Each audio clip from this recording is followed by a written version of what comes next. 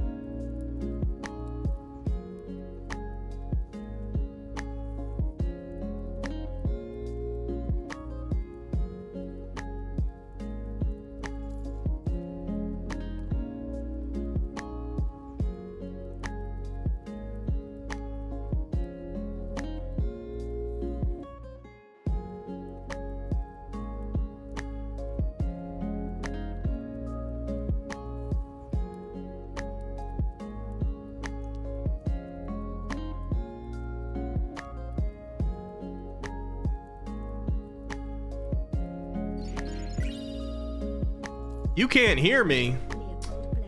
God dang it. Alright, well, at least that was toward the beginning. Thank you, Leo. Hello, hello. Did you guys at least hear me when I told you that that we were gonna start soon? Anyway. You guys ever have an experience that really convinced you for a minute that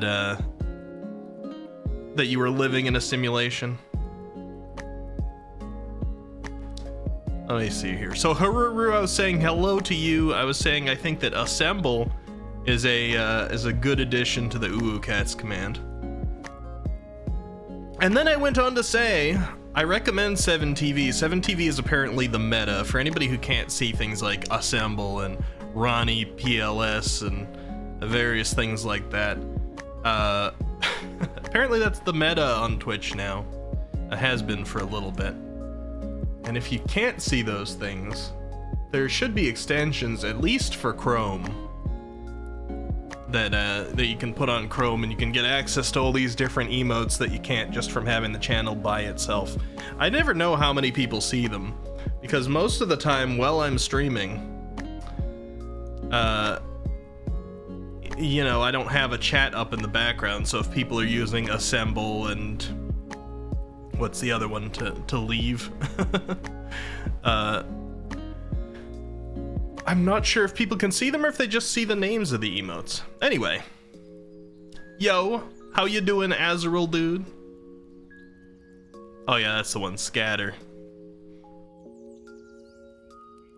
Like, some of you may be able to just see scatter in all uppercases on chat, but the rest of you, you can look on screen right now and see all the peepos running away from each other.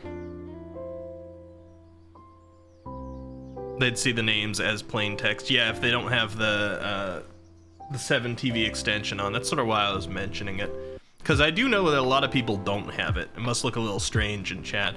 But I am enjoying the fact that they let you have so many emotes. So hopefully more people can get it. Let's see, who else is here? Nerve! Hello, how you doing, Nerve Toxin? Followed by Rose. Hello, Rose. Welcome, welcome. Floofers with the dabs. How am I doing?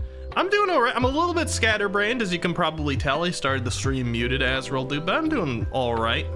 How you guys doing with Monday around the corner? Everybody feeling okay? Some people don't have to work this Monday, including myself, because it is a federal holiday in the US. So if you're in that group, then congratulations. How's everyone doing today? How are you doing, Rose? You doing well? Pal, also thank you for the microphone muted thing. Haruru's noted, not very helpful. Haruru. Let's see. Fluffer says, my anxiety is bad enough. Let's not get into simulation theory. Yeah, fair. Pio! Hello! Peonia Stera, how you doing? Well, it says, wait, what holiday is it? I live in the US, I'm just dumb. It is Martin Luther King Jr. Day. I think they put the whole name into the holiday. Or is it, did they say Junior in the day? They do, yeah. I had to double check. A lot of people just say Martin Luther King Day, but it's Martin Luther King Jr. Day. January 15th. How you doing, Pio? Also Void, hello. How you doing? Rose says, I'm doing great, slept in, and I have school tomorrow. Well, it's good to get a lot of sleep before school comes back. You said you have to school tomorrow. Did you mean I have no school tomorrow? Because I think schools are out too. Pio says, many of my friends have tomorrow off, so I'm excited. You have no school tomorrow. Yeah, exactly. Yeah, that's a nice feeling then. Get some extra sleep. I actually did sleep pretty well. Maybe that's part of the reason I'm scatterbrained. I mean, I'm so used to functioning on little sleep that when I get a lot of it, sometimes I'm groggy and weird. Pio, I want to give you a little thank you, by the way. You and Nid, because Nid just appeared too. I appreciate you guys bringing more people around to the Minecraft server and vouching. Nid and Pio so far, I think, are the two people to have vouched for the most people in the Minecraft server. And expanding our community Minecraft server faster than I expected it to be expanded, which is a good thing. It's exciting. I like seeing more people in there. I did make an announcement on there today. Not in the server itself, but in our Discord, where we have the Minecraft alerts role, to say that if you guys end up facing any regular like server lag and stuff when there's a lot of people on, let me know. I don't know how many people our server can manage. It says there can be up to 40 logged in at once, and we're nowhere close to that. But that doesn't necessarily mean it's not going to start slowing down if we've got 15 people in there, or 20 people. So if you guys end up seeing some server lag when you're playing around in the Minecraft server, and it seems like a lot of people are on, let me know. I can always look into upgrading it. Void says, I'm doing alright. I'm half lurking since I'm playing a game with a friend, though. Oh yeah, enjoy your lurk. You can be in and out as you want, as always. Welcome, perps. How you feeling today, perps? I've got a bit of a headache myself. I'm currently fighting it off. I had some plans. Like, I had a few things up in the air for potential Sunday plans, which I mentioned earlier in the week. I was like, yeah, there's a couple things I'm trying to get together. They weren't really coming together too well. You know, whenever that happens, the plans don't get canceled. They just get put off. And then I had one plan that was only involving me. But I've got a headache at the moment, so we'll see if we do it or not. It's on the table. I'm just having a little bit of chill chatting first. I just took some pain relievers, and I got a little bit of caffeine with me here, so we'll either do some chatting and then go into a special activity I've never done on stream before, or we'll go in and play some Liza P or Minecraft after a little bit of chatting, depending on where my brain's at. Just sort of taking it easy Sunday night. Hola, Ricky Miss Prime. I acknowledged you arrived, Nid, but I don't think I had read your message before this moment. How you doing, Nid? It's good to see you. And I hope you heard my thanks as well to bringing additional people to the Minecraft server community. I will be going through and offering to world guard some people's bases and things like that. I think, let me see if I can get a Google answer for this. For people who share houses and regions, I think I can world guard in such a way that multiple people can access stuff. So for those who don't know, world guard in Minecraft basically lets you select some space and then say the owner of this space is this person. And then if somebody else tries to come in and blow up the space or break a block, or I think access chests and stuff, World Guard will say, nope, you can't do it. It's not your space, you're not the owner. So it protects people's stuff. But I know some people on the Minecraft server own an area with multiple people. For example, Pio and Leo there in chat stay together.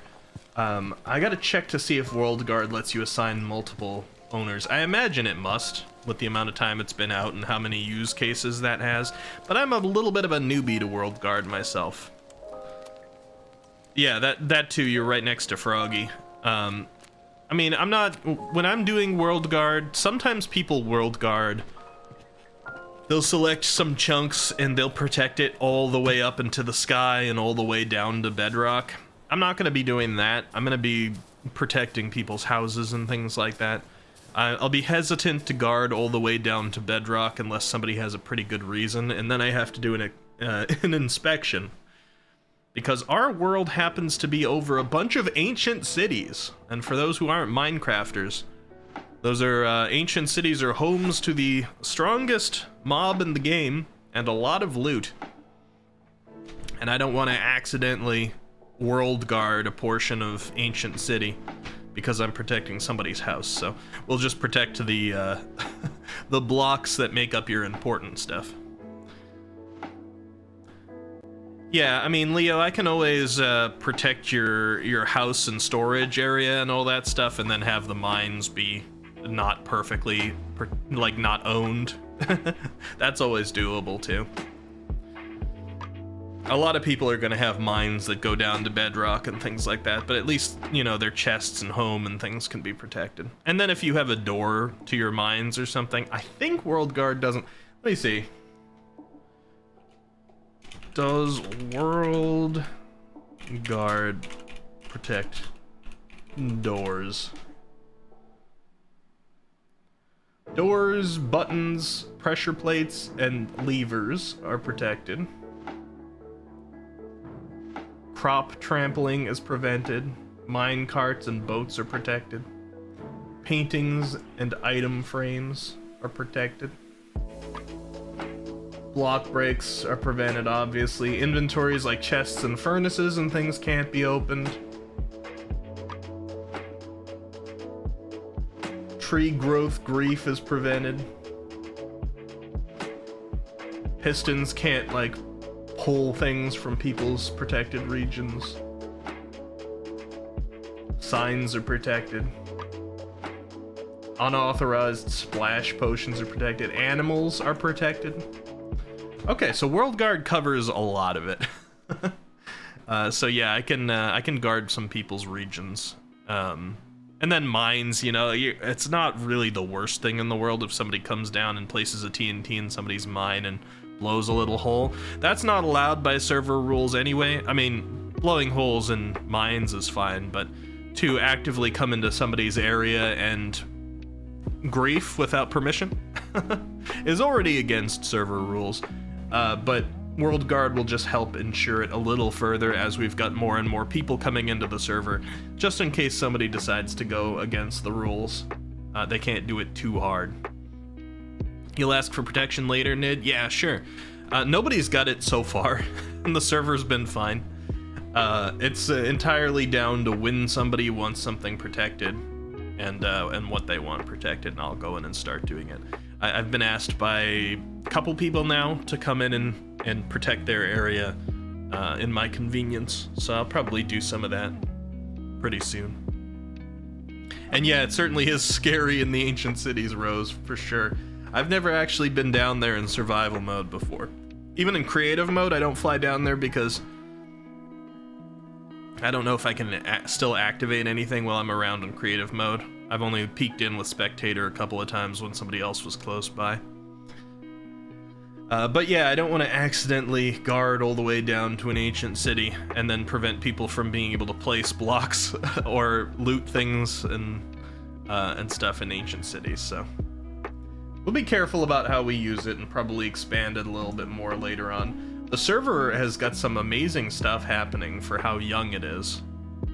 We've got so many people in there building really cool things, and we're not even halfway through the first month. We're around halfway, but we're not even quite halfway through the first month of its existence. Our first official check-in day is going to be the 28th, 2 weeks from today, on the last Sunday of the month. Every final Sunday of every month, we're going to go do a check-in and see the progress. But this month, I've been in there a ton anyway, because it's new and I've been enjoying it. Void says, someone took some ores from your flattening zone without asking a couple days ago, about 5-ish, but you don't mind, because it was just iron and coal. Yeah, there's been a couple small instances. I don't think it's anybody intending to do anything wrong. Sometimes people don't even notice, because we've got people of varying degrees of, what's the word I'm looking for? Experience with Minecraft.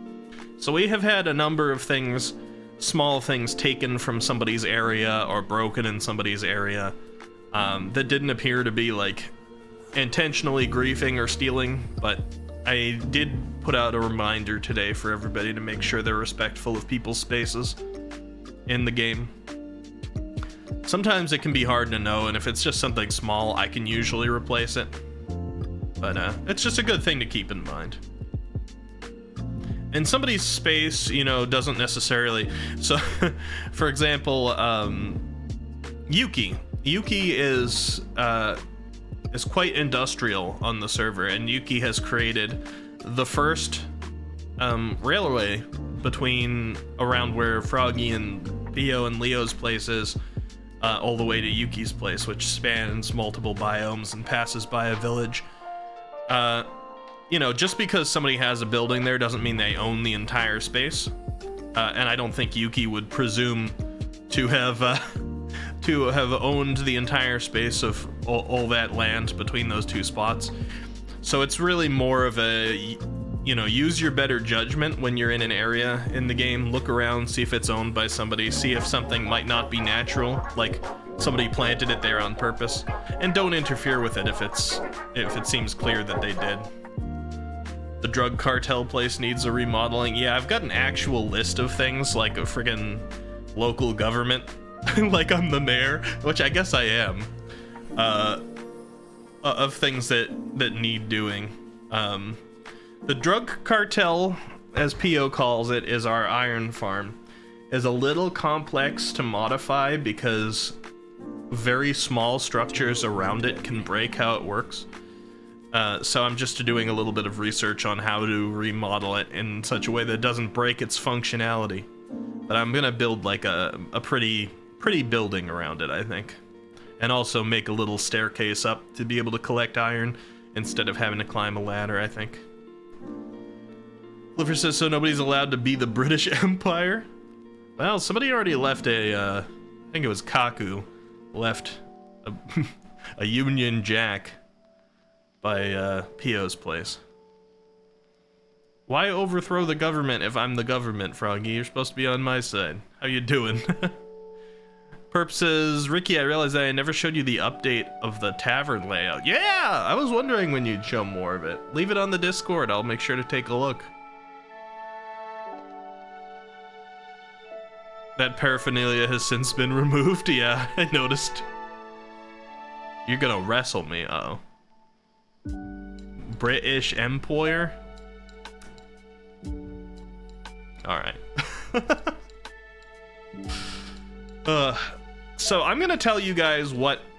I wasn't sure I was gonna tell you guys what my plans were, but I'm gonna tell you guys what my plans were for tonight. I'm not sure until this headache goes away or like what I'm feeling if we're gonna do it or not, but I think telling you guys about it will help me get a temperature check on it too. One thing I wanted to try and do is I wanted to try making a game from scratch with you guys. I wanted to, so some of you don't know, some of you do. I'm a game developer in my downtime. And one of the programs I have is this program called Game Maker, which excels at making 2D games. And 2D games are like fairly easy to scope compared to some and work with as an individual. And I'm like maybe we could do this fun thing where we start to make a game together on stream. I don't know if it would ever come together as a full fleshed out game, but it would be something cool that we all had input into that started moving and things like that. And it would be part of this experimentation arc I'm in to try new things. Because that's one of my hobbies that I have yet to share with you guys too much. So I think that would be cool. And the first steps to that would really just come down to doing a little bit of brainstorming on what type of game and what type of scope and things like that. Froggy says, did you hear about me introducing racism to the Mushroom Island? Excuse me? I did not hear about that, Froggy. That doesn't sound good. I didn't even know we had a Mushroom Island. Actually, I think somebody said there was one. But I haven't visited it. Oh, I did see you go by on your stream though, come to think of it. Rambo says, wrestle me too, Wiki, I'll be on top.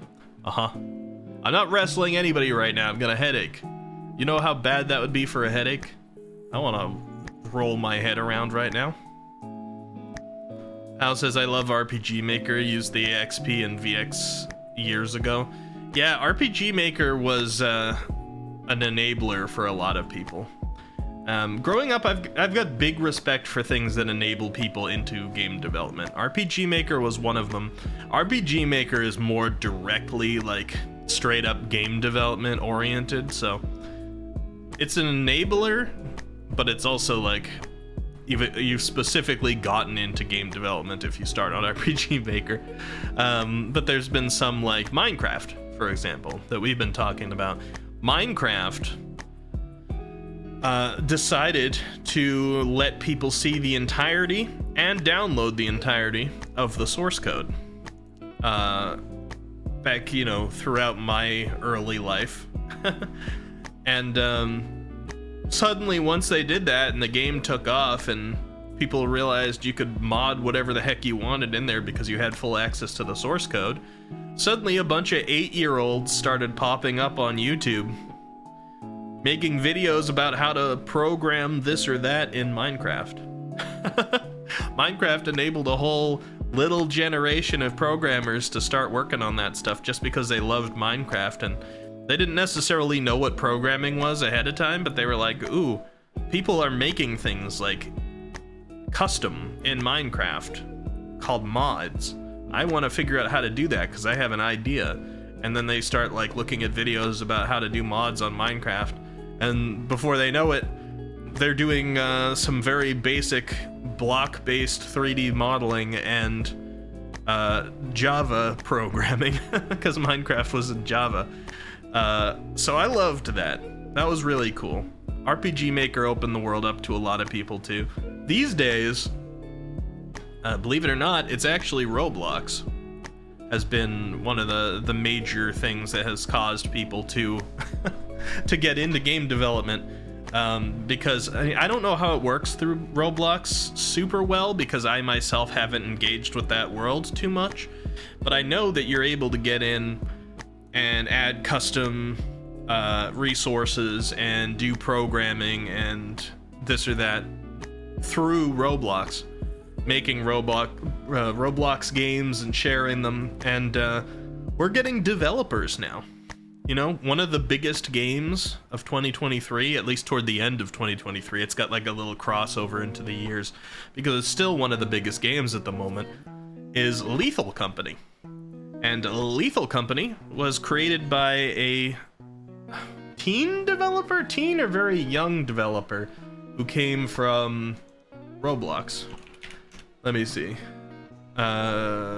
Lethal Company developer 21, so not teen, but very young for now having like a really big game.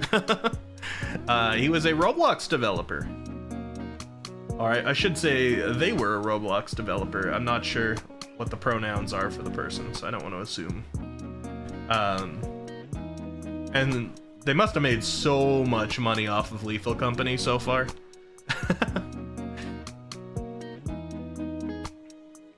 Let me see. Void says, I found 3 Mushroom Islands at some point. Oh, wow, you've been traveling. Haru says, man, that was me on Skyrim. Yeah, Bethesda opened the door for a lot of people, too. It wasn't as widely influential into people getting into programming, but the programming people who did get into it tended to get in deep. And your friend is making Roblox games, Rose? That's cool. It's really cool to see people getting into it. I mean, like, whatever, you know, all of these things, Minecraft was originally pretty mocked. It is a respected game these days, well respected. Roblox was originally pretty mocked, but I think people are starting to get more respect for it now too. Of course, silly stuff exists both still in the Minecraft community and in the Roblox community, especially when it comes to some of the content creation out there.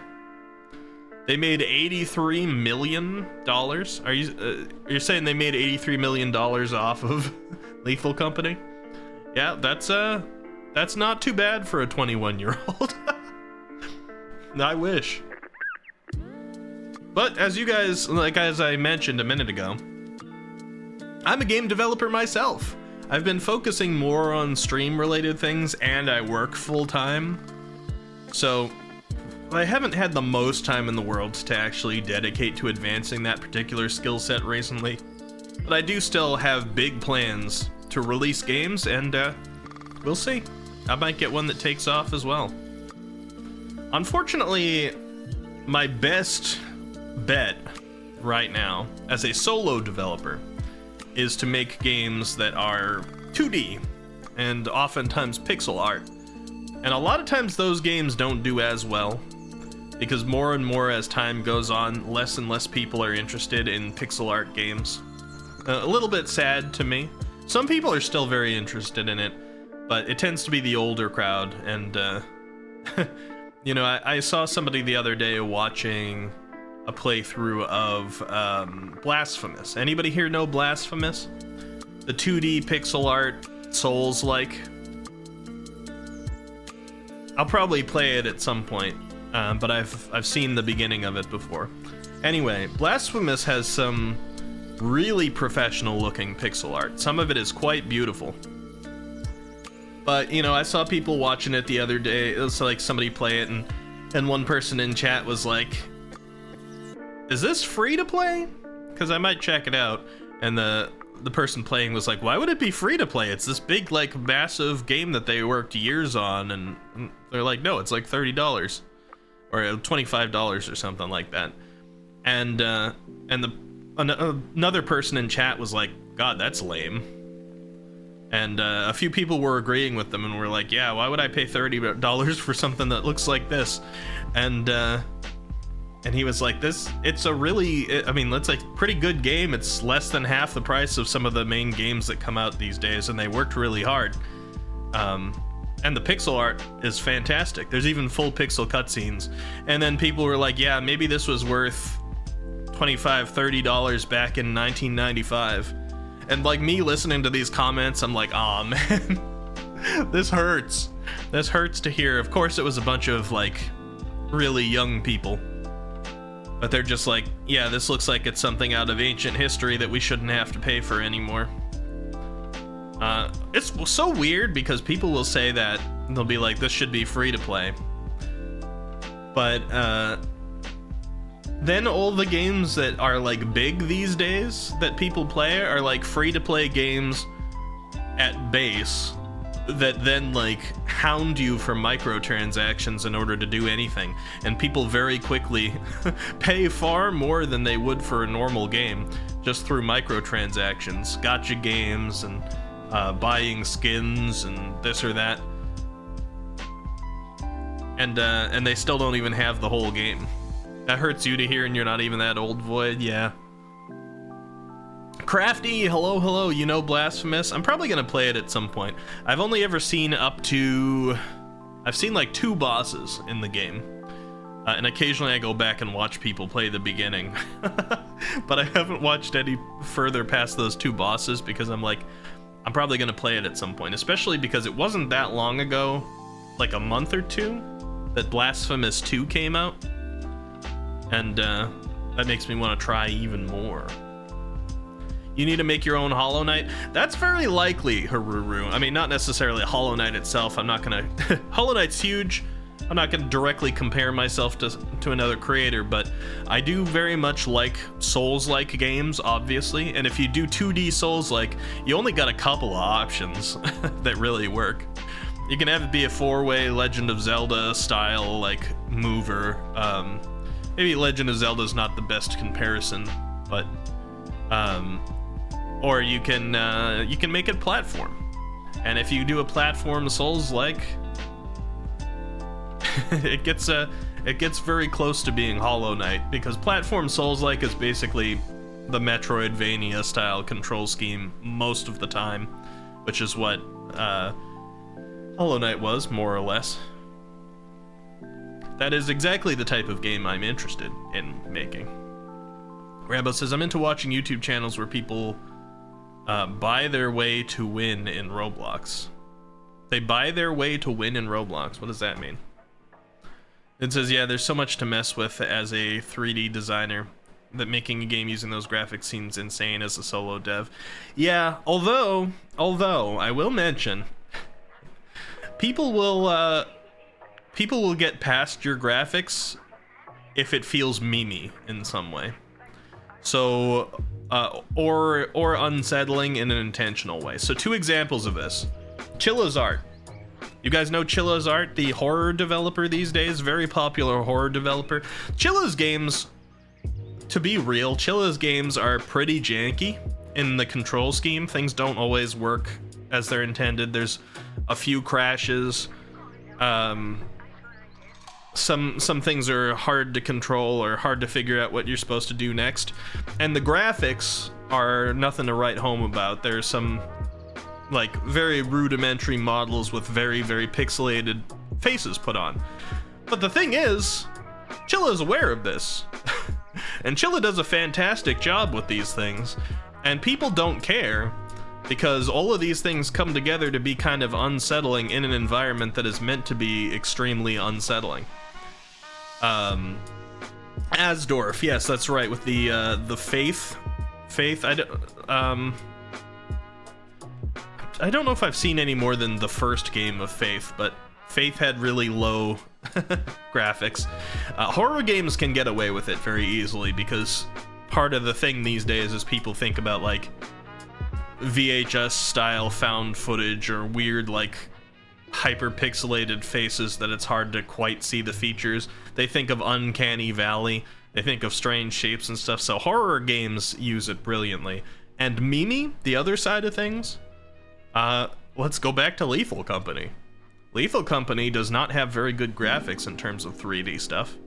You can look at that and you can think reasonably a single developer with some time on their hands could have made those 3D models without too much trouble, and threw some animations onto them. But, like, it looks how the game should look, I feel like.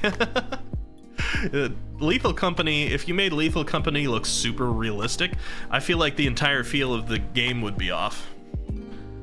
So there definitely are ways to work with it. If you feel like your graphics are going to be something holding you back when it comes to certain types of games, then, you know, maybe consider how you can make your lower type of graphics a feature. Let's see. Void says, I love pixel art games. They're so impressive to me. I love making them. There's always going to be an audience for them, I think. It's just shrinking. The youngsters nowadays, yeah. 10-year-olds generally don't appreciate art.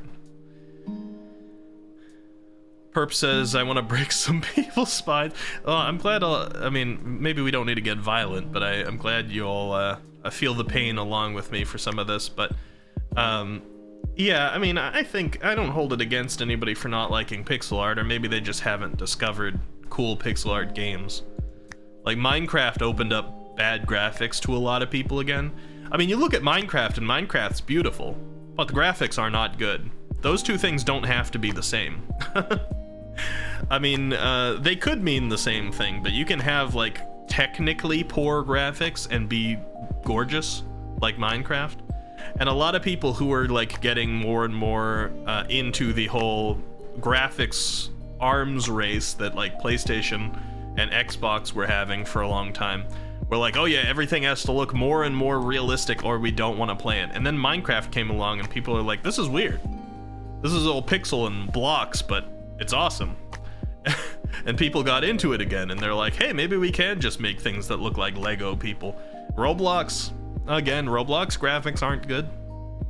So there's definitely like reawakenings in it. Pookie, why you such a goober? What did I do that was goobery, Froggy? What did I do? 2D Lethal Company? I mean, there's definitely space for that sort of thing to be made. I mean, one of the things, if I was thinking about making a game with all of you guys, like I was considering tonight, well, the thing that you gotta start on is the game design document, more or less. The concept, what it's gonna be about, like what themes are in it and stuff like that. If you guys wanted, we could literally do a 2D Lethal Company kind of thing. And that could be the game we focus on. Nid says, yeah, it seems like what's really important is the game is proven over and over. It needs to be fun. Yeah, it does need to be fun, for sure. It'll catch on eventually if it is. The game Who's Lila? I don't think I've heard of that one. Let me look it up. Had a couple of game recommendations lately. Who's Lila?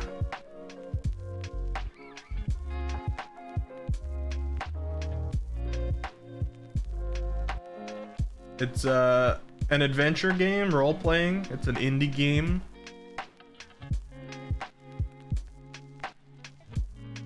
Looks like it uses a little bit of that uncanny in there sometimes. For sure. Interesting. I'll have to check that out more. I've had a couple of recommendations to check things out recently. Games I hadn't heard of. Froggy says, I'm actually really sad Pokemon is just 3D now. Yeah, 3D Pokemon has not worked as well as it should. I really would not mind at all if they went back and just made a really pretty pixel art Pokemon game. I'm gonna have a sip of my caffeine here.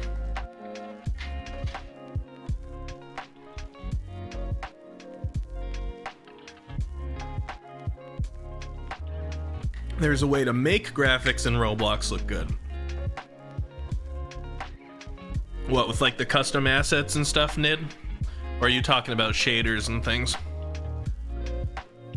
Bro says there's a game called Unpacking. It's a little pixelated where you zoom in. It's calming and peaceful. Unpacking. I'm almost positive I've heard of that one.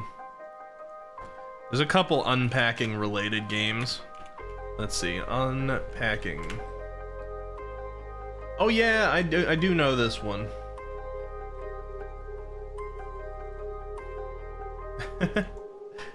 Yeah, I've seen a little bit of that one. It's quite relaxing. You're just basically unpacking people's stuff from their life. It's funny how something like unpacking can be so much more fun in a game than real life. Not that it's not fun to decorate a place if you move into a new place and stuff, but it's a lot of work. You sent the screenshots in Discord, perps, thank you. I'll check them out either later or off stream. Lore and story, says Haru. Well, if we made a game on stream, we would probably not focus on lore and story. Most likely. Because when you see all those game jams and things where you want to make something that's like scoped down smaller, lore and story are some of the things that blow scope out of the water most of the time. I mean, you can do a short story, of course, but if you start like building in all this like lore and story, you tend to have to make quite a large world around it. And scoping is one of the most difficult things for like starting game developers, because they got all these cool ideas and then suddenly they have like this game that they're never going to manage to get done by themselves. Licky, have you heard of Octopath Traveler? I have. That game looks beautiful. I've never seen any of it because it looks like one I'd want to try out at some point, but That's like a mixture of pixel art and 3D in a strange way.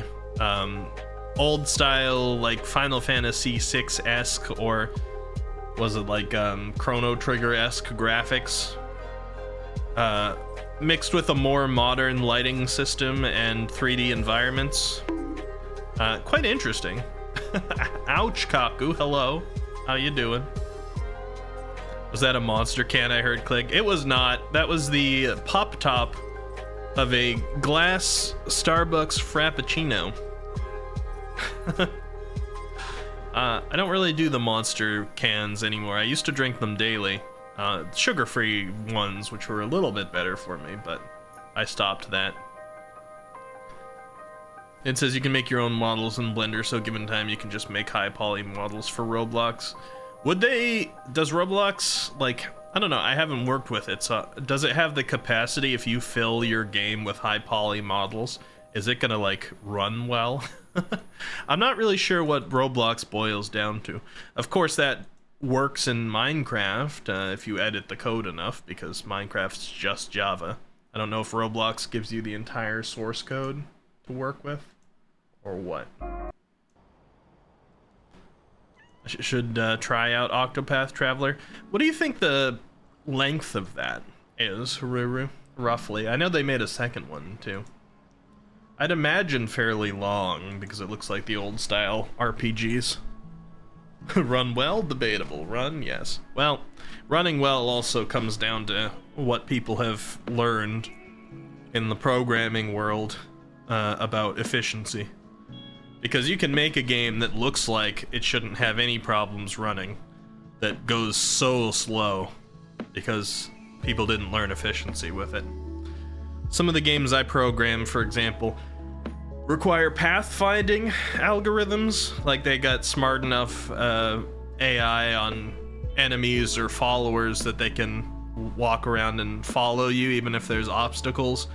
Even if there's moving obstacles, that they can keep kind of finding a path to follow you. Pathfinding algorithms can get quite intensive on the CPU. And if you run a pathfinding algorithm, a lot of people are like, oh, I want this to constantly update so it knows where the player is and is always going to the right spot. So I'm just going to have it run every step, because running something every step is how you keep it up to date. But if you run A-star or a more complicated pathfinding algorithm every step, and then you create a game that is 60 FPS, then that means you are rerunning your pathfinding algorithm 60 times per second, more or less. If you stop and think about that for a minute, not only is it ridiculous in terms of usage on the CPU just for one character to follow another character around, but secondarily, there's probably no use case where you need it to actually run that often. Your character's most likely not moving around in complicated patterns fast enough to need to recalculate 60 times per second.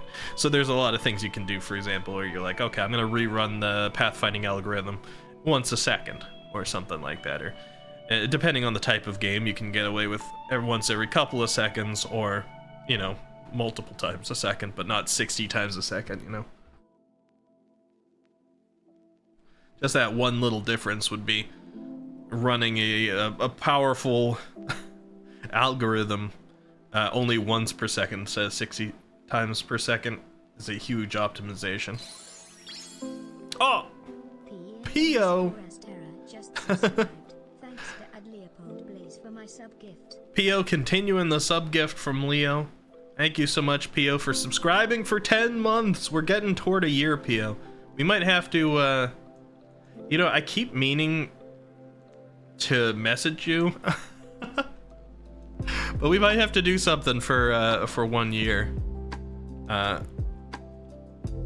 of streamer friendship. Bruce says give or take probably around 60 hours for Octopath Traveler main story. That's not too bad. I'm more into shorter games these days, just so that we don't get stuck on any one thing for too long on a stream. But if people get into it, and especially if I'm into it, then I certainly don't mind. And 60 hours is a lot better than some of the others I've looked at that I'm like, ooh, I kind of want to play this, but it's got a length of around 100 hours, 120, 150, more than that. RimWorld. Oh, which one's RimWorld again? I definitely know that one. 1 year friendship celebration sounds exciting. I kind of want to play some Kingdom 2 Crowns with you, Pio. I've never played 2 Crowns. In fact, I only kind of played early Kingdom. That might be a fun one to do together at some point. RimWorld. Let's see.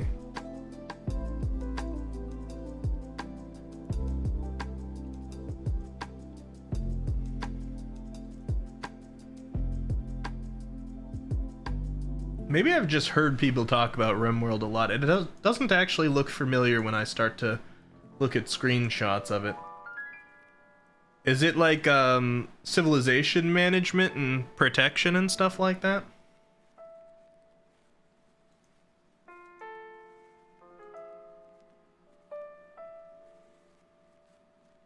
Another good pixel art game though. RimWorld do be fun. Actually, is RimWorld the one that Pio was mentioning some time ago? Where like did you talk about RimWorld when we had our like second Minecraft collaboration together, Pio? Is that something you used to play? Or am I mixing that up with another one? Management and so on. Gotcha. Yeah, it's the one that tested your ethics. Oh, okay, it's that one. It's that one. Yeah, gotcha. That one already sounded pretty interesting. Sci-Fi Stardew Valley. Yeah, Kingdom 2 Crowns. I'd love to play some of that. That might be our, might gotta be our next collab together. We'll see. Mid says, theoretically, I could draw a sprite sheet with Procreate and thus hand draw the graphics for my games. Not sure I'd want to do that, but I could in theory. It could be useful. A lot of times, depending on the game you're doing, like if you're doing a fighting game, like an anime style fighting game or something like that, or like just a cartoony fighting game, a lot of times people draw at least the keyframes of characters by hand, but sometimes they draw the entire animation by hand. In traditional animation, either by hand. When I say by hand, it might also mean digitally, but like, you know, on something like CSP and they're like really big, they're obviously not sprites, they're not pixel art, but then you can take those things and you can shrink them down and then either create your pixel art over them or just directly convert them to pixel art and clean them up, almost like rotoscoping, but with you know, animations. Looking at you, Skullgirls. Oh yeah, until I mentioned the shrinking them down and pixelizing them thing, Skullgirls did that for sure.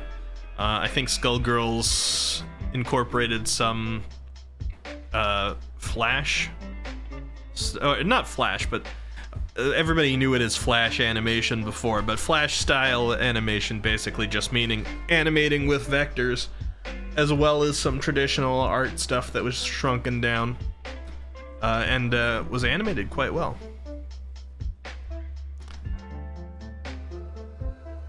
I sometimes, if I'm having a hard time designing a character that's going to be an OC in a pixel art, I'll actually make a little sketch of them as something bigger so I can see the details better, and then I just shrink them down. It's a very viable thing to do. And I think that's what people do a lot of times these days, because there's a lot of programs to help pixelize things. So you'll see a lot of like really advanced pixel art animations these days that we didn't used to see from more artists that didn't used to get into pixel art, because we now got a lot more programs where you can just like do a traditional animation and then pixel artify it. Which means you can often do the traditional animation with a little bit less polish than you normally would if you're gonna finish the traditional animation. And just some like basic shading and stuff like that, and then when you pixelize it, it looks good. You gotta go back to work, Kaku. Well, I wish you the best. Do you have tomorrow off? I don't know where you're located, but best of luck with your work, Kaku. I hope it goes well. Thank you for being a part of the Minecraft server. I am really enjoying the Minecraft server. Every so often, my love for Minecraft is reawakened. You get most of this week off. That's good. I'm glad to hear it. You might be in it right now. I can spy on people a little bit. The other day I was to Froggy. I was like, I see you in the Minecraft server on your horse. She's like, how do you know I'm on my horse?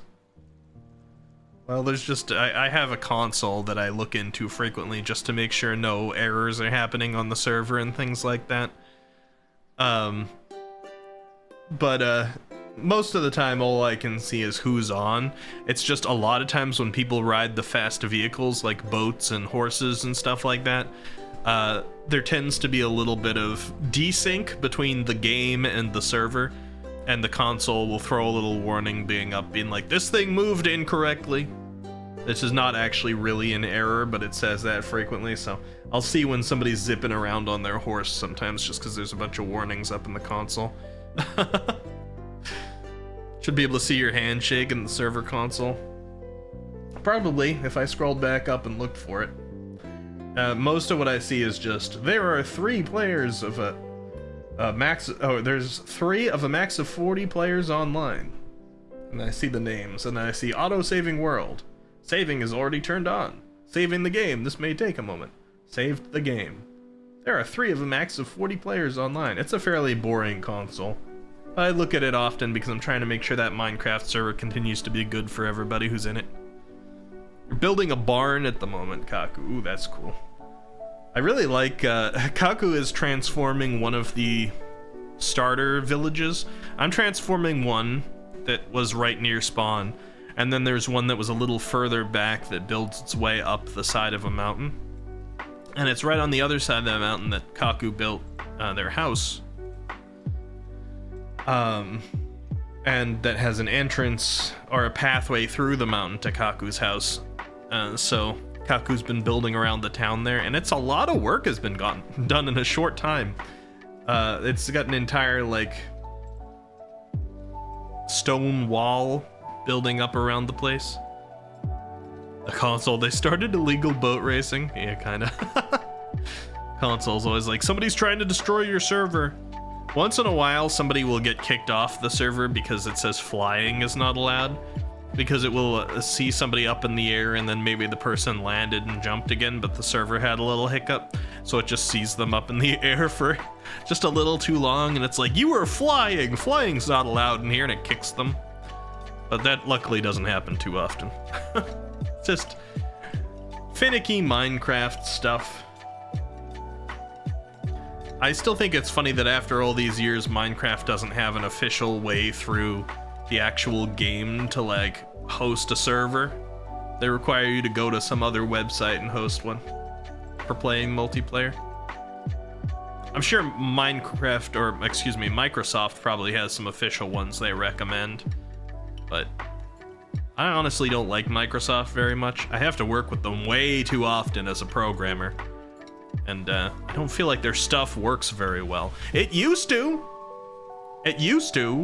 just like everything that we see on our computers, like Microsoft Word, PowerPoint, Excel, all these different Microsoft things, they used to be like super efficient. Every time you clicked something, it would just pop right up. But in order to feel like they're staying relevant, they need to keep constantly pushing out updates every month to things. Active Directory, oh god, I'm working with that right now, Leo. They feel the need to keep pushing out updates to things every single month, but things like Word was working perfectly 15 years ago. More than that, actually, at this point. So all their updates have been like little things where they'll introduce some like hidden tool nobody wanted. Altair, thank you for resubscribing for 23 months, almost 2 years of subscription on you, Altair. How you doing? And yeah, Microsoft makes all these updates, and honestly, all it ends up doing is moving things around. Like all the stuff that a regular user's used to using will move somewhere else, and they suddenly have a hard time following their muscle memory because it's gone. And a lot of people do that for their jobs. And it will slow things down. Like now, if you click around, even in just something like Microsoft Word, there's like a loading time for menus. Or Teams, if anybody's got to use Microsoft Teams for their jobs, you gotta sit there and wait 10 seconds for the calendar to pop up, or it takes forever to upload an image, or when you're clicking between people's chat windows, there's a delay. But but it used to be that you'd click on something and it was just there like right away. Somehow we feel like we've gone backwards in technology. You look at the Microsoft stuff from 10, 15 years ago, and it was instant click and up. It was efficient because they were based on like building it efficiently. They were like, how can we make this faster? How can we make people be able to do their work with less clicks? It was amazing. Nowadays, it's like there's all this overhead that they've tried to push out as parts of updates to feel like they're relevant. That's just slowly slowed down their programs more and more. So there's so many more bugs. It's so much slower, and they try to make you pay more for it. It stinks. That's Microsoft for you. They bought Minecraft some time ago, and I was really worried that was going to be the end of good Minecraft. But at least whoever they put in charge of that seemed to have been smart. Because I will say Microsoft has released some pretty nice Minecraft updates. You know, it's not the same group that's in control of everything, because Microsoft is a big company. So whoever they put in charge of Minecraft has done a pretty good job, I think. How's the music volume, by the way? It's a little loud in my ears, so if I sound like I'm yelling at you guys, I don't mean to be. Is it loud for you guys, or is it a good volume? House says, I think the same happened with Nokia, the cell phone company. I haven't heard Nokia for a little while now. Little loud? Sometimes when it gets jazzy like this, it gets loud. Let me turn it down. Please somewhere, I mean, now I can't tell how loud it is because it was fading between songs. Just a little bit loud. Yeah, it should be a little bit better now, hopefully. The yelling feels relevant. We're talking about Microsoft, of course. Thank you for the bonks and the head pats and the hydrate and stretch. Okay, let's get a stretch in. I needed a stretch, actually. My back sounds like Rice Krispies treats. Actually, I need some more care routines for myself. I've been learning this more and more. I think that I am aging my skin way faster than I need to be because I do not have a skincare routine. Not much of one, anyway. It's really, really dry all the time. And that's not good. It's been dry for so many years. So I'm kind of keeping my eye out for how to figure out a skincare routine for myself. I used to have one more for my face than I do these days, but I don't. Like, I used to use the Korean beauty masks and stuff like that. Those things are great. I don't know if you guys have ever experienced them, but like you'll put a little avocado mask on or something like that. Honey mask. Tasty. Alright, still getting some of this stretch in. Make sure to unshrimp yourself. Get your stretches in as well. I'll have some water.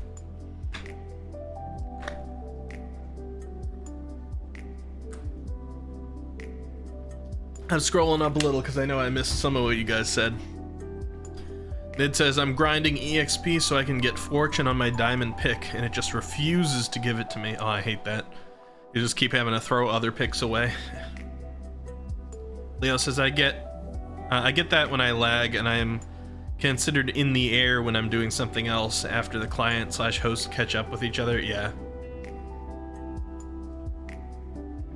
Realms, it's so you have to pay for realms. Oh, makes sense. That's a very Microsoft thing to do. I'm sorry you have to work with Active Directory regularly too, Leo. It's a pain in the neck. Pau says, I think the same happened. Oh, I read that one. Just got home, Altair. Welcome home. Perp says, I hate Teams. I do too. Teams is rough. I'm working with Microsoft regularly, though. Unfortunately, as a software engineer, Microsoft is something that you're always surrounded by. The Microsoft tech stack. This is a very common one. Leo says, gotta love some of the new features they redirect to the old tools they moved so they were hidden. Oh yeah, of course. Just trying to resell the same features to you again. Chio Watcher, welcome, welcome. Thank you for the follow. How you doing today? Just catching up a little bit here with chat. Okay, so we fixed the music volume. Floyd says, I just got done playing games with my friends, so I'm back from full lurking, and now only 1/3 lurking. You're gonna be doing some more Minecraft stuff tonight too, Void? Void flattened an entire land. I think Pio would be proud. Uru says, I just drank aloe vera drinks once in a while for my skin. Oh, I just drink aloe vera drinks. Is that good enough? Like, do you feel like you have pretty good skin from that? Aloe vera is a miraculous plant. Or aloe is a miraculous plant anyway. Have another sip of my caffeine here.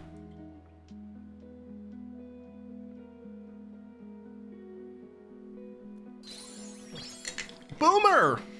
Hello! 31 months. Boomer, you're starting to creep up on that 3 years in subscriptions point. That's a long time. 31 months. Welcome, welcome. And if you guys didn't notice, we are incredibly close to 1,000 followers. You seen that? 986 out of 1,000. Currently 14 away. I gotta get a big party planned for when we hit 1,000. That is going to be a goal fulfilled that we've been thinking about for over 3 years. So that's huge. I appreciate it. And thank you, Chio, for being the most recent addition to that and bonking me. Pio says, Eki, what's your plan for tomorrow? Currently none. Hanging out with the GF for a little bit in the evening. Leo says, sufficiently hydrating your body should sufficiently hydrate your skin. Some lotion if the air is particularly dry, but otherwise doesn't take much, I don't think. Yeah, it depends on your skin type too. My area is very dry. And I don't have a lot of ventilation in my room either, so the air tends to be a little stale. I do drink a lot, but it's not enough to keep my skin healthy. I think I need to get something else to add to it. You live in a very humid country. Okay, well, yeah, that's fair. You probably don't need a lot of lotions and things then. I'm probably, you know, I'm not gonna, like, I know myself. I'm not gonna want to sit there and do a 15-minute skincare and face care routine every morning. 15 minutes is not very intense. Some people go a half hour, some people even go an hour of routine. So I realize that saying 15 minutes as a long one might sound silly to some people, but my time is so booked up all the time anyway that if something is a major inconvenience to me and I was living without it, I'm probably not going to be doing it. But I want to at least find like a good, you know, good little skin cream. I can put some dots of it on my face and work it in the morning, and maybe have some moisturizer that I can put on my hands and arms. My biggest issue with moisturizer is 90% of the things that I do all day are computer related, and I feel every time I put moisturizer on hands or arms or things, it's really hard to get my hands back in a point where I want to touch my mouse with them, because it always feels like there's lingering, I don't know, no matter how much I work it in, it feels like there's gonna be something that gets on the mouse or the keyboard. So, like, you can always dab it off with paper towels and things like that, but I don't know. I'm trying to find what works best for me. Pio says, how about humidifier? Small one near your desk would be helpful. I'm in desperate need. I actually have a humidifier. It's just not clean right now, so I gotta clean it, and I've been putting it off like a stupid person. But I do have a little humidifier, and I'm in desperate need to get that working again because it's been so dry lately that I've been like heaving and coughing throughout the day because my lungs are also dry. It's not good for my throat, it's not good for my lungs, it's not good for the air quality. So I need to get that clean. That's just on me though. That's just my own self doing it because I have one. I'm just not using it. Near my desk, I usually put it on the other side of my room just because I don't want it too close to my computer. But it would be good to get it going. Boyd says, I don't know if I live in a humid or dry place, but I know my skin is okay. But my lips are dry as a desert, even with regular chapstick. Yeah, lips can be particularly rough. You need to use a special chapstick just so your lips don't get too dry. Burt's Bees. Anybody Burt's Bees users? I know Burt's Bees tends to be a pretty good one. It says moisturizer is so tricky to get it to feel right. It feels gross with too much. I agree. I'm not a big fan of how moisturizer feels most of the time, but I'm sure there's probably something out there that's great for me. So I don't know if I'm gonna do game development tonight, but I did want to mention it to you guys because I think over the course of a couple streams that are dedicated to game development with you guys, I want to like start putting together a game with you guys. I'm not expecting it to go into some finished game that or anything like that, but I just want to do a little bit so we can see some things that we came up with together coming to life on screen. And heck, if we enjoy it enough, if it's good enough, maybe we will turn it into something finished. We just want to scope it short, if that's the case. But if you guys think that's an interesting sounding subject and want to see a little bit of that process, we can definitely open up a Word document and start with some thoughts. What type of game we want to make, for sure. Rose says, yeah, my lips are always dry, even with Vaseline and chapstick. I think it's the cold weather. Cold weather will do a lot of that, yeah. You gotta keep hydrating. You gotta use chapstick or Vaseline, like you said. Burt's Bees helps with me. Moisturizers can help. Humidifiers are a big help. Void says, I've tried that chapstick before and I can't remember if it worked well for me or not. It's a pretty good one, but it's still just like, you know, you can just find it in like a Trader Joe's or something. You'll see Burt's Bees on the end counter or something. It's not a terribly special one. It's just a good brand. I remember I had a girlfriend who lived in Korea for a short while. I remember when I was coming to visit, she was like, ooh, could you bring some Burt's Bees stuff? Because Burt's Bees there was like considered a really good brand too, but they didn't really have it locally, so it was all imported and it was all like expensive. So you could get it for like so much cheaper here.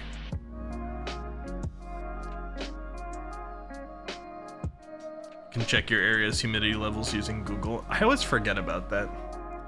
Until I don't. There's once in a while I'll go in and check all the air quality stuff of my area and then be like, ah, okay, we're all good. And then I'll like not check it again for months. Let me see. What is the air quality in my area right now?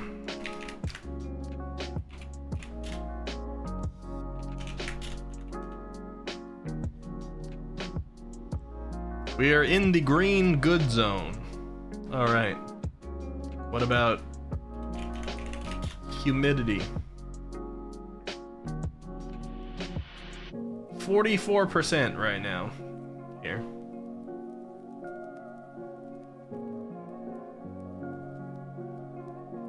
Dew point at 17.6 degrees Fahrenheit. Nothing too bad right now. We've been having some pretty decent weather, considering the fact that a lot of places in the US are real cold. We had a negative 35 Fahrenheit in the US the other day. And, you know, saying the US is pretty vague, but the central US had some temperatures that were pretty far into the negatives. I have not even gotten close to 0 in my area. We've been 20s, 30s. It's not warm, but comparatively.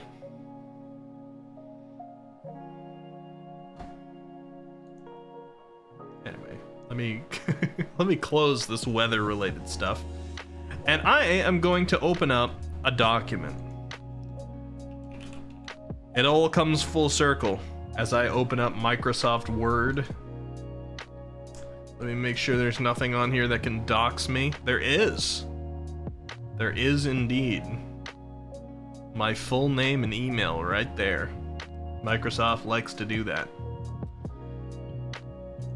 Okay, so maybe we will not use Microsoft Word then. Let me just open a notepad. Good old-fashioned notepad has not felt the need to update too much.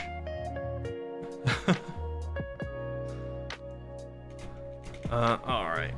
Oh, by the way, it feels not relevant to what we were talking about, but since I just remembered it by opening up Notepad, we had an announcement in the Discord about a week ago. A poll for the name of the Squiddy Cat Minecraft kingdom in our server, because we had talked about it on stream. And the options were Ectopia, Acropolis, Ecoria, or Exoria, Excentria, and Wikipedia. And we had a bunch of people come in and vote on what they liked most, and so far, by almost double any of the next closest ones, Ectopia, which I believe was Pio's idea to begin with, won. It won with 14 votes. The next highest thing was 8 votes. So at least for the time being, Ectopia is going to be the name of our Minecraft realm, the kingdom. Ruru says we all know your full name is Richard. Well, my first full name is Richard, technically. But, so not share the last name with you guys just now. I actually really don't care about my full name being known that much. But I figure while I'm a smaller creator, and also especially while I live with other family members, I'll avoid the full name docs. There's plenty of people out there that have their whole name known. It would be pretty hard not to at the size they are, of course. Other content creators that are much bigger than me but are my age, like Markiplier, and PewDiePie, and Jacksepticeye, and things like that. But for now, I don't need to do that. There's no reason. I did hear, I think, I have been a little bit out of the loop, but all these big content creators that existed a lot from my time have been stopping lately. They're taking their breaks. And I don't know why it's all together all of a sudden, all of these ones. Like, MatPat. MatPat of Game Theory is retiring. So I've heard. From YouTube, from content creation. PewDiePie has said that he's, like, stepping down for a while. Not like a straight up retirement, I don't think, because I think he said he's coming back or something. A lot of other big YouTube channels people have known. Maybe they've made enough and need a break. Well, they've certainly made enough. The big names, like PewDiePie, made enough probably 10 years ago to not have to work anymore. I think PewDiePie recently had a kid. That's probably the main reason for him. He got married, he had pets, he moved, and I think recently he just got a kid, so that's probably why he's stopping for now, or severely cutting it back, because he's probably got enough money to enjoy the rest of his, well, he's definitely got enough money to enjoy the rest of his life without needing to work. And honestly, you gotta, like, that's the dream, right? If you manage to make enough money during your earlier portion of life that you can have yourself all set later for if you get to the point where you're like, you know, even if I enjoyed what I was doing for a job, I think it's now the point where I gotta enjoy different aspects of life. I gotta travel or take care of a family or experience like different parts of life that I've always been curious about but I haven't yet. And then you have the money to sustain that without having to worry about work. Like, that's the dream. Because most people are just stuck in work until they're, you know, at least in their 60s. And it becomes harder and harder to do anything at that age. I mean, that's not super old, but it's older than people typically want to be before they start their freedom in life. But that's just, I don't need to get into a rant about capitalism. It's too easy. It's too easy to do. Alright, so. Flashbang. I've got a big ol' white screen I've opened up in front of you all. Notepad. I don't know if Notepad has a dark mode. Probably not.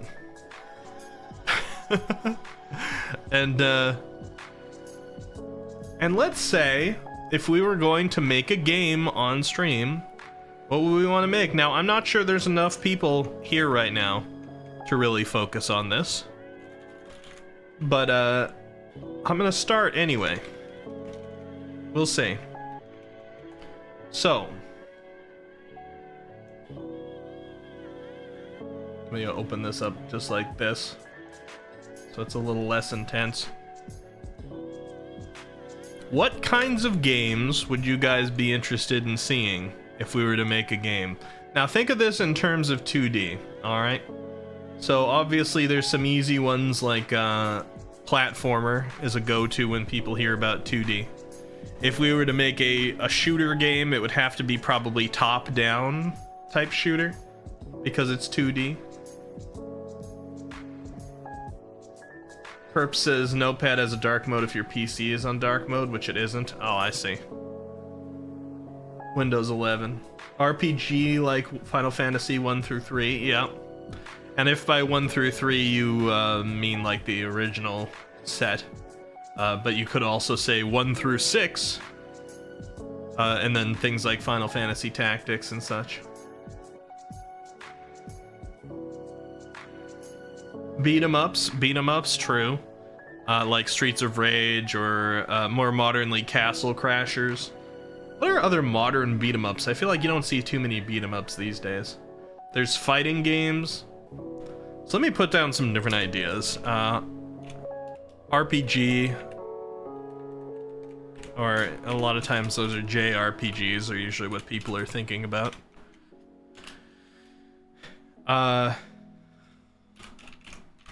Beat 'em up. Beat 'em up.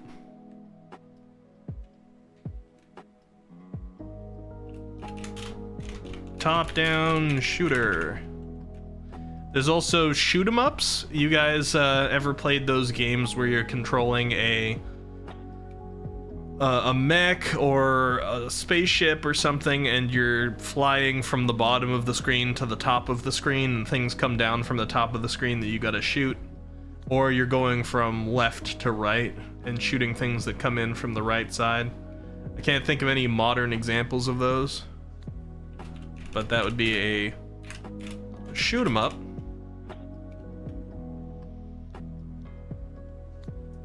Adventure thing that you can use a sword to teleport to you when you hit a person or target. That's more, yeah, that's more of a mechanic. But adventure, let's see, how would we qualify adventure? JRPG or RPG would be adventure a lot of times. But it could be like real time. I would put like, that's more of a mechanic too, but real time combat.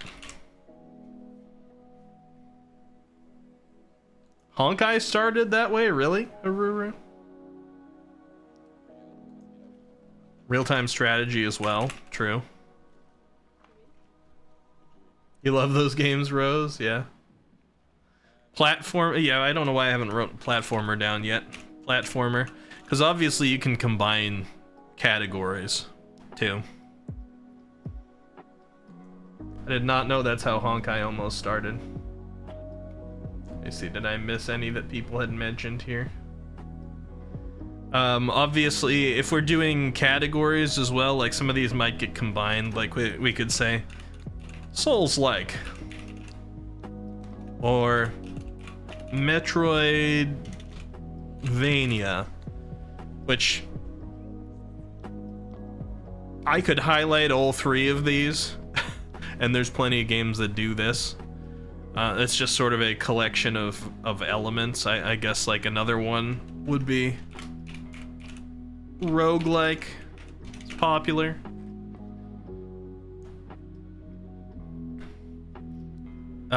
So maybe Dungeon Crawler. You have these games like Binding of Isaac, or like honestly even Lethal Company to a degree has Dungeon Crawler in there. The idea that you go into a procedurally generated dungeon, or sometimes not procedurally in some games if they just have like special dungeons that they've set up for you, and collect loot and try to find your way through it. Yeah, Binding of Isaac, Melon. Or you get the Survivor type games like Vampire Survivor and stuff. What would you qualify those as? I'm not sure, like...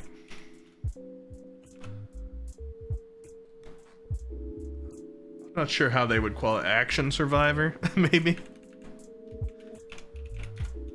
That probably with a roguelike in there as well.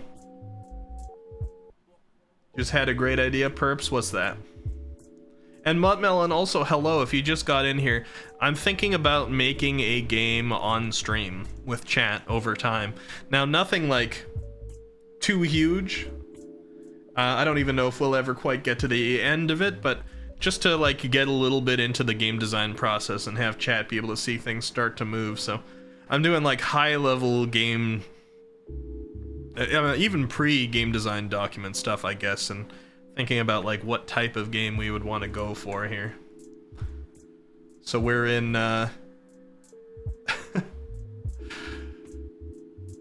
we're in genre category right now.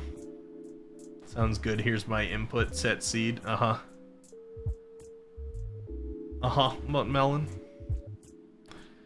I guess I will interpret that as you would be interested in seeing something that has generation to it, huh? Melon, that isn't the same every time. You'd like to see something being generated. Maybe even something you can input your own seed into.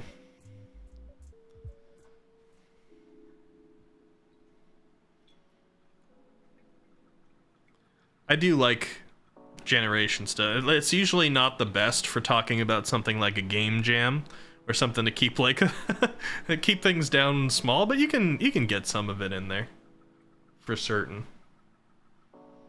If we end up choosing like Metroidvania, Souls-like, or like a roguelike platformer,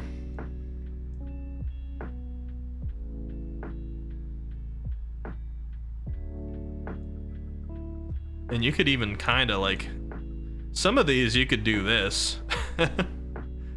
Like something could be a, could it be, I guess you could kind of get Souls-like elements in there, Metroidvania style, roguelike platformer dungeon crawler,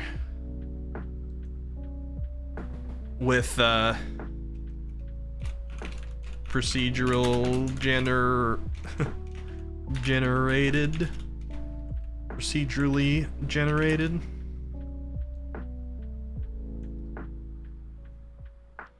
It's easier if the seed predetermines cluster arrangements that are pre-generated at the start, I think, rather than true procedural. Typically, yeah.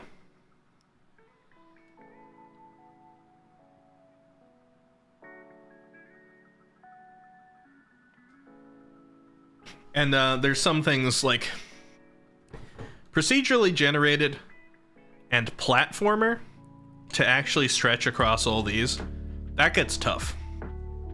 I mean, unless you're really doing like You could do a pretty simple one. Like, you could generate individual rooms that are always going to work, and then you just don't know what room is coming next. But if you try to do proper procedural, like Muttmelon was mentioning, and platformer, you gotta be able to do some... You gotta make sure you have some pretty decent logic in there, that everything that's intended to be able to be done platforming-wise is possible. That you can always get from beginning to end, and that there aren't a bunch of, like, treasures and enemies and things that you can't hit, because when you include like jumping and falling and gravity and stuff in, the math goes up. Let me scroll up a little. I think I missed some things. Void says this isn't really a category, but something that feels like it would be neat to me would be a beat 'em up with cozy game graphics. Interesting. Cozy, I mean, I'm sure there's a way to fit that into genre, because there's definitely some, like, beat 'em up with cozy stuff. It's an interesting idea, because the notion of beat 'em up is inherently kind of violent. But there's gotta be like some genre name that would go along with something that would be like cozy too.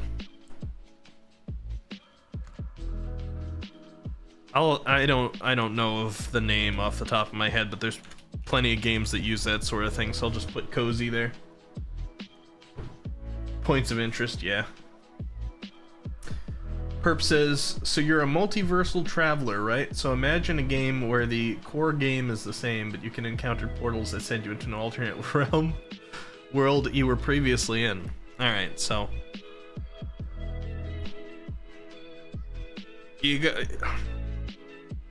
I'm gonna give you some props there, Perps, but also say that you've put me in an awkward position, because now I've got to at least slightly mention something about the games that I'm working on, or a game that I'm working on that I hadn't talked about before. But that concept is a good one, and because I love multiversal stuff, it's one that I actually am already working into a game right now. So I would probably hold off on doing that here, because since I'm working on that same concept, I wouldn't want to like do some of the work that I'm gonna later reveal at a cool thing. But yeah, like imagine Perps, even like during combat, sometimes the world shifting to one of the alternate variants, but you and the person fighting you remain the same a little bit more actively. Some of that stuff I'm playing around with. It's a really cool idea. Leo says, oh, a pixel art game that is really well made that you might enjoy, Cobalt Core. Let me look it up.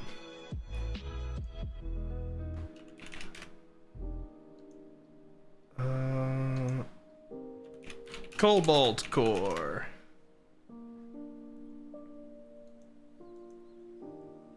Oh, is this a shoot 'em up? Oh no, maybe not actually. Oh, it's a deck builder. Or at least it looks like it's a deck builder.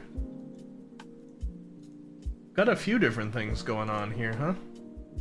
Alright, I'm gonna have to look into that a little further. Got nice graphics.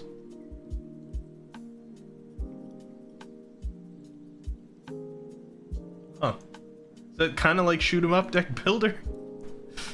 Cozy graphics like Stardew. Yeah, that sort of thing is another thing we could definitely do. I don't know, how would I qualify Stardew? How does Steam qualify Stardew? Let me open Steam. I usually think about what I want to put in a game far more than I think about what I would call the genres. Because I think that lets me play with things without boxing them in a lot more. So I don't always remember all the genre names. Let's see, Steam calls it Farming Sim, of course, Life Sim.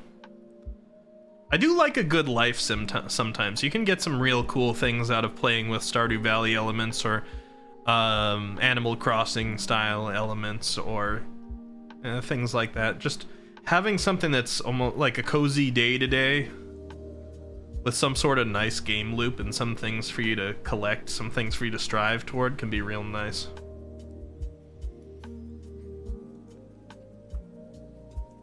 I guess that being the case, I could include like farming sim and life sim in here as options. Just let's see. Oh, I haven't ever actually done I've never done a farming sim game myself before, so I'm not sure how I would go about it yet, but figure it out. Herp says in each realm would have different loot, like one loot that would be trash in one realm could be inherently overpowered in another. Yeah, that's a cool idea, for sure. I love multiverse stuff. Some people are so tired of it. I think there's a lot of really cool ways of using it. I understand being tired of it, especially in like the superhero realm, because it is being a little overdone.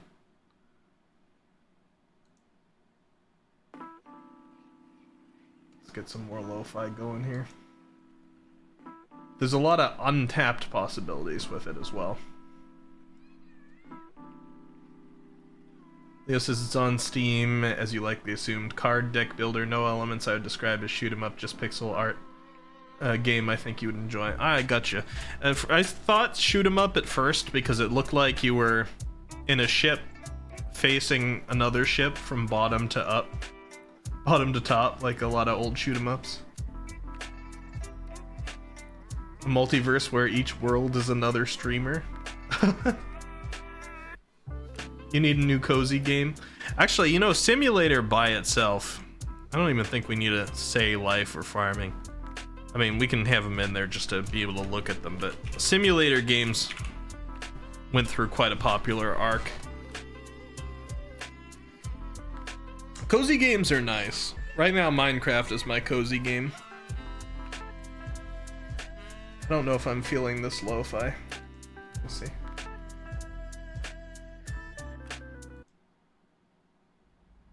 This lo-fi is called Boba Vibes.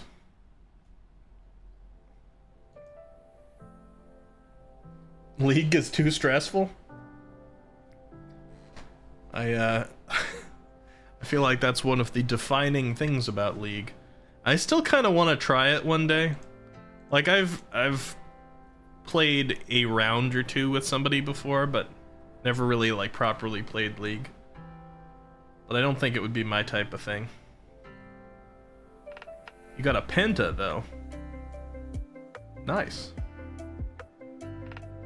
My best game in League, when I started League, I was doing really well on one lane, but somebody like pegged me for being a new player.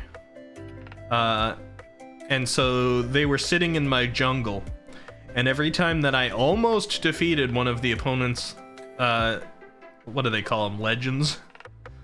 The person would step out of the jungle and kill me. Or not kill me, excuse me, kill the person I almost killed. So they were basically like sitting in jungle and kill stealing me constantly because they knew I was new enough to not manage to get around them doing that.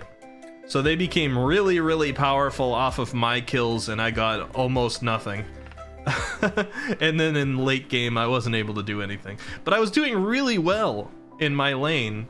I just couldn't finish off the legends because this other person had more experience than me and knew the timings to go in and keep getting the last hit on the legends that I almost killed myself. But there was like 8. I went through almost killing 8 different legends before I had to run back. This person just kept stealing them. It made me mad. Let me have another sip of my caffeine.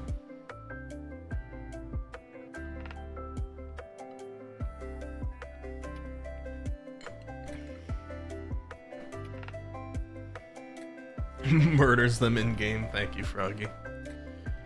So looking at this list, guys, I know it's not the easiest thing to say. Is anything like that's the game though? I mean, stealing from your teammates, is that really the game? I'm not complaining about people killing me. I'm complaining about the fact that that person was just sitting there waiting to steal my kill every time in League. I don't think that's how you're supposed to work in League. It's possible, but aren't you supposed to have a little bit of, like,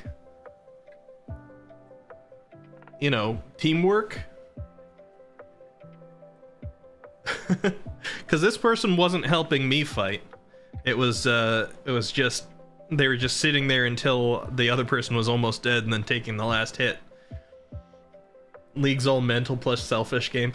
Oh, so you guys are just talking about it not as the actual game, but from a jaded standpoint. I get you. So, looking at this list, what appeals to people? I've heard procedurally generated. That's a little bit of a toughie to include into a game jam type thing, but we could certainly have something in here.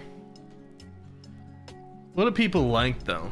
Do they like want a cozy life sim, or we want to see a little bit more action? We want to see something more tough, like a Souls-like. If it's procedurally generated, would we go the roguelike direction with it?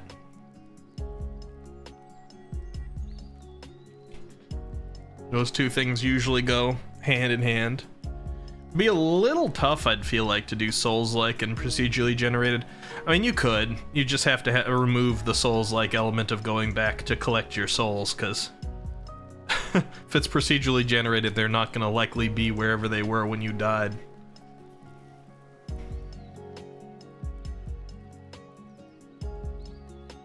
Let me see. Irv says, I'm not sure how I feel about Baja Blast, just had my first one today. Yeah, it's not my favorite soda. I think, like, Starry I like a lot more.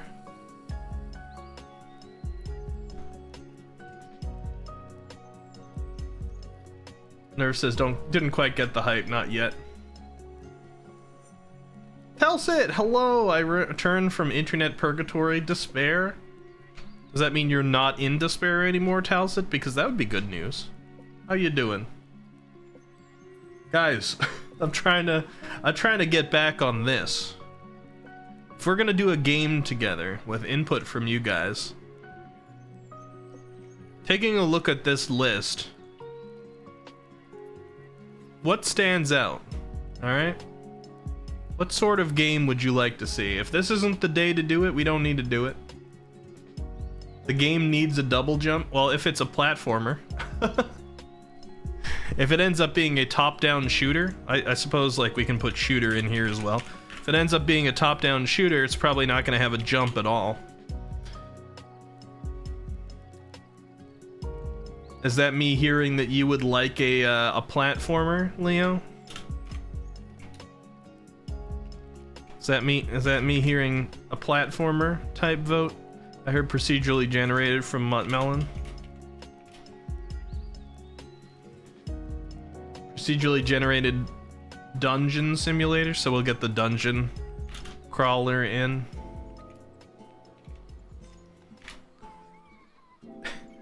Hey, Jinzo! Hello, how you doing? Welcome over to this side of things. Good to see you. A beat 'em up. Beat 'em up actually could also have swords and double jumping and air dash, technically. Beat 'em up and platformer don't have to be separate as well. They usually are, because beat 'em up is... you usually have a little bit of up and down movement as well. And if you're on a 2D game, you don't usually walk up and down and then jump onto platforms, but you can have a platformer beat 'em up. It just usually means that the enemies tend to have a little bit more health and a little bit more of a combo system, and that you tend to have a little bit more of a combo system. It's less like things floating around in the air that you smack once and they blow up, and more focus on the beating. So beat 'em up and platformer. You like beat 'em up and platformer too, Perps? Could definitely do some sort of thing like that. I wonder if we could still work in procedurally generated and dungeon. We certainly could. Dungeon crawler also doesn't necessarily have to be medieval style dungeons stuff, but we can work on theming after this point. Procedurally generated beat 'em up dungeon crawler. We could definitely do that. What's this list for? So I'm thinking, Jin, about making a game, at least starting a game. You know, if we get big, I don't know if we'd get toward finishing it, but making a game on stream with people that you guys actively have, you know, say in.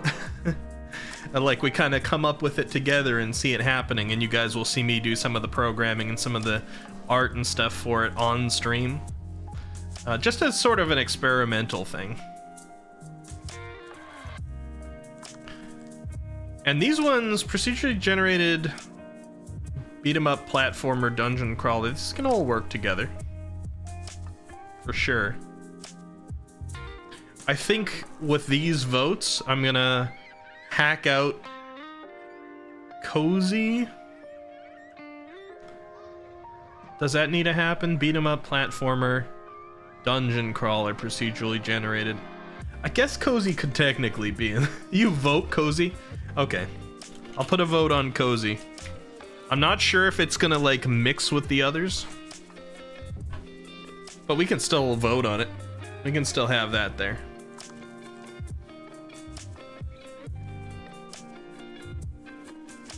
So what doesn't? Okay.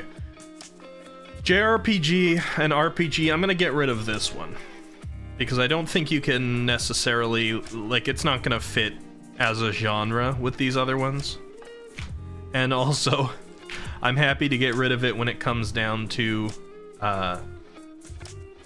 doing a game jam type of thing. Because a JRPG, RPG tends to be quite long. Even if I made a shorter one of those. Cozy, you vote Chaos? Well, there isn't a Chaos one, but I can put Chaotic in here. There we go. You think roguelike sounds fun? Roguelike's not hard to work into the mix when you're doing procedurally generated as well. A text-only RPG. Okay. I don't have to...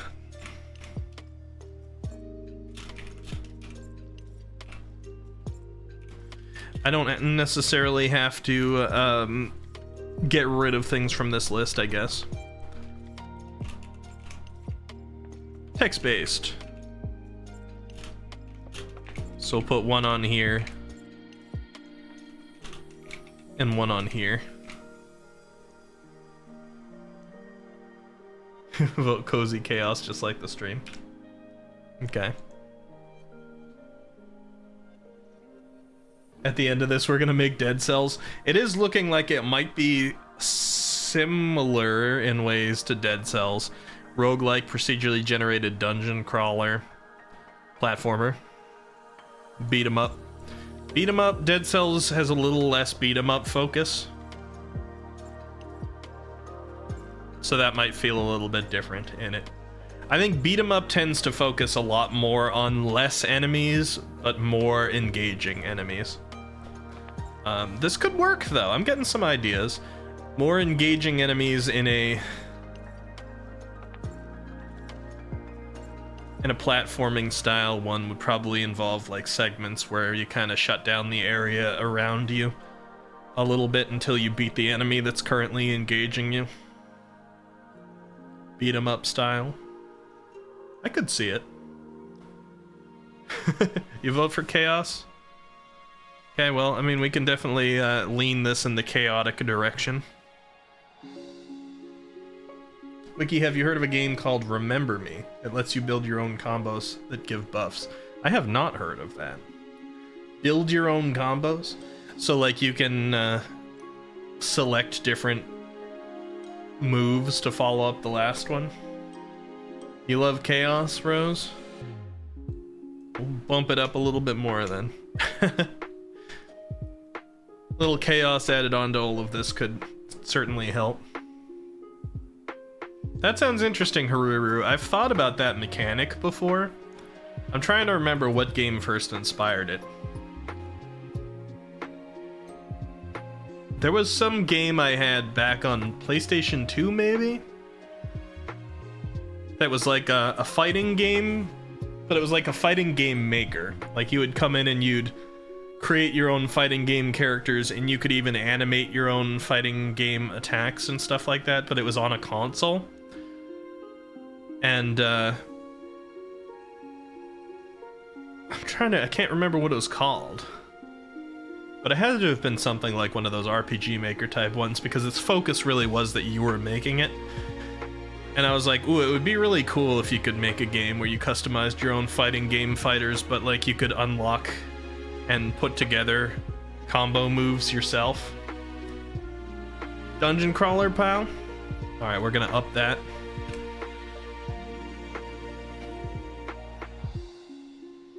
Okay, any of these like obviously out. Real-time strategy. I'm gonna nix that. First off, I'm not very good at coming up with real-time strategy stuff. I haven't programmed one before. I don't think it's gonna fit in any of the rest of this. Shooter, not necessarily out. If we decided that we wanted, it could still fit in with these ones. It just wouldn't be like a FPS, but we didn't say FPS. This doesn't sound like it's gonna be a farming sim or a life sim. But real-time combat is probably what this is going to have, but I don't necessarily think that that needs to be mentioned. It's not going to be a shoot 'em up. There we go. I can nix that one. It's not going to be a top-down shooter if it's a platformer, which I think that we're kind of deciding it is. It's going to be a farming OF life simulator. I hope you mean just emphasized. We're gonna farm life, and you're not talking about the website that would be called OF. Okay, you're emphasizing of. That's good. Because I'm like, what are we, just somebody who goes on Twitter and tries to get people to check out their bios, or a kick streamer? Ruru says you can learn moves from the SF characters and build your own fighter now. Oh, that's cool. Don't know what that is. Oh, I'm glad to hear it. The F is fans.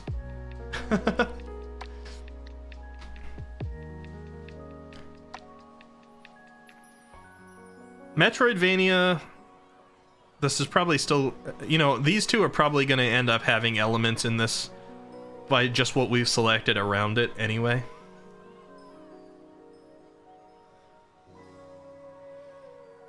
Okay, I think this actually like gives a decent idea, I think, in terms of the type of game we'll be building. Now, what about theming? What about theming? They can go cyberpunk, medieval. Oh god, how do you spell medieval? Is that it? Have I gotten it right? I always forget.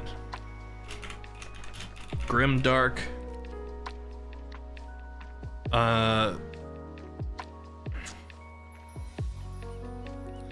Let's think of. That's why am I having a harder time thinking of some. Like, I'll say fantasy.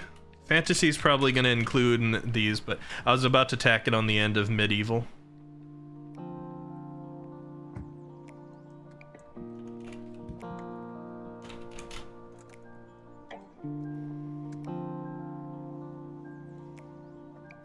It's M-I-D-I-V-A-L? Wait, really? Are you sure?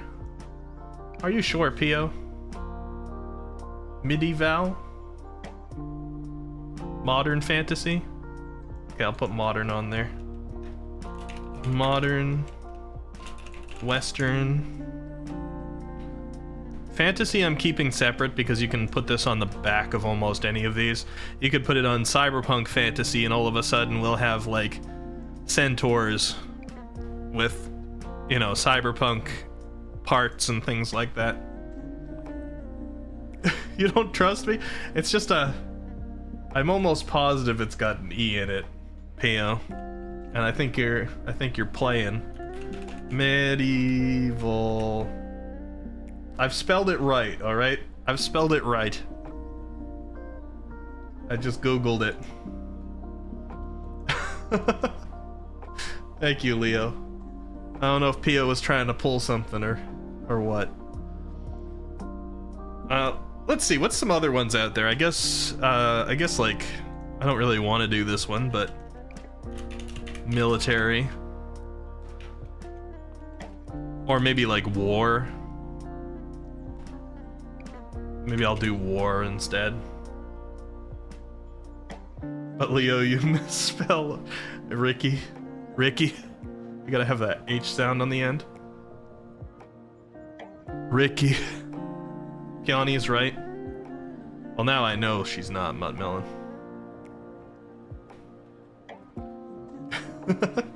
I fat finger a lot, Leo. Especially when I've got things set up the way that I do on stream here.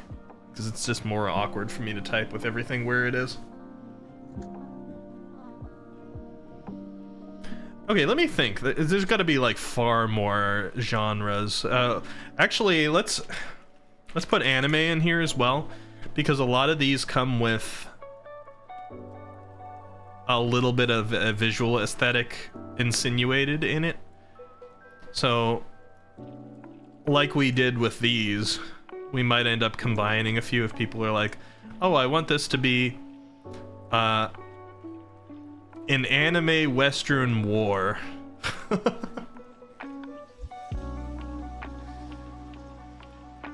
Okay, we got modern, we've got cyberpunk, space.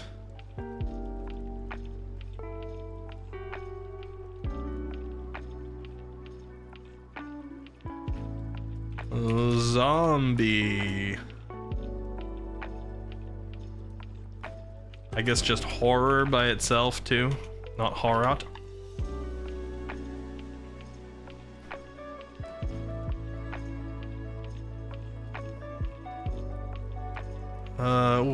What else?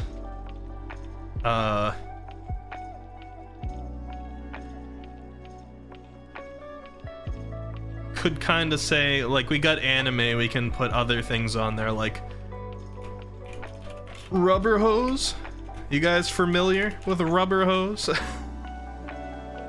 I'm gonna go ahead and let you guys know something here that I haven't announced yet. Alright? Some of you may or may not know Vaughn Locke, Space Pirate VTuber. It's in the Minecraft server. Friend of Peonia Stera. Friend of our channel as well. I am going to be playing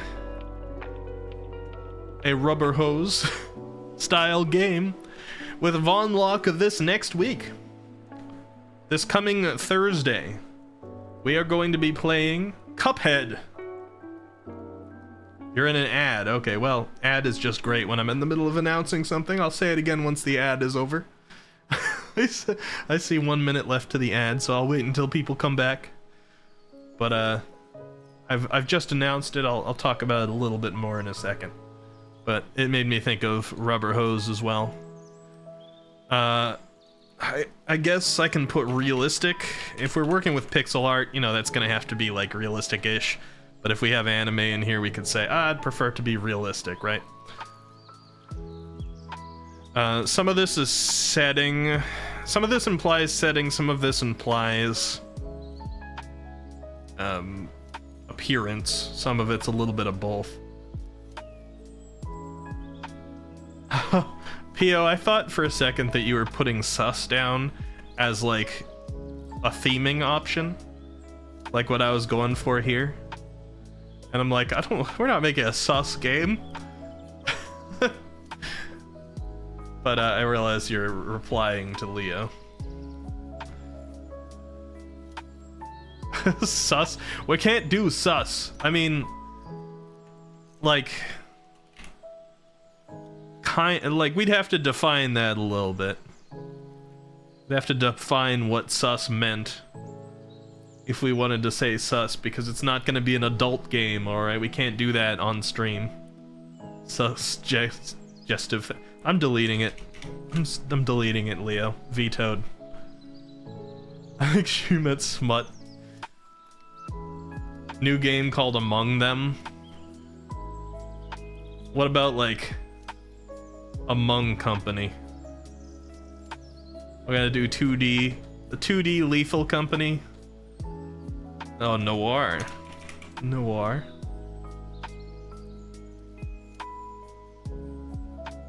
You're welcome, this is free.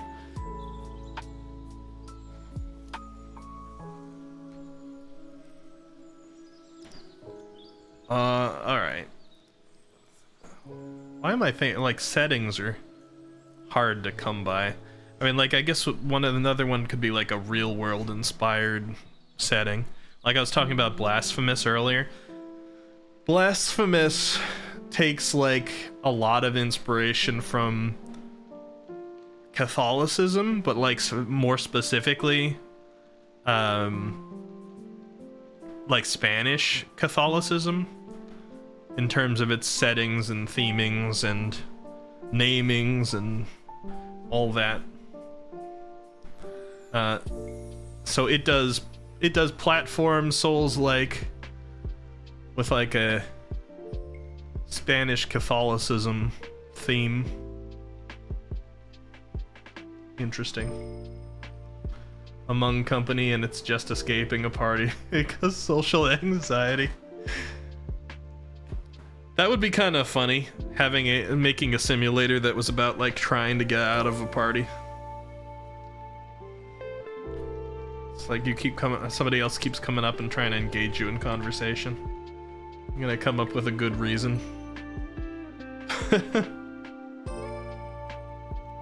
Among Company sus dragon fun duty. Excuse me?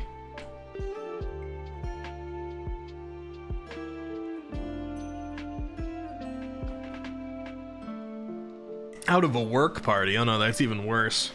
Your boss comes up and tells jokes you're supposed to laugh at. You come up with a reason why you have to leave, and they're just like, no, I'm just gonna call this person up and have them handle that, so you don't have to worry. You can just stay at the party and relax. And you're like, oh, thanks. Elsa says, I don't know, man. I'm just sitting here eating chicken nuggies and garlic bread. I miss garlic bread, man. I'm allergic to garlic. But I wasn't my whole life. I was, about...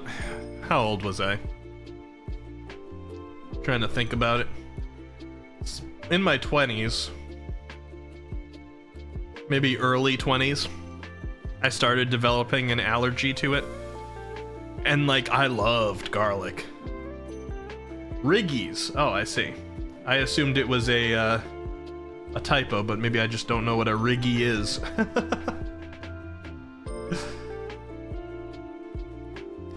Rigatoni, cream sauce, and cherry peppers. Oh, hey, okay. That makes a little bit more sense along with the garlic bread, honestly. Are you okay with shallots and onions? Better. Anything in that family has the chance of setting me off, but garlic is by far the most powerful one. So, shallots, onions, chives, scallions. I mean, scallions, I'd have to eat more scallions than any sane person actually uses in cooking in order for it to set me off, but yeah. Mid says these themes for one game. Oh no, we're trying to break it down a little bit, Nid. So over here in sheet 1, people were like, okay, what kind of game are we kind of interested in doing? I don't know if you see any of these you want to add votes for, but people liked the idea of dungeon crawler. They liked the idea of procedurally generated. I think we got more than one vote on this, actually. Yeah, we got a proc gen and also Muttmelon's procedurally generated. So I like these. They liked platformer and beat 'em up. So I'm like, I think I could kind of make these work together. Beat 'em up, platformer. roguelike, dungeon crawler, procedurally generated, all kind of work. A lot of people voted, excuse me, a lot of people voted chaotic. Couple of people voted cozy. I don't know if that would work its way in or not. But now it's sort of like, okay, what's the theming gonna be like?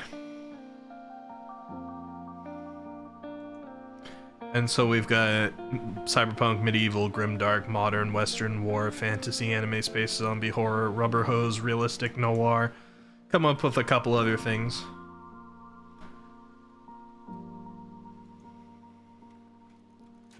Leo says, no, it really should be me handling that particular task, I insist.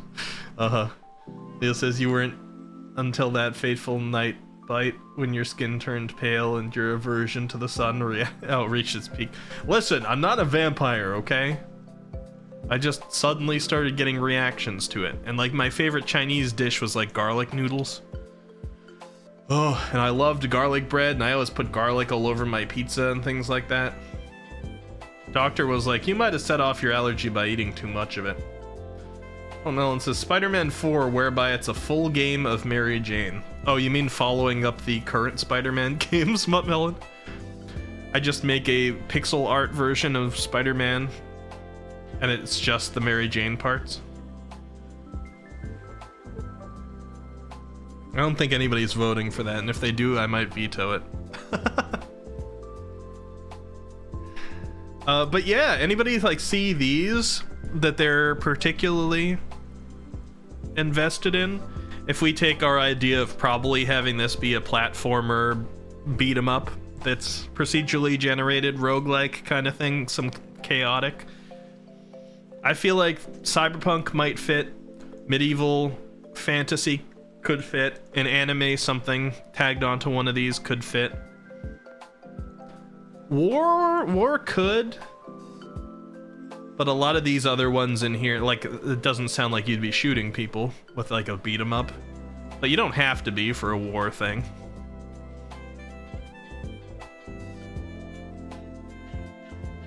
A Vampire Survivor, but it's just Ricky determining which food has garlic. You're so helpful, Mudmelon. Cyberpunk Noir. Alright, let's see. Cyberpunk Noir.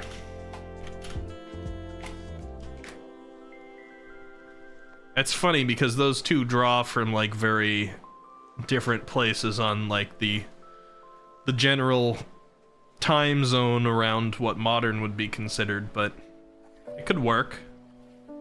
I mean, you look at somebody like what's the detective? Was it Vincent in Fallout 4? He's like almost a noir detective, but he's a robot. It's never stopped. BioShock, yeah. BioShock as well, that's true.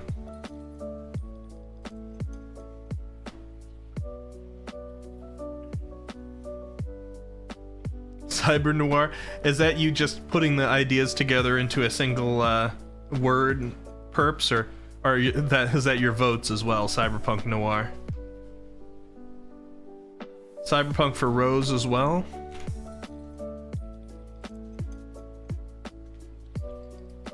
Cyberpunk beat 'em up would be pretty cool, actually.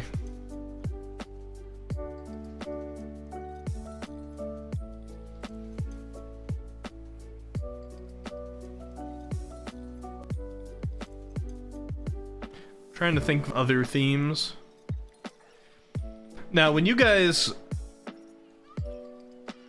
Are there any, like, colors that you want to add onto this, right? Like, do we want it to be anime cyberpunk noir? Or a realistic cyberpunk noir? Cyberfunk, whereby it's a Crypt of the Necrodancer style game. We're not overriding all of the rest of it. I mean, I suppose you've now introduced rhythm game as a genre. Grimdark anime cyber noir. Now, help me out here. I've heard the term before, but I don't know that I'm 100% sure what defines a grimdark. Is that just like the very, very rough, gritty, berserker style stuff? Edge, 40k. The Cowboy Bebop with Space Marines. Dark fantasy, is that an answer for what Grimdark is, or is that a suggestion? It is, okay. I see. Now when we say fantasy as part of Grimdark, does it mean like fantasy, like mythological creatures like centaurs or Scandinavian forest spirits, or is it just like fantasy, like an alternate type of world? Fantasy has high fantasy, modern fantasy, dark fantasy, etc. Yeah. It's too big of an umbrella. Fair. Fantasy here was essentially a color thing, in case we wanted to say a fantasy war or a cyberpunk fantasy or something like that. Anything with magical elements can already be classified. Yeah. That's why I was trying to specify a little bit more about Grimdark as well. Alright, so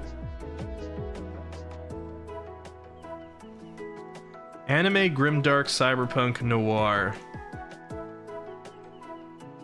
I feel like those can fit together if we want to actually blend all of those. Did anybody else see anything in here that they wanted to kind of vote for? We're making a Final Fantasy beat 'em up. It kind of seems like we are a little, except cyberpunk is not that Final Fantasy like. It can be. Sometimes. Final Fantasy 13 was a little cyberpunk sometimes. What about ponies? What about ponies? You want the theming to be ponies? Like we have anime, we have rubber hose, we have realistic. You want ponies to be another one? So suddenly everything would be, everybody would be a pony. First Fantasy featuring Leon Squallheart with the sword gun. Yeah, it's just a gun that fires out blades, or full swords.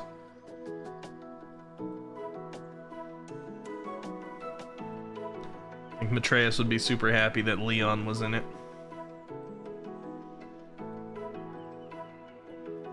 He's also Dragoon for some reason. Now, why did they always have, like... Why did those couple of games have weather-related things anyway? You had one game that was Cloud and one that was Squall right next to each other.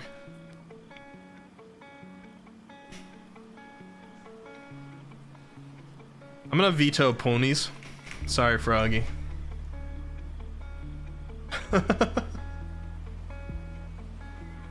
Rain next. Well, we had lightning already. Mutt Melon. You never listen to me? Fine. Ponies. With one vote.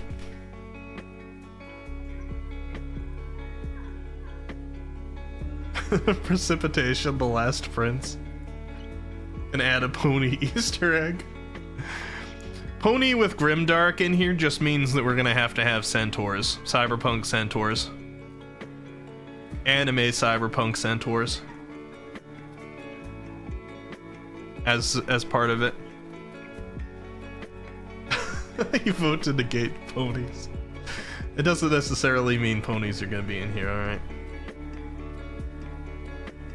Not everything that got a vote in here is making its way in. I'm not sure that Cozy will. Doesn't sound like it's gonna fit in too well. Or text-based. This is not gonna be a text-based experience.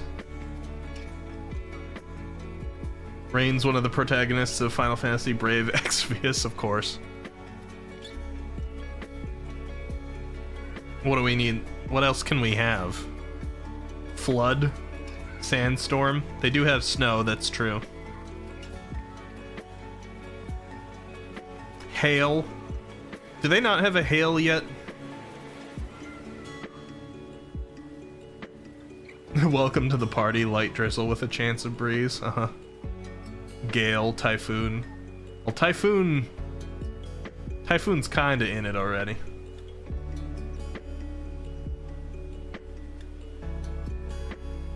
Just not one of your party characters. Sunny day.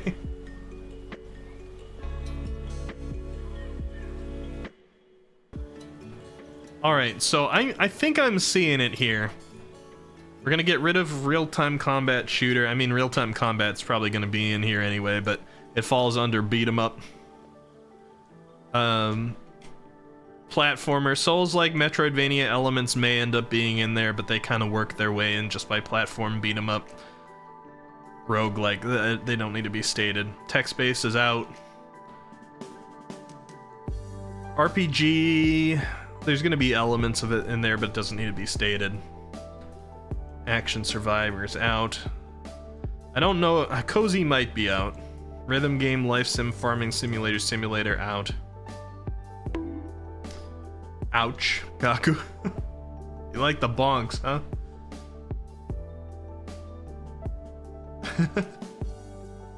Oh, you got a error code emotes, Kaku? That's cute.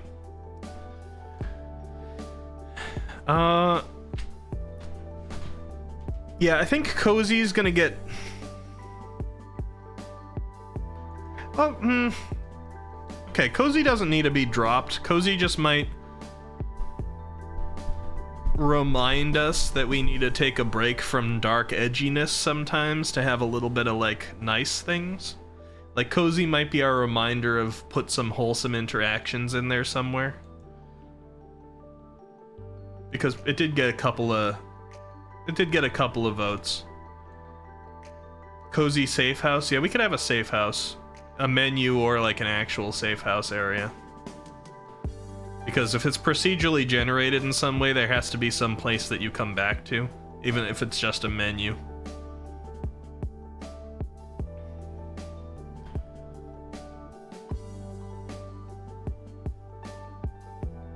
Okay.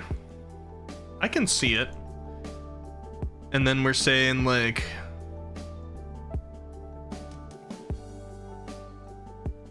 Cyberpunk is kind of the setting, but grimdark on there too, anime sort of the style. Noir influences. I don't know if we'll go heavy on noir, especially if we're not doing story too much. I don't know how noir is going to work its way into a procedurally generated roguelike. But it could at least work in terms of aesthetics. Even if there's no, like, detective elements and things like that. Noir doesn't have to be detective.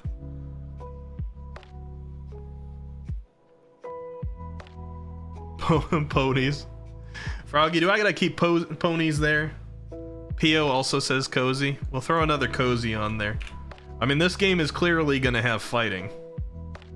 It's a beat 'em up. Roguelike, beat 'em up, dungeon crawler, procedurally generated, and chaotic.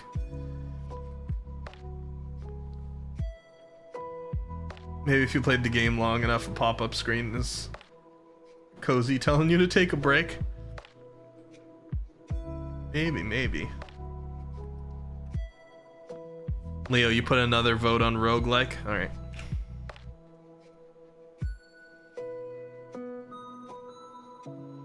What about one feature that is cozy pony time? Listen, we're not coming up with features yet. I will take the discussion of them though. I'm not eliminating ponies. There's not going to be procedurally generated ponies, Melon. Well, I don't know, maybe. Probably not, though.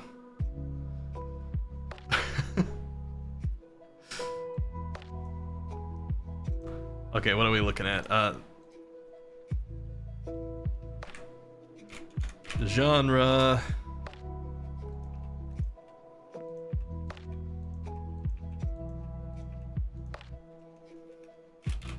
Theme.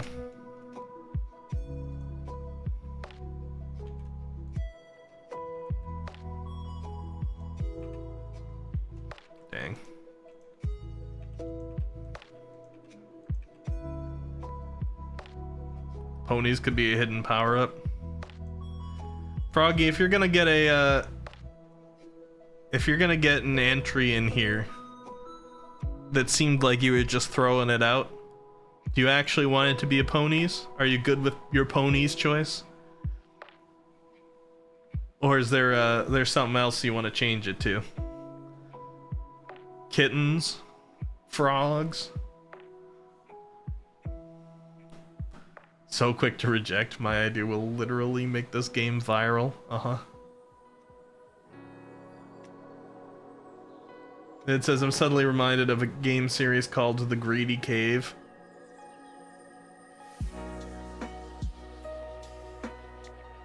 If not ponies, it's cozy platformer. I mean, you can vote for multiple things. Those are already on here.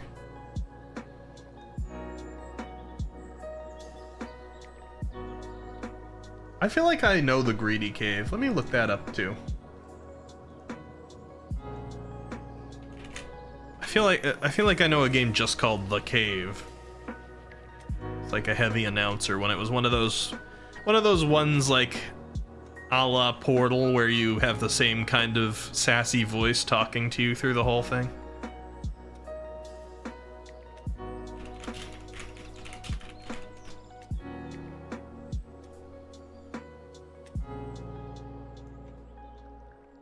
The Greedy Cave has an art style that reminds me a lot of Don't Starve. Wasn't the same creators, was it? It must be. Oh, it looks very similar. If it's not the same creators, they're very close in art style.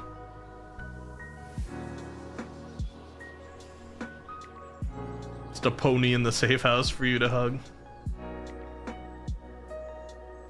Noir, Cyberpunk, Pony, Roguelike would certainly be a game.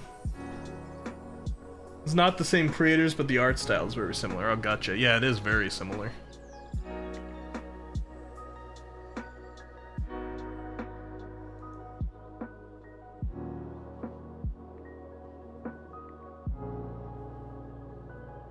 I can't shake the idea of centaurs when I'm hearing ponies and grimdark together.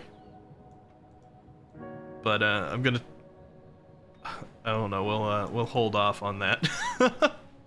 A centaur would be an interesting character for a game, but it's a little. It would probably be tough hitbox wise, because most people are used to controlling a humanoid character. To have like a second half that would be as long as a horse might be a little tricky.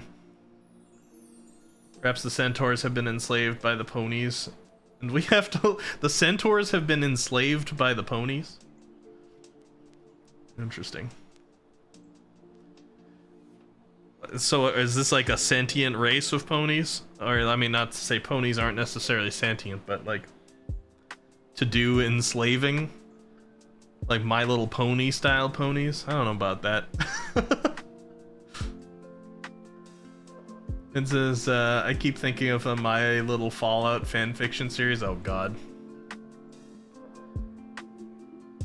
Listen, I'm not letting Froggy's joke suggestion turn this into a My Little Ponies game, okay? Sentient ponies like normal ponies. You know, some people don't talk about it that way. Scientifically, you usually don't hear sentient applied to most animals. They're getting better about it these days. But they used to be like, oh, monkeys under certain conditions start to display signs of sentience.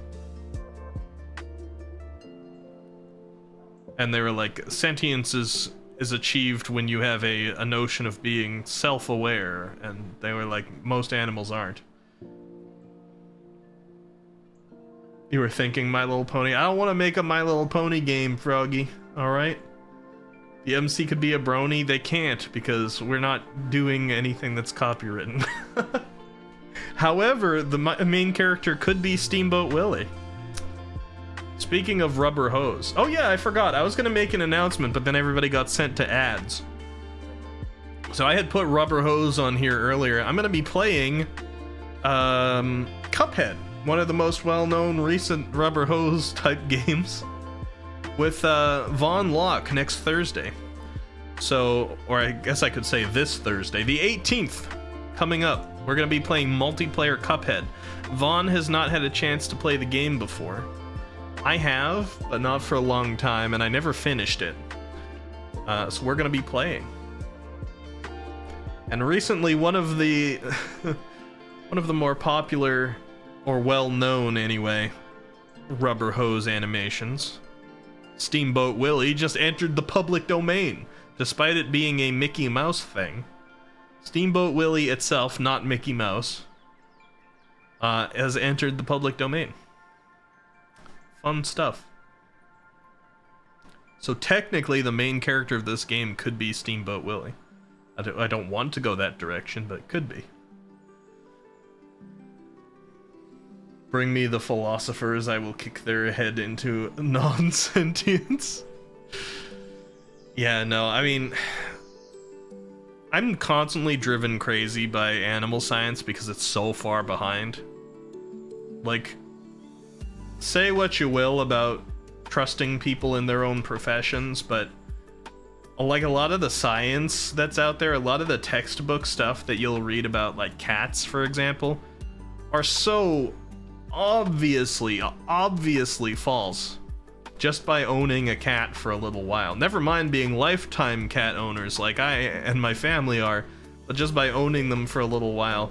So much of the stuff they like teach out of textbooks is just flat out wrong. Now, some of it is more like speculative stuff that you say it feels wrong, but some of it is just like provably wrong.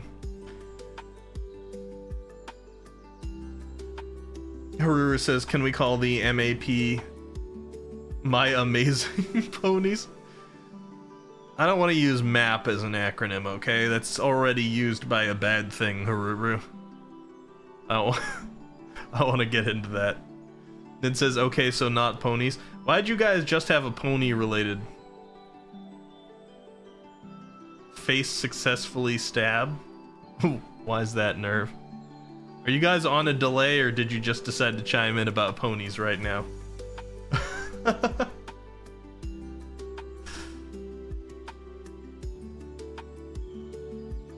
I don't know if Twitch has got a delay or not. But anyway, this is like a pretty good start. Why are we talking about septum piercing? Did you just get a septum pierce, Nerve?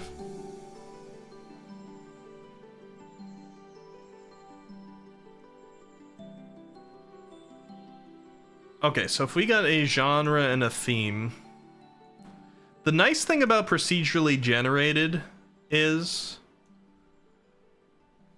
if you do it right, like, I don't know, we're probably not going to get into true procedural generation, but if you do it right, you can drastically increase the amount of playable content without needing to increase your scope too tremendously. So if we actually like started creating something here that we really enjoyed,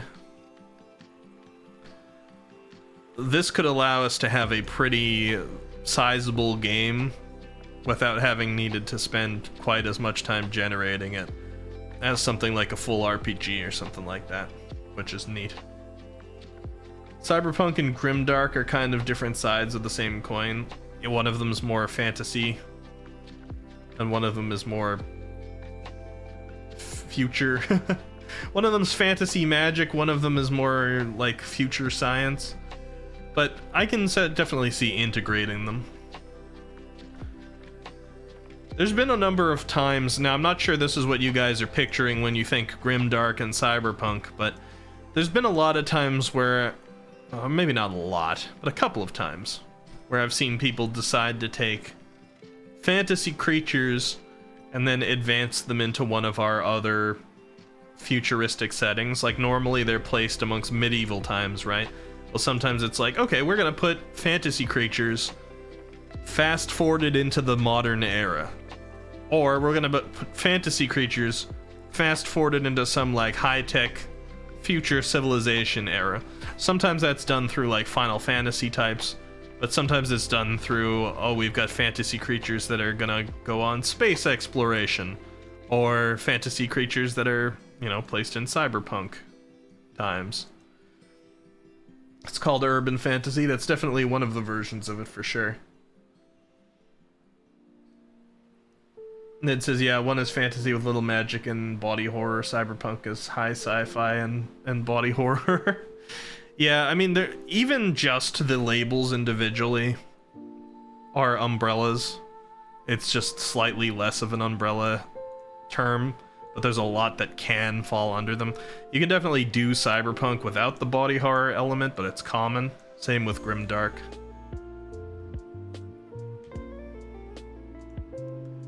Let me see how Google defines grimdark specifically.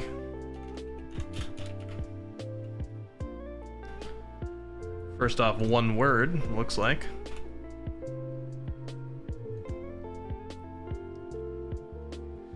A genre of fiction, especially fantasy fiction, categorized by disturbing, violent, or bleak subject matter and a dystopian setting.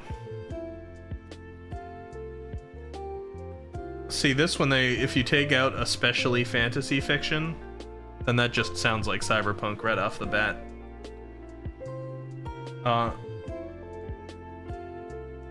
Yeah.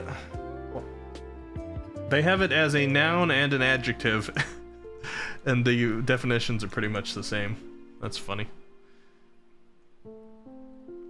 Okay, I can picture the setting for this. Now, let's see, what would be next on our list?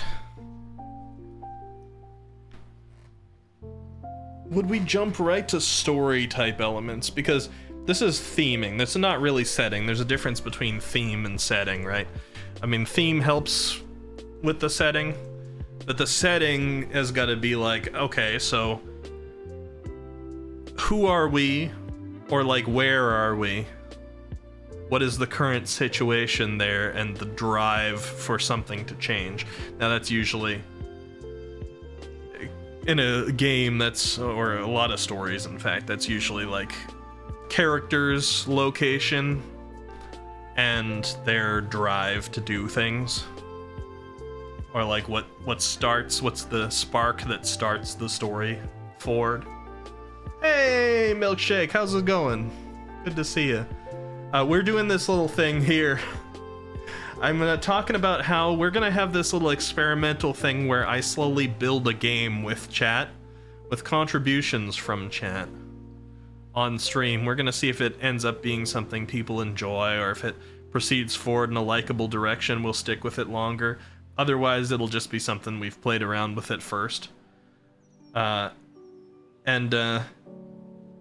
far we've defined some like genre things that we've had interest in. We made a huge longer list and people kind of voted on stuff, and then I cut out a bunch of stuff that wouldn't work or didn't have votes, and some theme things. And now we gotta talk about probably setting a little bit. Settings are locations and when, yeah. But can also be extended to be like the character's setting, like their emotional setting, or their financial setting, or whatever it is that is their situation that has, it's gonna drive them somewhere.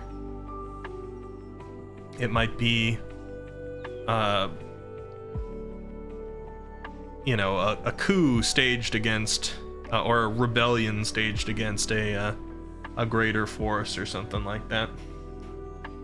Story starts with there once was a man from Nantucket. I don't think so, Floofers. I mean, maybe. It was Cyberpunk Nantucket.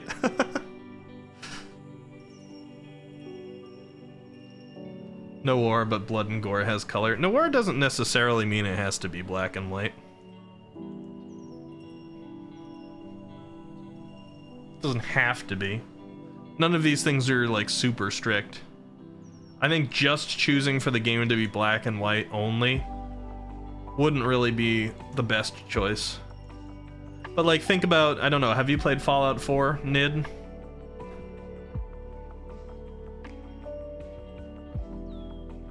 Rose says, I'm gonna go take a little screen break. I got a new book and I want to read it for a bit and come back. Nice! Enjoy your book, Rose. Horror game about Camp Granada.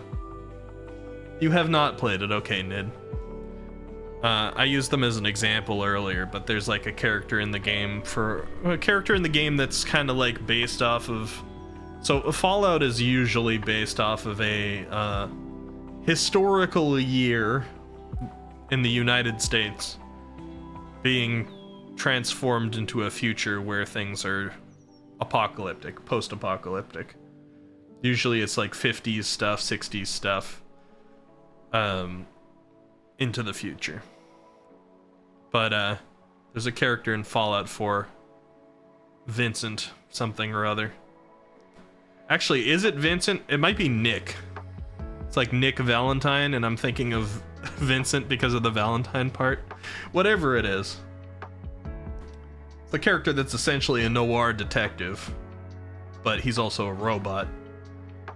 And it's kind of a future setting. That sort of thing works. Bye-bye, Rose. I hope you enjoy your book. We should still be here for a little bit longer, in case you feel like coming back. Brewer says emotional setting could be a little delusional MC with a pony imaginary friend consequence. Why are we so stuck on pony, okay? Listen, I left it in there. I don't want it to influence things too heavily. Alright, I gotta enjoy this process too. I don't want this to be a My Little Pony thing. We can keep it in mind though.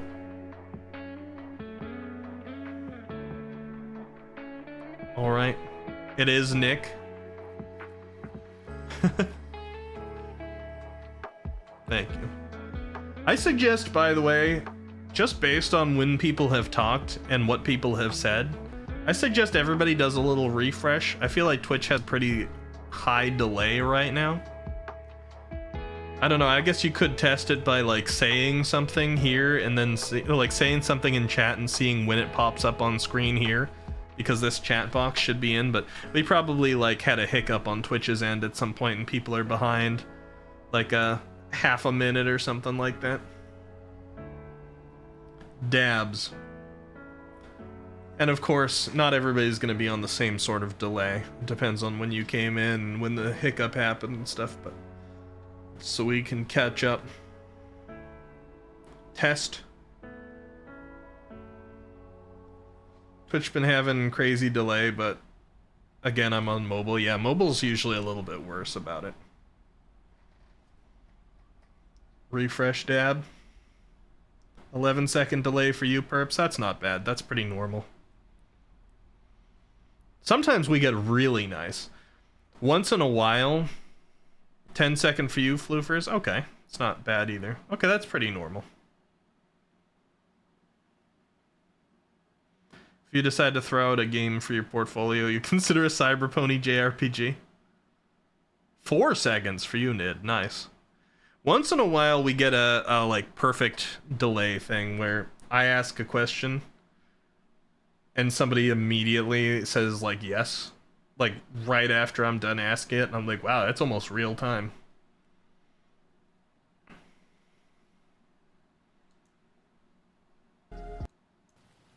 Let's get some more music on.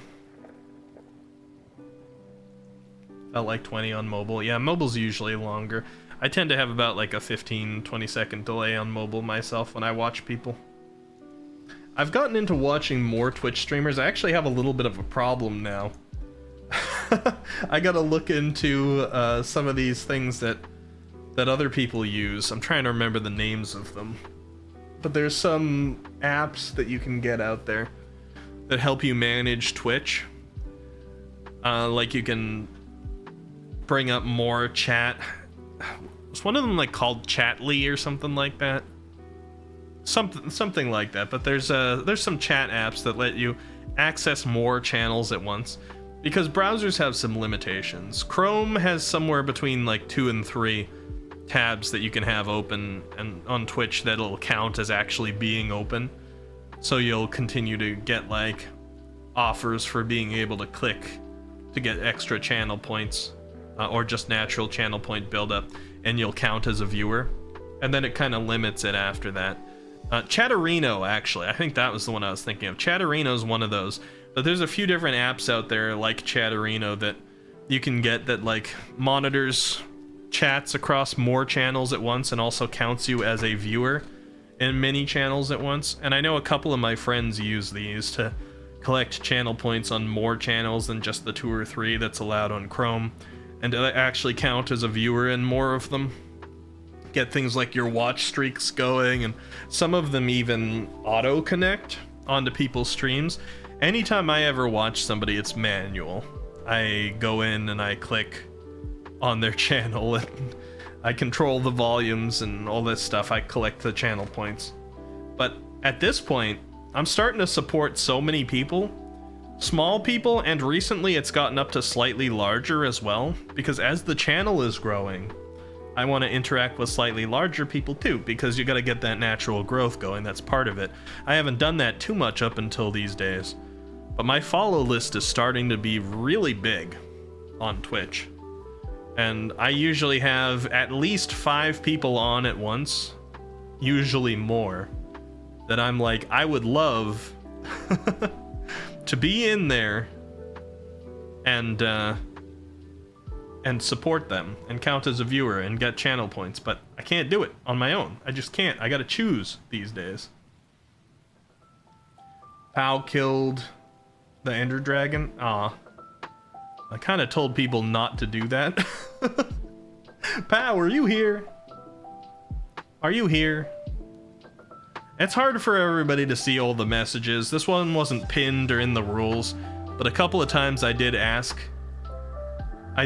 for people to not go and take down the stuff like the wardens in the ancient cities below or the Ender Dragon, because I was trying to save it for like stream events.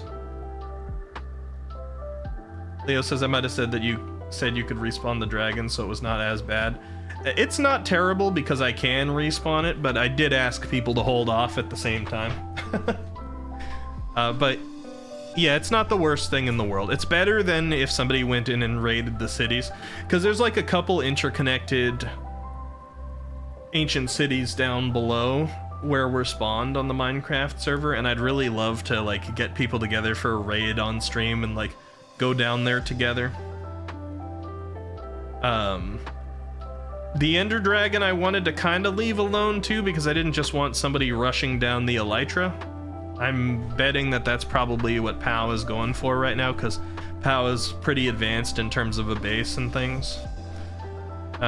So please go down there together at my place. We were probably going to use Froggy's tunnels, because Froggy's tunnels lead almost directly there, but I'll do some investigating, Milk. I can check yours. I can check Froggy's. I can check the one that PO dug into and see what kind of like looks best in terms of like an entryway to get in there. I know Froggy dug right into the city in one of the tunnels. But yeah, I didn't really want people going and like grabbing the Elytras, but if need be, I can go in and, you know, bring back the dragon and stuff. I would ask though in general that people hold off on doing the more limited monster fighting. The Wither, completely fine, because Wither's 100% farmable, and we also have mob griefing turned off, so if you want to go grab as many Wither skulls as you want and place it somewhere and fight it, as long as you don't like place it somewhere, realize you can't fight it, and then run and let it go wreak havoc on everybody else. I don't want you doing that, but yeah, if you can take on the Wither, yeah, go stick it in a hole somewhere and fight it. That thing's farmable. But as in terms of things that are limited that would reduce experience for other people in the game, I would say to hold back on it. I don't want, you know, the veterans to go rush everything and then people who are newer to the game having been deprived of experiences because of that. So yes, I can respawn the Ender Dragon. I wish it wasn't taken down, but yeah, no, it's no worries, pal.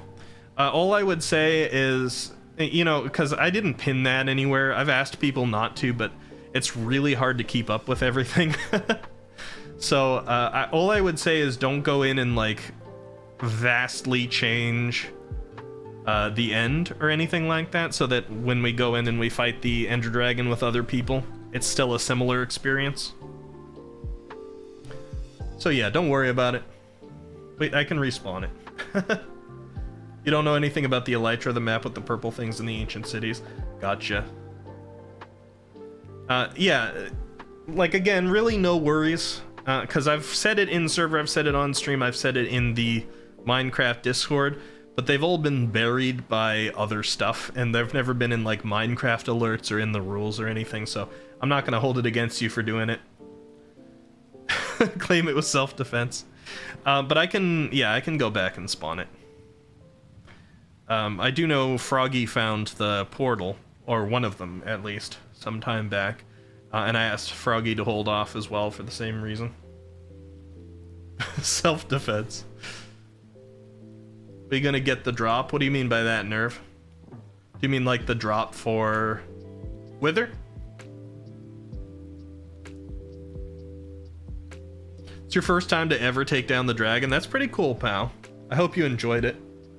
I'm definitely planning on respawning the dragon a couple times because I know some people want to take a party in there, and some people also want to try taking it down by themselves, and I don't want to ruin the experience for anybody.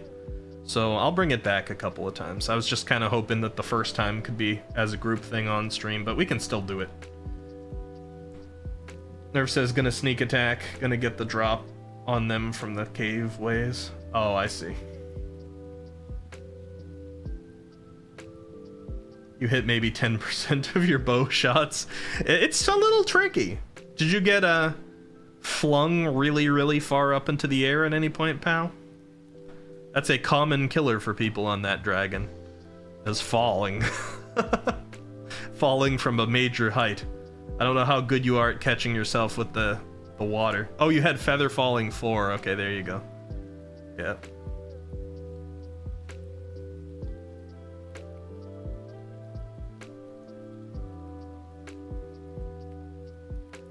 You didn't have bucket of water. Well, it's a good thing you had feather falling 4 then. That's a frequent death, especially for people who haven't experienced the dragon before. Just smashed on the ground. Even if you don't go off the edge. You know, if you go off the edge, you're doomed regardless, but... Nerve says, by the way, I have an ominous banner, but I feel like it's pretty much worth nothing. Is that one of those ones you get from the villagers when you kill them? It's pretty much just decoration.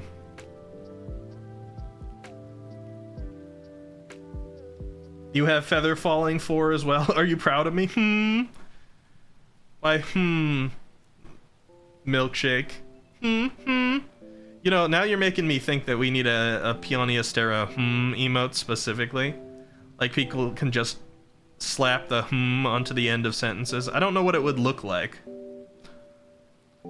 It may be a little bit smug, like head turned up a little bit, looking down the nose at you. Like,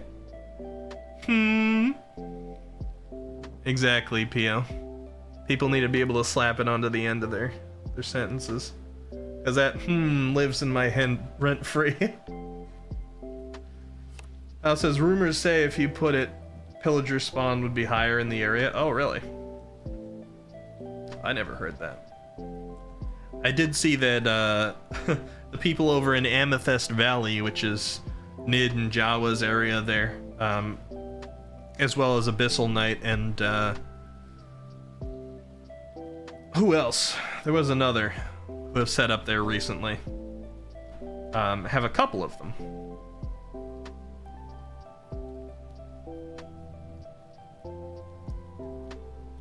Okay, so I'm probably gonna jump into like Minecraft for the last little bit of stream, but I did want to look back at this that we were talking about. I think this actually creates, like, I am intrigued by looking at this list. As a game developer, I see this and I kind of know the direction this is gonna go in terms of appearance and gameplay, at least a little bit, like from a generic level, and it's got me kind of excited. So for those who joined in a little bit later, we were talking about I might start doing a game development series on the channel here, where we make a game that the chat has directly had input into. So we talked about genre, we talked about a little bit of theming here, and I'm liking it. My brain's already working on it a little bit. And you know, you guys got cyberpunk in there. I always like a little bit of cyberpunk. Dark fantasy, it's cool by me. I don't know about ponies, Noir, I'm still not quite sure how it's gonna work in there yet. Those got 1 vote each. We'll see. We'll see what we do with them. But I think we can build on this, and one of the things I want to build on next is sort of like the main character. But that's a little bit harder to do. It doesn't have to be main character either. If we're talking about something that is procedurally generated and roguelike, there might not be a main character. It could be something like Rogue Legacy, where, you know, when you die, you're technically a new character now. But it has to be like the drive to go forward. It can be the main character's drive. Usually I personally like it when you're a consistent character between runs, even if that character might look very different, like in Binding of Isaac, for example. You're always Isaac. Well, I guess you can pick a couple different characters, but you're always essentially Isaac. Your appearance and abilities and things can change quite a bit during a single procedurally generated roguelike run. But I do like being a consistent character. But there has to be like some drive for going forward. Like in Binding of Isaac, it was that Isaac's mother was trying to kill him, and he jumped down into a trap door that led him into his basement, and the basement was super dangerous, and he's basically trying to fight his way out of there and just survive. In terms of Rogue Legacy, it was that there was this great big dark castle that constantly shifted inside, that many warriors had tried to get into to unlock its secrets and treasures. And every time you died, you were basically the successor to the previous hero that went in, trying to unlock the secrets of the castle. So I want to think a little bit about what the drivers might be for a main character in this beat-em-up platformer cyberpunk grimdark anime game that we're putting together. Now, that's a little bit harder to start listing down and voting on than genres and themes, because those are basically keywords. To come up with a story kind of thing is a little bit more complex. But I still want to try to go through that with you guys, especially anybody who's interested in having a say in the game development process. Evil corporations. So, yeah, if we're talking about settings, story drivers, evil corporations is a pretty did I put... No, I didn't. Okay. It's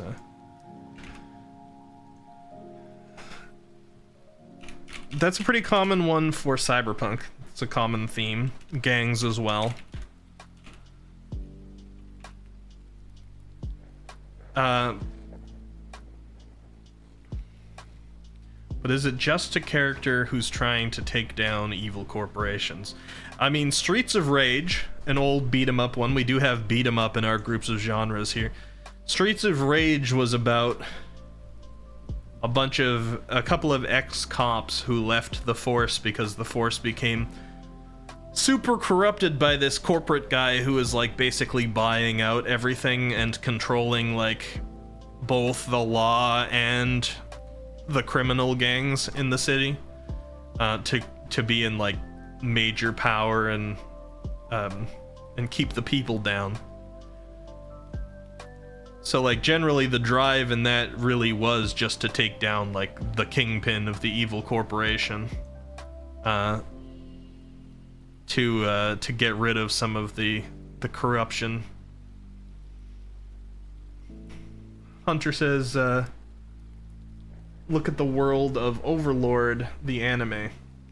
Its world is a semi-apocalyptic world where the poor have to wear gas masks and the rich can do whatever they want. Yeah, that's a more and more common theme these days, I think, because even in real life, there's a growing difference between how the rich people live and how anybody else lives. And so it's one that people can relate to and can easily project forward into a future, thinking like, if it continues, if this gap continues to get worse, these might be the situations we're in.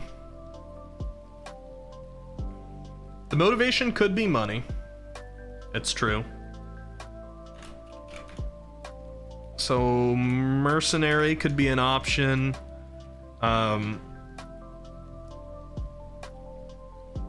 Class struggle could be an option.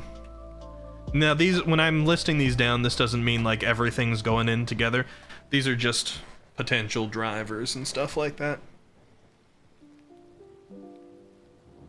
Yeah, mercenary, hitman. Obviously a story driver.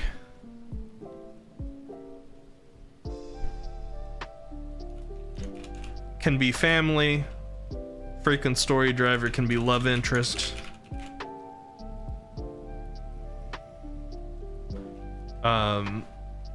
Either of those can be under like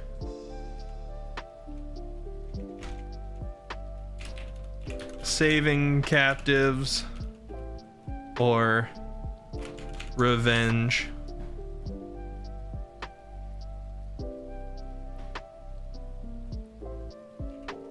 Survival.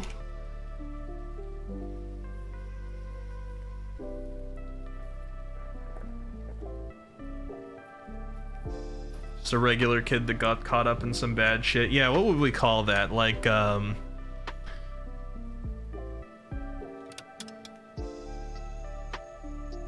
me think of a good word for it, because you gotta dig yourself out of that hole that you're in and set things right again.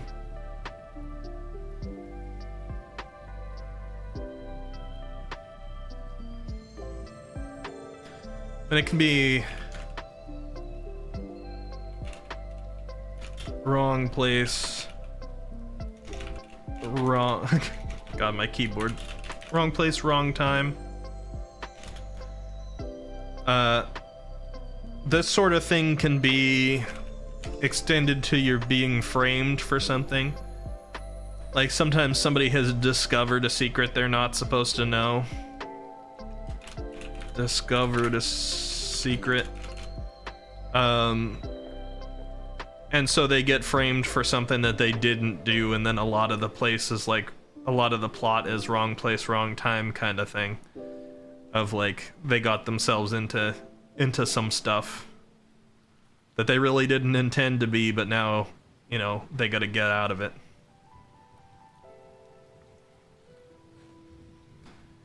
Survival, like we gotta remember the fact that like with our genres here, well, survival could work. With our genres here, we've got like platformer beat 'em up. It's like something that clearly, like dungeon crawler in here, something clearly like this person keeps going out. Like they're not huddled up somewhere trying to survive. We're not doing tower defense or anything like that. They keep going out to do something, and it's clearly involves like physical activity if we're doing beat 'em up kind of things. But survival could work in like if you have, you know, your cozy kind of HUD region that you keep coming back to, and the procedurally generated or the dungeons that you go off to. Dungeon in the cyberpunk case would probably be, you know, that was extended to things like, you know, vaults and sewers and buildings and warehouses and various other stuff that would fit the theme, but the essential, you know, dungeon crawler, quote unquote. So there's got to be a reason for them to go do that, but I guess like that could be for resources or to take down groups that have been causing something bad nearby. That could work into survival technically. Under says, what about the opposite of class struggle? What about a rich kid who must fight to not be killed or assassinated by his brothers or sisters? We could, that would be a tough one to sell in the cyberpunk setting, because that's usually the privileged are the ones that you're you're siding against in that setting, because that setting is usually made in such a way that those are not the people that you like. But it could definitely be power struggle, or it could be, I don't necessarily love this one, but like the good one.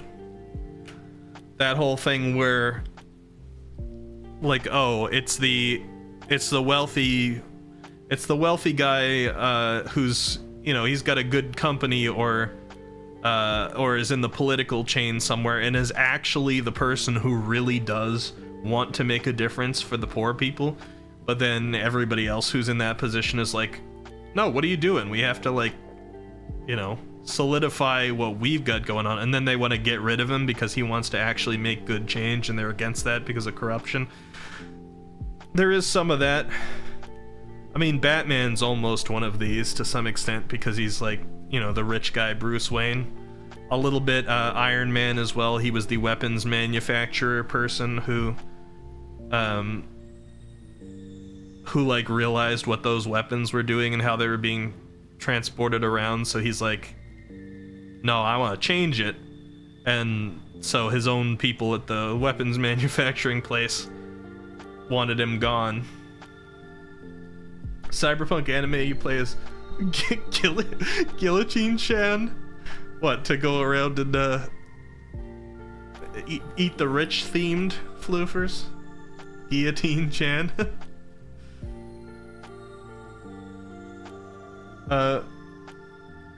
Hunter says, I actually think it would work well in Cyberpunk. After all, corporations run the world, so having the top seat is extremely important.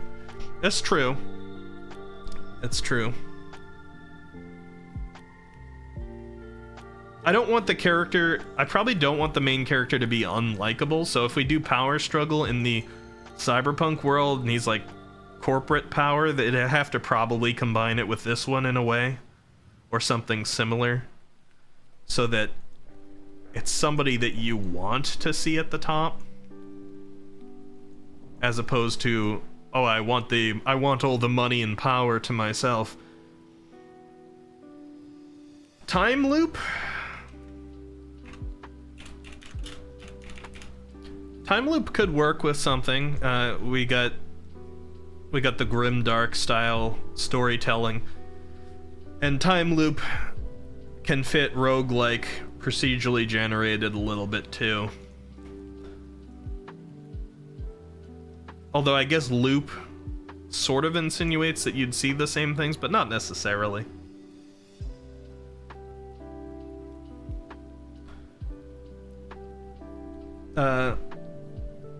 Hunter says, I mean, if you live in a cyberpunk world, then no matter what, you probably aren't naive. So not to help the others, but for the grasp of power.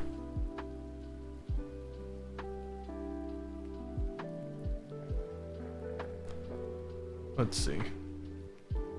Okay, got some very cyberpunky themes building up here.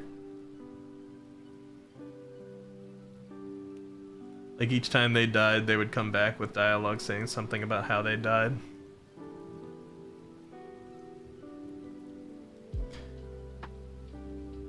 Revenge or class struggle would probably work best for what you want. It could. Revenge, class struggle. We could do the power struggle for trying to improve things too. Even like I mentioned Streets of Rage already. Streets of Rage was a little bit of this. You weren't like at the top of the top or anything, but the characters being ex-police people that like left because of the corruption of like the corporate guy who was trying to control all laws and crime there. Police typically in a cyberpunk setting are not the good guys either, because cyberpunk is almost always like a corruption thing. But you can have, you know, the good one stereotype within a realm of people that are usually not considered the good guys because of corruption, that is attempting to fix it. Look at Batman again.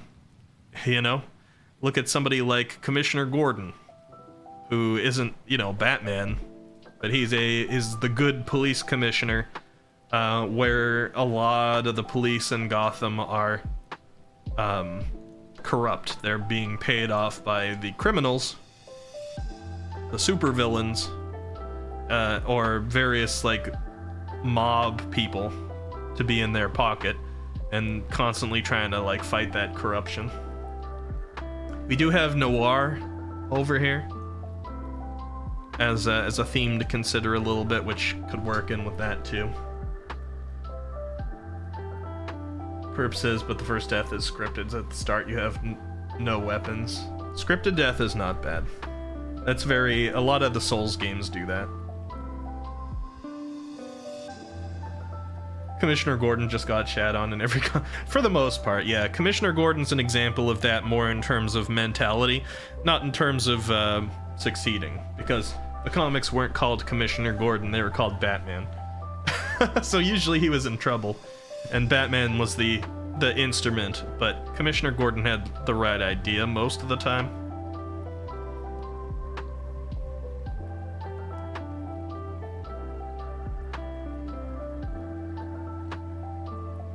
Man got tortured, watched his daughter. Oh yeah. I was never a fan of that storyline. You know, that's a hot take a little bit amongst some Batman fans out there. What was that called again? I keep thinking Another Day, but that was the Spider-Man storyline.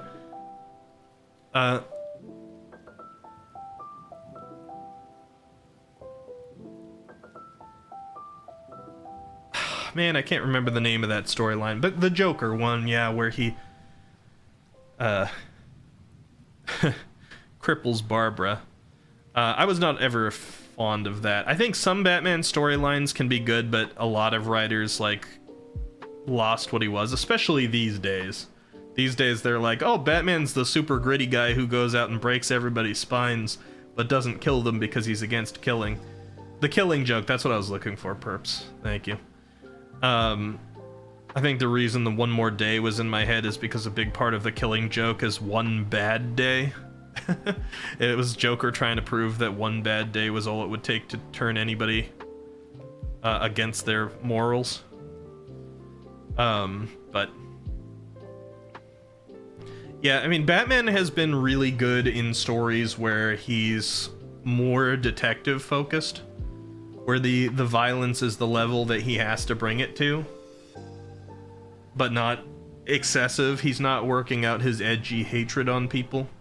He is trying to make a difference, but also being a symbol of fear, because he knows that like just the, you know, the colorful superheroes doesn't really do it in Gotham. But Batman does still kill people. Yeah, depending on what you're watching or reading. He's supposed to not. That's supposed to be the one rule that he never breaks. And as far as like canon goes, if you want to say that DC has one canon, is that he's never actually broken it, but he's gotten close a couple of times. But a lot of variations of Batman has killed people because, of course, with that being the theme, plenty of writers wanted to actually write a Batman that kills people.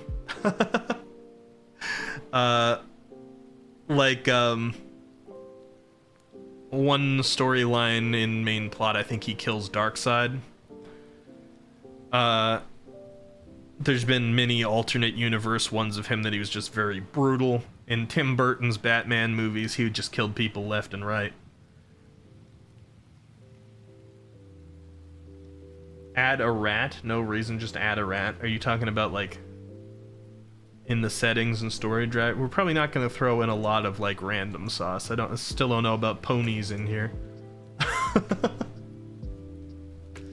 The rat's randomized for each player. We'll consider smaller elements like that as we get into the actual development.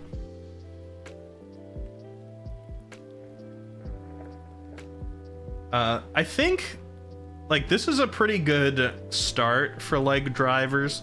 I don't currently visualize the main character that I would love to play in here yet, and there's not enough specification.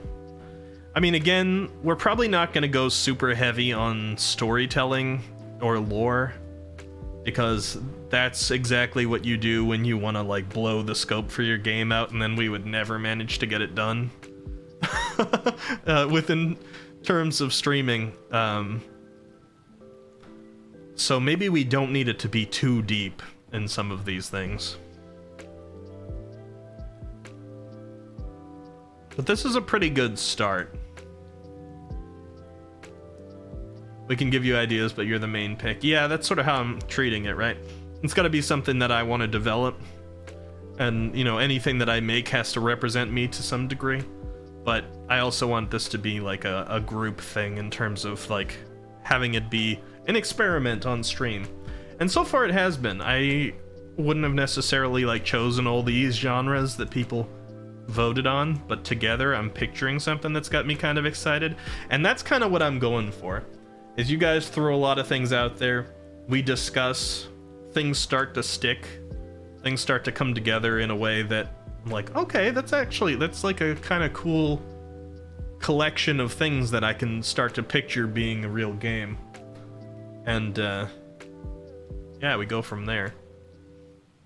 Just look at Risk of Rain. Most don't know the story, but just love to play it. Yeah, true.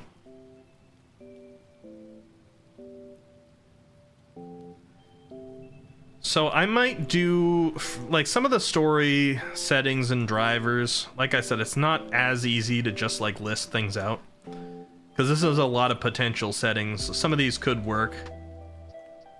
A power struggle and discovered a secret, or the good one discovered a secret.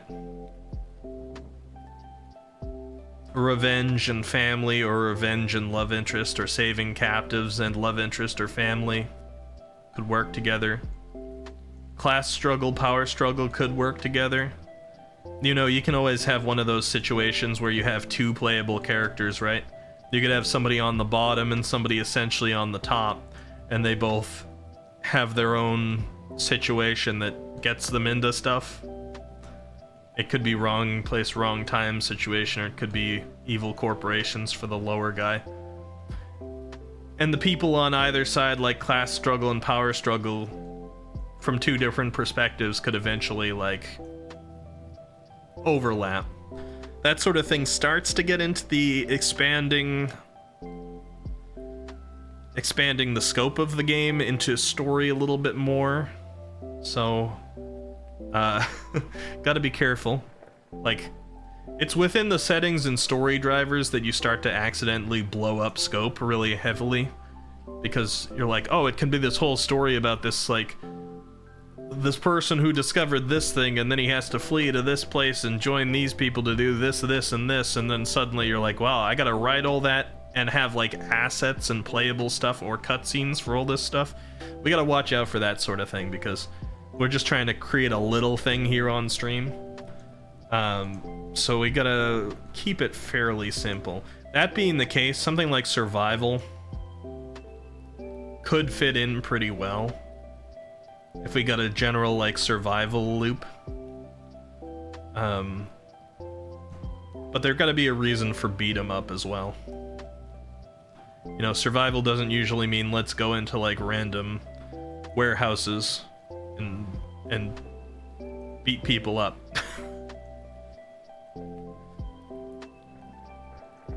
Let me see. Hey, welcome back, Rose. Milkshake says you can have somebody on the bottom and somebody at the top. Hehe. Hehe. Milkshake. I see where you're going. This is a family-friendly game-ish. Alright. Revolution could work. Revolution could definitely work. That's kind of class struggle, but like taken up a notch. Revolution!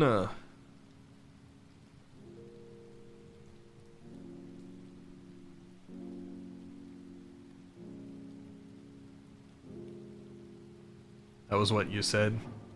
I suppose I did. Somebody at the bottom and somebody at the top.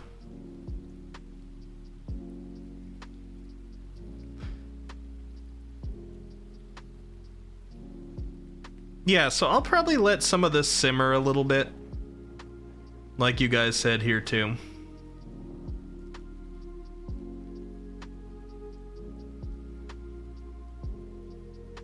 Yeah, Hunter, letting it simmer for now, looking at the Giants. Looking at the Giants is a good idea, but also, like, avoiding anything too heavy story related. A lot of the Giants are giant because they had the ability to be giant, and we're trying to go for small. Revolution survival could work. With a beat 'em up, it feels like we gotta make progress. Roguelike also encompasses rogue light, or sometimes spelled roguelite. But I'm keeping it roguelike because we're actually, I think, probably going to have some kind of progress. It's not going to be a full start over every single time, which is what elitists would say roguelike means. Hunter says, I mean, Hades was just Zagreus just wanting to see his mom and fought his way through hell. Yeah. And that's a good example of scoping. They had a team for Hades, it wasn't one person, but that's a good example of scoping, and that's one of the reasons I was kind of praising procedurally generated dungeon crawler roguelike earlier as choices for this, because these ones let us scope it pretty well.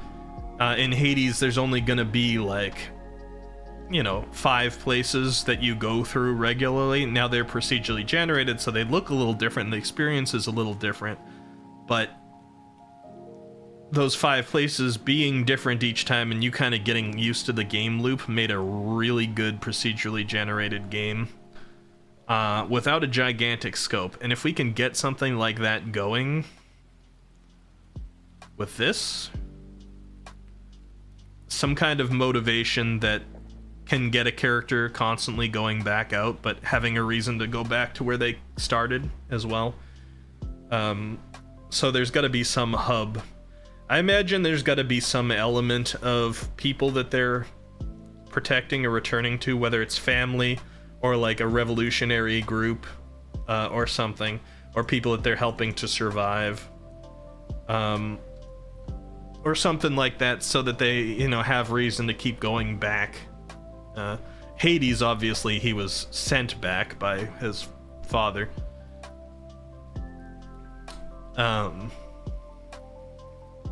Yeah, there's got to be a justification for the loop starting over again in a roguelike, but you can still make progress and technically finish at some point.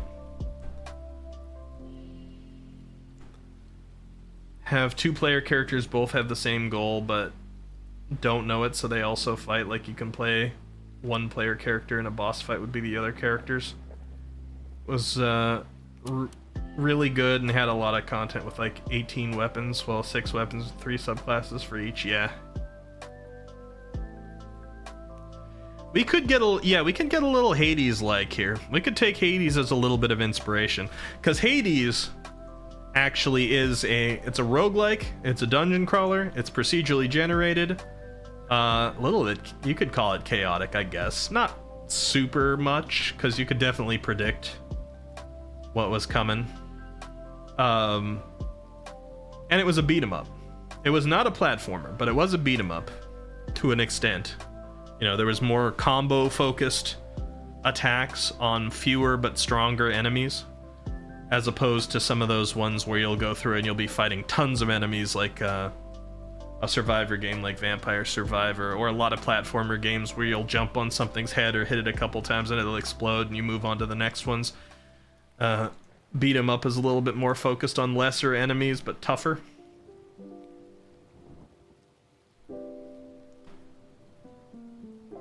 I gotta think about the chaotic thing too, though. Like, a lot of these story things, they're neat for like a more stereotypical cyberpunk story, but a lot of people leaned into chaotic, and I think chaotic could benefit these a lot. I don't want to slow it down too much by thinking about some of these things like class struggle and stuff might not actually really work, or they could, but they'd have to be like more of a background theme. But yeah, anyway, I think these are all really good starts. I think I'm going to try and come back next time with a little bit more of my own thoughts based on what we've said, and then get you guys' further input onto that. And then from there, we can probably actually start working on the game itself. I didn't know whether we would get into working on the game itself at all tonight. Like, this is work on the game itself, but, you know, we got to come up with some of these things before we start putting, you know, metaphorical pen to paper. And getting sprites made and levels made and coding done and this or that. I think this is a really strong start, and I'm going to put this aside for now, and next time we'll talk about it a little bit more. I'll think about these. I'll think about some games that do it with a good scope, like Hades, some justifications, and maybe get you guys' thoughts and expand on some of those things. This whole thing could be pretty cool. I hope you guys like the experimental idea of coming up with a game together. Like, we could end up with something real nice, and if it's good enough, we could turn it into a full game. You never know. So let's see. Hades, yeah. Hunter says, I'd say cozy as well, considering you can make friends and have relationships. Yeah, since we got cozy marked a couple times in there, the normal, like, loop of a roguelike fighting thing that's going to be beat 'em up and things definitely doesn't feel cozy. So I'd probably want to put emphasis on whatever it is you're fighting for and what you keep returning back to, right? The hub. You could even kind of say, like, it didn't have the feeling of it, but if we pushed Hades a little bit further in the cozy direction, the hub in Hades was almost cozy. You had relationships you could build with some of the characters. You had a dog you could go up and pet. It wasn't quite cozy, like, you wouldn't really call it cozy, but, like, you could push it just a little bit further, and it could be, like, a heartwarming reminder of why you're going through all the struggles that you're going through. So I think cozy could still really work there.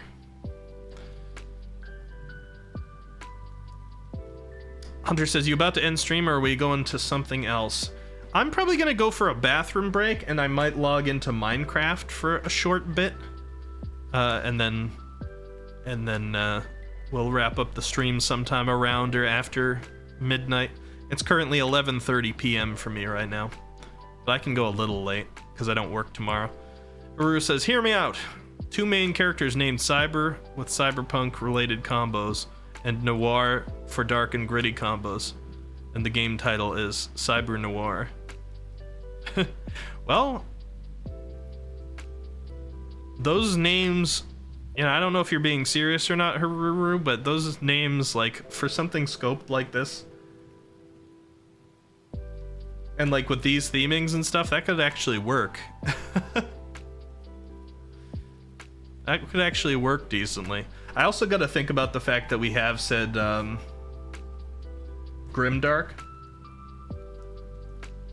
I know it's still a little bit of an umbrella, but it allows us to put some fantasy elements in there. So we might not have to keep it all to humans. Or if we want to evoke fantasy, but we don't want to have... I've actually done this with some of my story ideas in the past. I had a cyberpunk story that had fantasy elements in it. This was mostly game design document. I never really got into programming it, but there were fantasy elements, but it was not like people weren't necessarily humans. It was just fantasy elements started getting built into their terminology because of ways that people adjusted their bodies. Like, the names came out of fantasy even in the worlds, but it's not like centaurs or giants or anything existed, but people were now using those terms for some of the cyberpunk body modification because people had started, you know, building giant bodies for themselves through modification, or like extra parts, like, you know, tails and different ears and things, because body modification is big in cyberpunk. And so the fantasy element was kind of through reference rather than real fantasy creatures, and gave it that sort of theme feeling. We could co-opt that a little bit and use that in here to an extent, that, you know, there's people that seem like that like kind of have the looks of fantasy creatures, elements of them, but it's just because of body modification. And since we're throwing anime on here as well, that's one of the things we have in our list. It could work with the appearance too, you know, we got robotic cat ears on somebody and stuff like that. So we could go that sort of way, that like some of the cyber body modification throws in a little bit of that fantasy element. If we don't specifically want to say, hey, like there's goblins living in the sewers or orcs that are now body modifying themselves or things like that. It depends on how high fantasy we want to get with our grimdark. And if we actually want to have it be like have magic included, or because you can clearly have something that's magically sourced to be powering cyberpunk related stuff as well.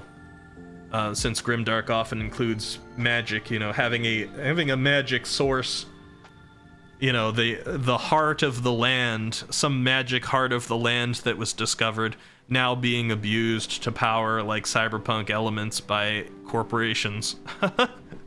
And it's draining the natural land and maybe evoking bad stuff. I don't know.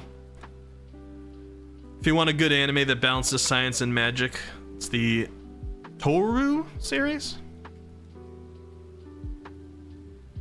Let me just copy that.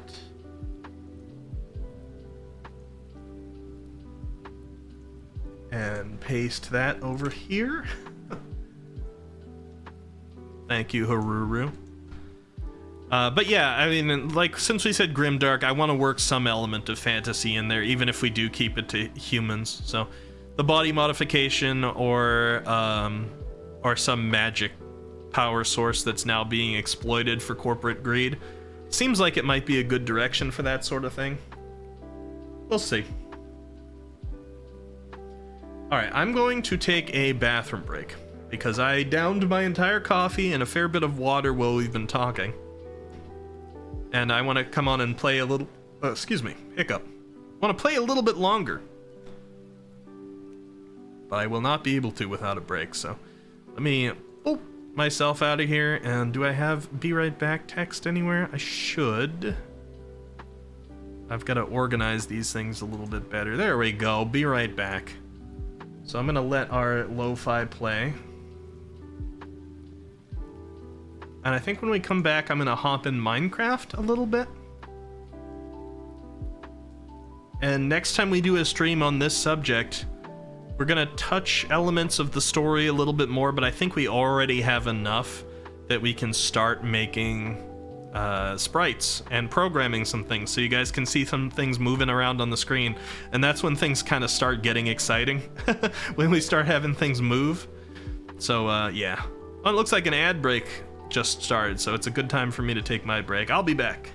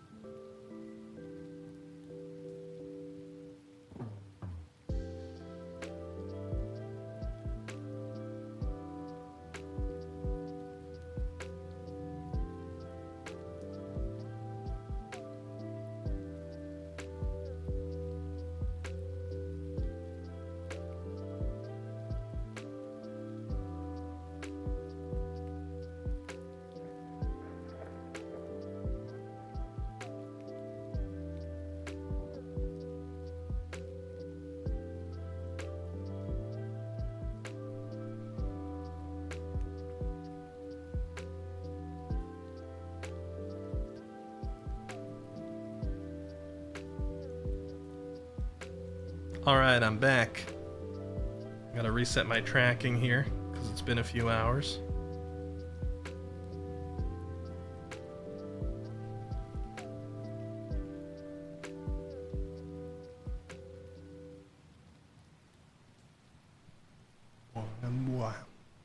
Yeah.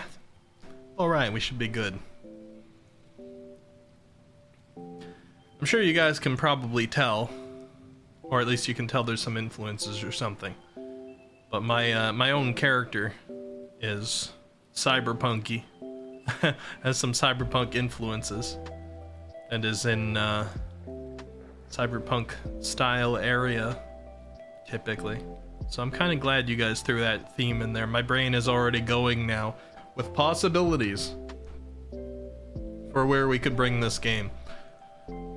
So let me see. Let me scroll up, see what I missed while I've been gone.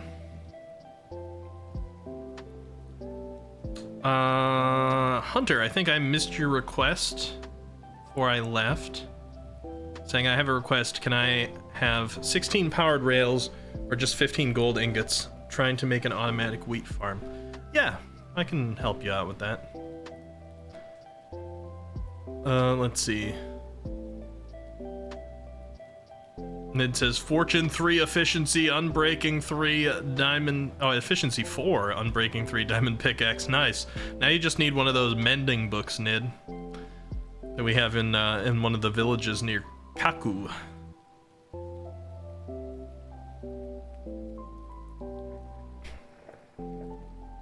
Witnessing with Nidco goblin mode.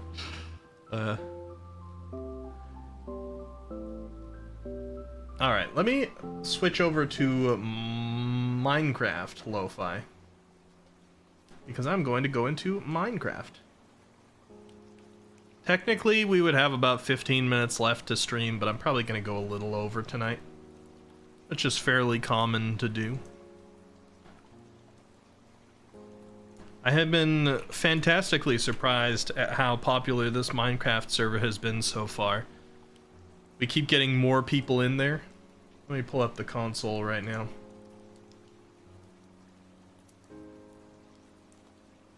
I see 6 people currently online. A lot of Amethyst Valley online right now. Housin, Milkshake. Crip says, Ricky, I just read this. Go to Nid and just play the disc 13. Why?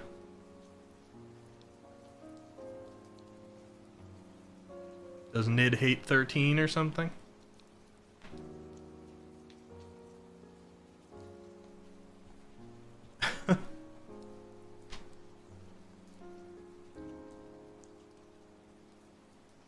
I did want to, I'll say it out loud just in case not everybody saw the alert. We have something on the Discord server, if you're in there, and you're part of the Minecraft thing as well. If you're part of the Minecraft thing, you should be a member of the Discord, because that's where all the announcements about it goes out, and that's where the rules are as well. But we have a Minecraft alerts role that you can pick up in the roles channel.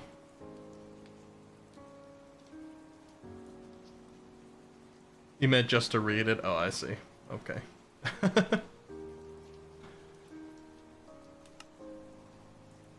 And that Minecraft alerts role will let you hear when I do special, like, announcements specifically for Minecraft, because not everybody's interested in the Minecraft server, so I don't want to ping my entire Discord every time I have a Minecraft announcement to make specifically. So Minecraft alerts will let you hear when I have things to say.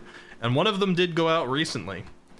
Thanking a lot of people for having joined the game recently or recommended others, like Nid and Pio, for example, have gotten a lot of new people into this game, which I'm excited about.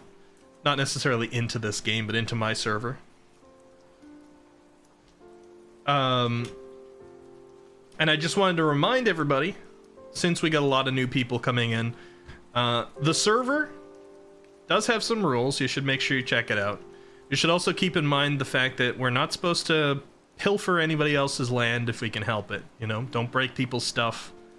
Don't steal people's stuff. Try not to mine, like, directly under somebody's house when they're still doing construction and things. Don't steal like if somebody's obviously trying to grow crops or this or that, try not to steal them. If you do accidentally break them, try to like replant them at least. You know, if you've broken some wheat or something like that, try to replant it, or whatnot. Also keep in mind the fact that not everybody on this server is going to be 18 plus. There has been some, and you know, it's fine to joke with your friends and stuff, but if you're on like the public chat, or if you're interacting with somebody on the server who you don't know that well, don't necessarily pull a bunch of like adult jokes, because it's not always going to be appropriate. Just know who you're interacting with before you do it. Okay. Was there another like rule-based one? I don't think there was another rule-based one. The other things I just wanted to mention was, if you guys start to feel like there is a lot of server lag, like so far it's been all fine, but if we get a lot of people in here at once, because we're getting more and more people in, and you start to feel like there's server lag due to the amount of people, let me know. I can always consider upgrading the server. I'm really excited to see a bunch of new people in here. That's purely a good thing in my mind. So if we get a bunch of people in, and like, you know, 15, 20 people start playing at the same time and things get slow, I can always upgrade it. Alright. Pal says, I'm guilty of the first rule. I've been getting others' crops for days now. I'll ask permission. A lot of times people's crops, you know, a lot of the things people do in this server, they say it's kind of communal anyway. But asking permission's good. And then if, you know, you ask permission and they say, oh yeah, you can feel free to help yourself anytime, just replant it or whatever, because it's communal, then you don't necessarily need to ask every time after that, but yeah, just make sure that whatever you're doing is okay with the person. Nothing that has happened in the server so far has been a big breach of anything yet, but I just want to make sure everybody continues to have a good time with it. So I'd like to remind of those rules every once in a while. Particularly when new people come in, because not everybody thinks to go and look at the pinned rule set, even if I mention it. But that being said, yeah, you guys have been fantastic in the server so far. Everybody's been really well behaved for the most part. Everybody's been sharing crops and being respectful of each other's areas, etc. And Nid is being attacked by a warden, apparently. Pio says, me especially. Why you especially, Pio? Why you especially? Distinguished player? Are you getting a big head just because you have a big head over here, Pio? Is this giant mural of Pio surrounded by gold and amethyst? Maybe going to your ego a little bit? Are you in the game right now, Pio? You're not.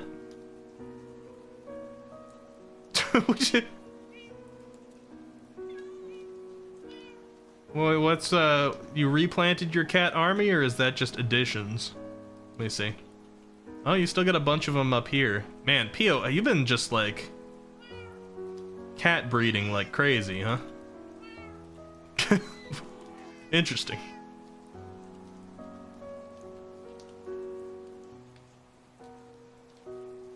That's your anti-creeper army? Want to have cats, Pio? How much for a young Kato? You're gonna buy cats from Pio now? By the way, there's been a lot of particular pop-up. I don't think Toesman's here right now. Toesman does watch the VODs. I apologize, Toesman, if a couple of your structures get taken down. I'll try not to too much, but Toesman has been tunneling. Has been tunneling under the server a lot. And there's a lot of archways popping up. Like this. Cobblestone archways that lead to this kind of tunnel. Here. You see another one right over here. There were a couple that popped up directly in the middle of the village that I'm trying to revamp. One of them was around like right here, even breaking through the street. So some of those have been closed up. I'll just say, like, activity like that is has something you have to consider when with the whole like be mindful of people's spaces things. Some of those, if they pop up in the middle of other people's structures or like the town and things, they might get closed up. All right. It's fine for you to dig around and stuff like that. Just be mindful.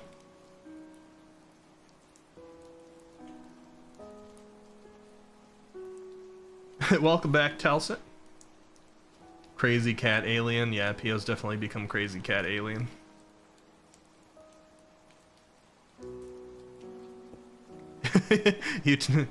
You're adjusting the archways to make them slightly prettier, Kaku. Understandable. Yeah, where possible, I've adjusted Tozeman's archways or things just to leave them there and make them more pretty. But I don't know. For some reason, Tozeman, I haven't really gone in and investigated. Tozeman is making tunnels. Maybe I won't interfere. You know what? I'm gonna leave your tunnel alone, Tozeman. Just be mindful of where you pop out, okay? Look at this, by the way, guys. You see this? One of the really impressive things about this server is that everybody, except for myself, is playing in survival mode.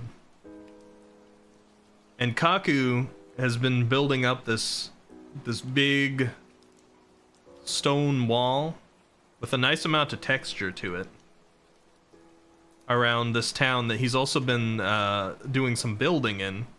Like, this is the one that naturally spawned up the side of a mountain.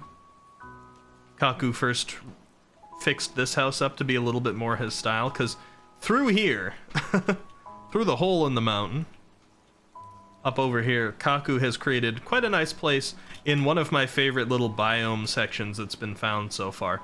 In the middle of this series of snowy mountains, they all come together on each side and then have one little grassy area naturally in the center.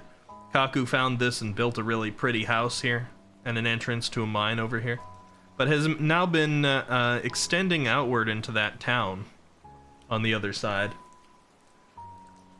and doing some of that architecture change. Hey, Hanyo! Welcome, welcome! Alright, hold on. I'm gonna go fly above this town for a second here, and then I'm going to give you a shout out, Hanyo. Hello, how are you? Welcome, Raiders. My name is Ricky, the channel's Eccentripy. We're the Squiddy Cats. And I hope you all had a fun time at Hanyo's stream today. Let me get Hanyo a shout out and let's watch a clip, shall we? How you doing? Oh, they're playing the alert again. Shout out. Gumi Hanyo, nut. I still have more. Oh.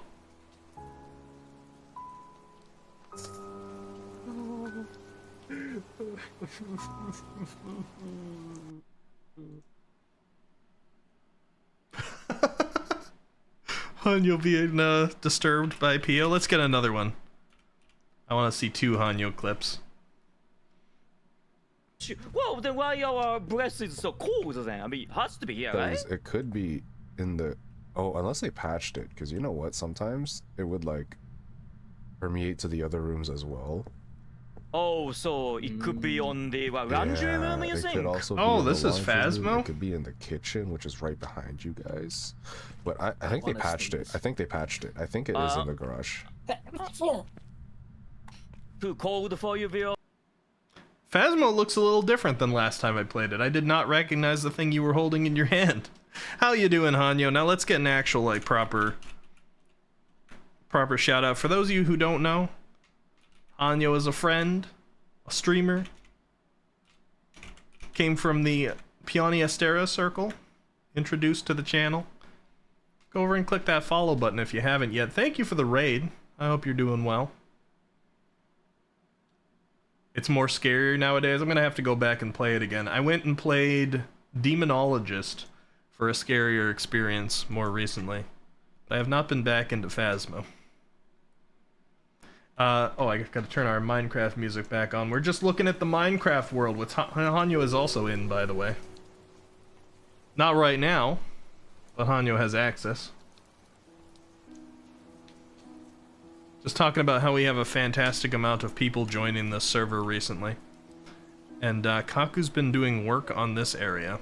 I think this building here, it might have replaced one that already existed, but it's entirely Kaku's new creation. I believe it's a pub, but I don't want to go in there without permission because I don't know if the work is done inside yet.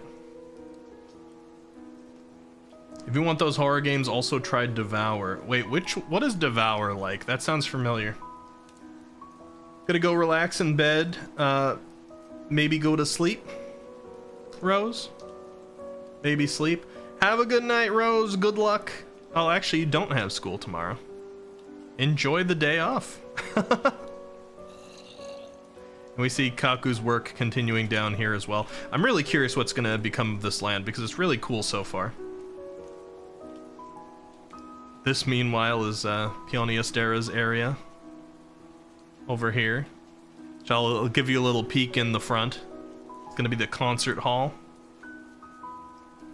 Why is Nid angry? I don't know. Look at this. You can already see this coming together a little bit, huh? I want to have an empty hand. Let's do this. Got some seating areas. Got a stage coming together. There's got to be some more work done there, I've heard from Pio. Got some lights happening. They still got these big, like, stone walls we gotta figure out, but... Game crashed and your stuff despawned, your new stuff. Any, like, particularly valuable, stuff, Nid, that you need help with? Honestly? I'm having, you know, you gotta get my trust back a little after you tried to pull the blooming... the blooming amethyst thing, but, I do like you. I'll go and help you out. What was your pickaxe?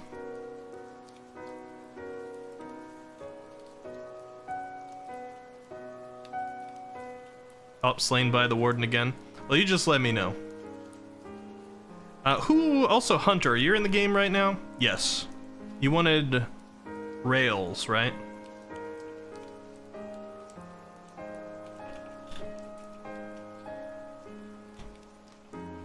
Most of this game is survival, but I have been helping some people out with some things that they needed. How many did you need? 16?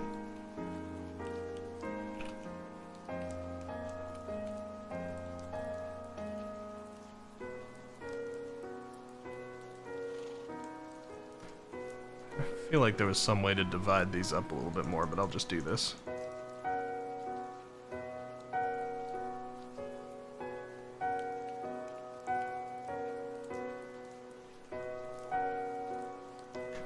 I've dropped 16 powered rails right outside your entrance, Hunter.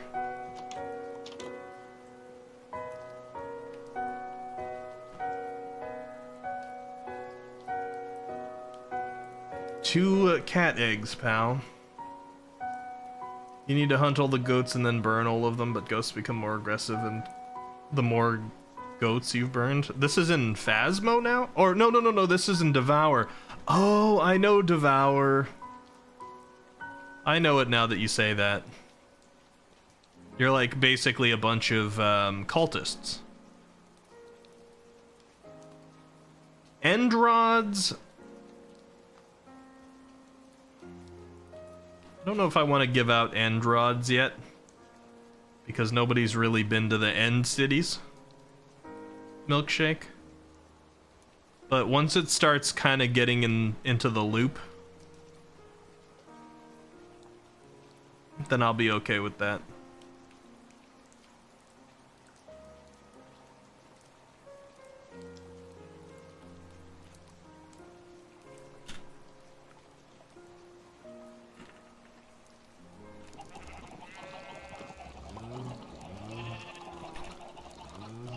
So do you care if I just spawn a couple of cats for you here so I don't give you the egg itself, pal? Is that alright? Do you have some fish? Do you have some fish for taming them? Hey, Hey, Raspberry Gemstones! Welcome, welcome. Good to see you. You don't know how to control them yet? You need some raw fish.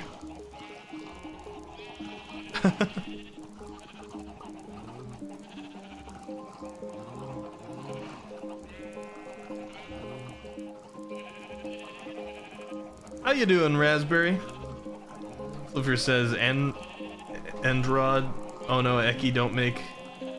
Why are you saying Enron? Oh no, Eki don't make Enron in your wholesome Minecraft server. I don't know what Enron is. Endrods. Spawn them here inside? Okay. Yeah, just be careful about opening your doors, because they will try to run out. Until they're tamed, they'll try to run from you.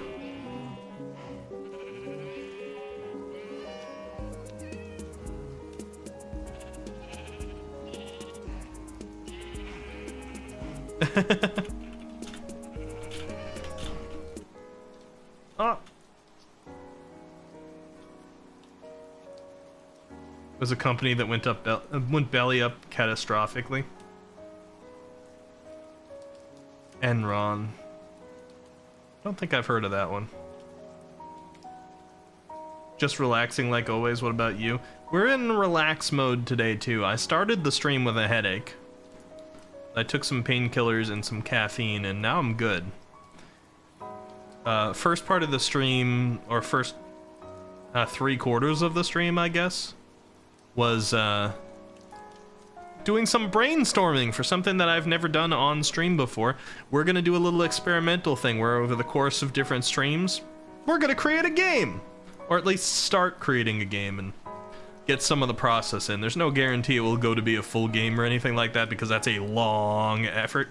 But I wanted to show some people a little bit of the game development process, because I'm a game dev in my downtime. So we came up with some genre ideas tonight, some themes, some ideas on the setting a little bit. So we're thinking we're gonna go with a beat-em-up platformer game that's also got roguelike elements, some element of a dungeon crawler type thing. Here, let me just pull up my list, actually. Let me pull up the things that we looked at. So we had a lot more than these things, but the numbers are just people kind of voting for them. So we said, okay, beat 'em up, platformer, roguelike, dungeon crawler, procedurally generated, and then people wanted cozy and chaotic elements. And it's got my brain going. I don't want to be like down to earth, too gritty with it, because I think chaotic could make it really fun and make it a little bit different. So I want to lean into this too, especially because chaotic was one of the most voted for elements out of anything. And then people liked cyberpunk, grimdark, anime. Ponies got thrown in there. I think the only reason that's in there right now is because it was from my girlfriend. And Noir. And then we thought about like some story setting drivers. We didn't do any voting. This is the stuff that's gonna really like cook in my brain a little bit before we come back and work on it more. But people said, you know, maybe evil corporations, gangs, mercenary hitman story, or class struggle, revolution, something family or love interest related, saving captives, revenge, survival, a wrong place, wrong time kind of story, framed, which tends to go with that. Discovering a secret, which could go with the other two. Power struggle, being like the good one in a bad group, or a time loop kind of situation. We don't know where we're gonna land on these yet, but we just did sort of some brainstorming. And I think next time when we come in, we'll talk about whatever's cooked from this. And then possibly get into some actual game development stuff, start making some sprites and some characters that can move around on screen, because that's when it starts getting exciting, is when you can like see things moving. And we're just gonna kind of experiment with like making a game on stream. We've never done that before, so curious to see if it will turn out well. Raspberry says, oh well, I'm glad you're feeling a bit better and nice. I hope I can make it for that. Very interesting. I feel like cozy and chaotic would mix kind of well if you think about it. They certainly can. And I try to embody that on this stream. Like, sometimes we have real cozy streams. Sometimes we have ones that can get pretty chaotic in different ways. So I always have cozy and chaotic both in my tags for my stream, because I feel like we do it. We're probably always leaned a little bit more toward cozy than chaotic on here, but it's gone off the rails a few times before. And when I think chaotic, it doesn't always mean that everything's falling apart. I have my own gremlin side to me. There's another one of Toesman's arches over here. I think we've got one on both sides. One there. And one that's popped up near the rail system over here. Yeah, right there. I don't know what he's doing. Very curious, Toesman. Very curious. This right now, Raspberry, is the community Minecraft server that's recently opened. For people I've known for a little while, long enough to trust them, are getting whitelisted in here. It's not super duper strict, because if there's somebody that vouches for people and I trust the person who vouches, or I've known somebody just for a few weeks but they seem like good people, and whitelisting some of them in as well. And just backing up the server regularly. There's another arch right there. Toesman so close together. Oh, another one right there too. Look at that. And right there. This guy. This Toesman guy. Thanks for trusting me in your server. Of course. I think you were here for the earlier stuff too, Milkshake, right? Or like the Minecraft ping that I had on the channel earlier, or the Discord channel. Basically, we got a lot of new people in here recently, so there were 3 or 4 things I emphasized. Let me take a look at the actual server so that I can quote myself right.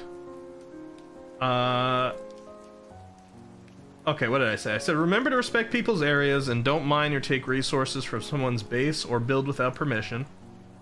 Remember that we're not an 18+ community, so there may be minors and people uncomfortable with explicit jokes. So keep it respectful, especially if you don't know the person you're talking to. And then I have World Guard installed. So if anyone wants me to claim an area for them, which essentially just means I can make it super protected so that only you can access stuff in there, let me know and we'll discuss it. Some people have built quite interesting houses and stuff so far and might worry about more people coming onto the server. So I can go in and kind of select an area and make you the owner of it so only you can interact there. You know, except for like me when in God mode and stuff. But and if you experience a lot of frequent server lag when there's a lot of people on now, let me know. Because I'm not in it at all times. You guys will be in it more than me. So if we start to get a lot of people and the server starts to slow down, let me know. I can always consider upgrading it. I'm really excited to see more people in there, so I'd rather upgrade it and make the process better for people. Rather than have it start slowing down when more people are in there and having people want to like stop playing when there's... when the numbers are up. So those are just some general things for everybody to keep in mind as we go forward, because the server's growing a lot faster than I thought it would, and that's a good thing. So if I have to protect anything for anybody or upgrade the server or whatnot, happy to do it.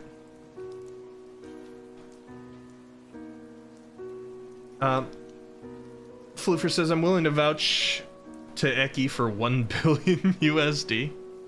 I think if you get bribed into vouching, Floofers, I'm not going to be able to trust it, alright? Talsit says, I think this NyQuil is starting to take effect. You gonna knock out Talsit pretty soon? I mean, it's nice to get some good sleep. Look at Froggy's sniffers, but look at the sniffers. You guys seen sniffers in Minecraft before? These things are giant. Look at these. You see that nose? This is like Froggy's rare creature pen.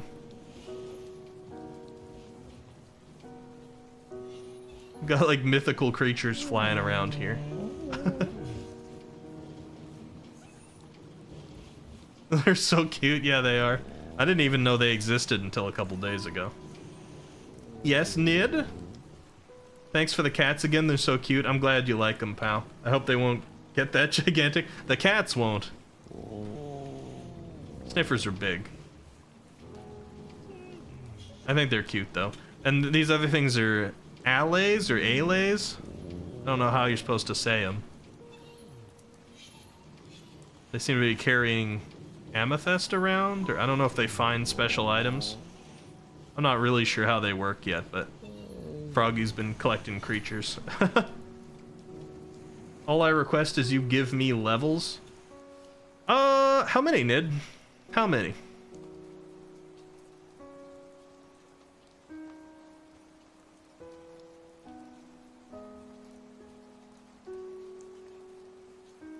"34 levels. I have all the materials I need to get back my gear. I can't restore the enchantments on that pickaxe." Yeah, that's fair.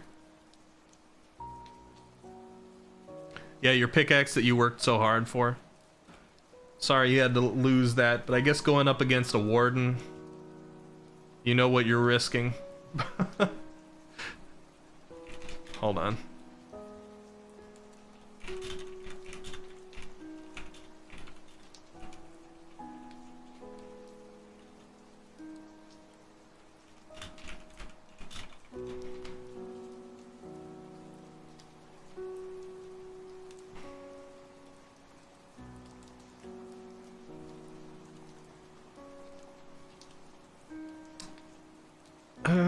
Da.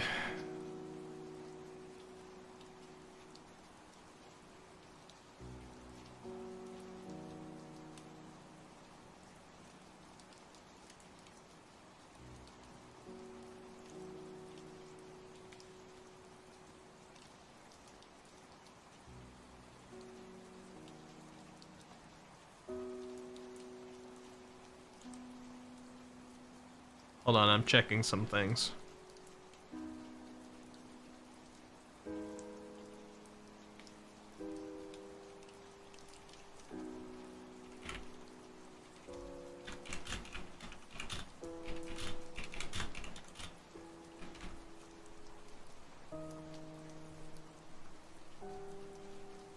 You're at level 45 now, pal? Oh yeah, because of the dragon as well.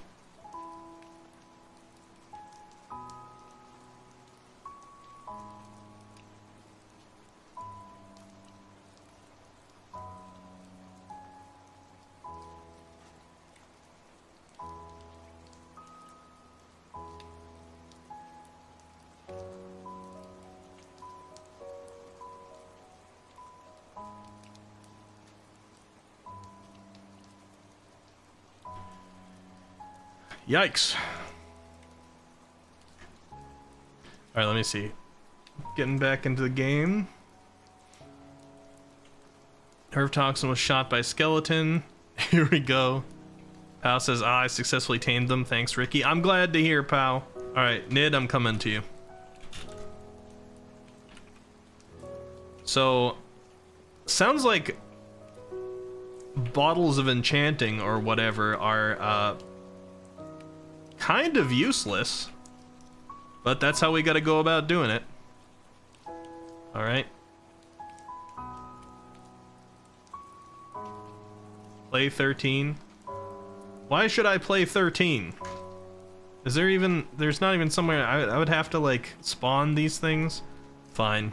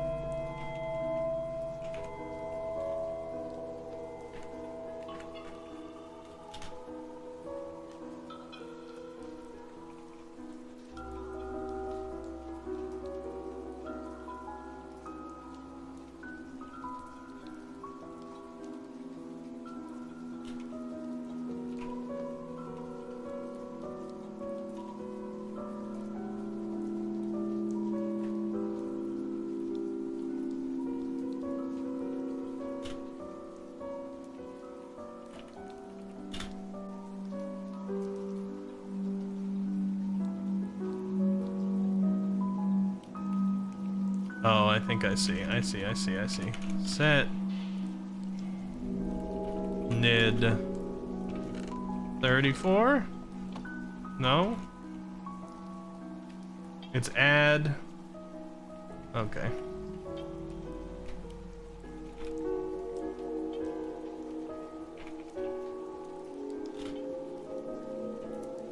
Oh, I see. Let me try set instead. Can I do it this way?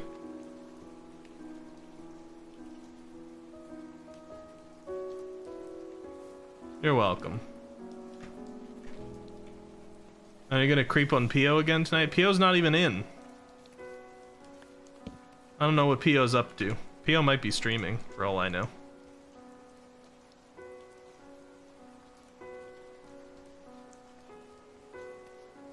I feel like Pio said that she might be streaming on Sunday.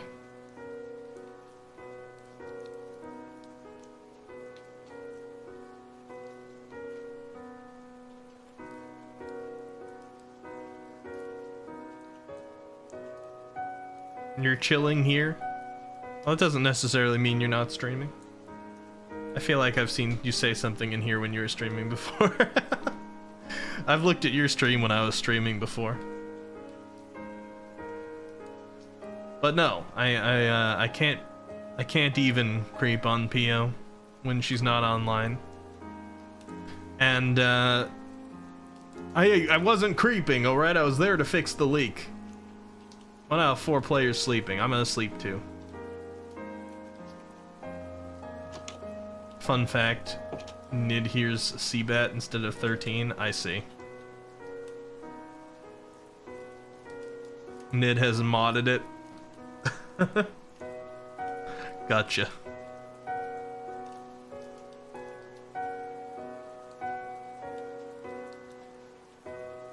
Oh, Pio, I forgot. Let's see, we got 3 out of 4 players sleeping. I saw, Pio, when you were streaming that you wanted to put carpet on your stairs, but it doesn't quite work that way. Do you want me to give you some of those red blocks that I was using on the walls when we were testing things? Because that's just red concrete. It's not even that, it's not really a valuable thing. But I can show you what it would look like.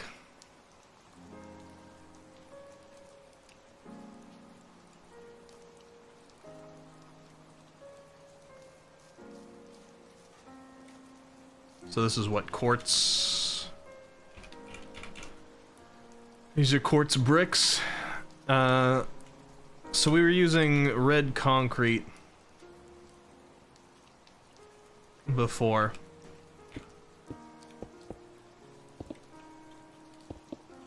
This is what I made the walls into.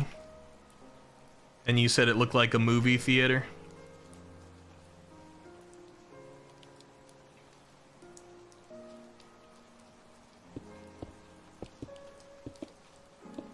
So if you want, I can put some of those in your chest and you can play around with it.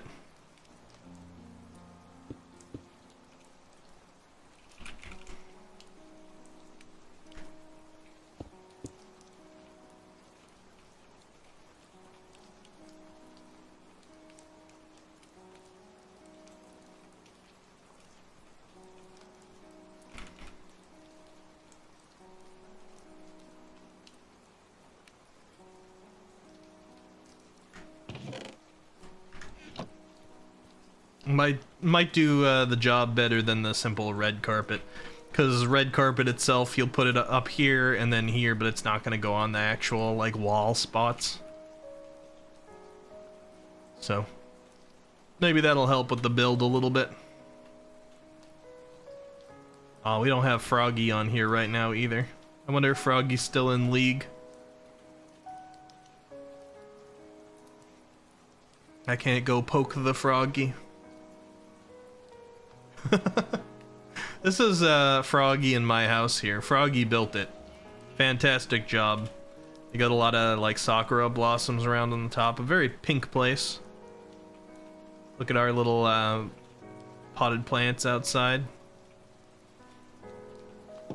But I like this. The modern kitchen. Look at that active stove with the the stove hood there. Our refrigerator and freezer there with the little drawer underneath. Working oven. See?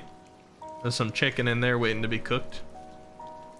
Live, laugh, love sign. A little steak on a plate here. Some candles. This is Luna. Oh, you heading out, Perps? Have a good night, Perps. Are you in the Discord? Oh, you are in the Discord server, right? Adios. If you want to join the Minecraft server, oh yeah, you are, because you put the pictures. If you want to join the Minecraft server, Perps, just DM me your Minecraft username, and I'll let you in. I think you'll be good. This is Luna. Can we get some plinks or crunches in chat? I want some plinks or crunches. I'm gonna bring this up. This is a plink. Alright. And a crunch. Those are both Luna. That's an internet cat. That's an internet cat, Luna, who is popular for the crunching, but and for that like slow blink thing. It's a crunch with a U. There we go. And I love that cat. Froggy loves that cat. A lot of people love that cat. So Froggy got the in-game Minecraft version of Luna and named it Luna. Look at that.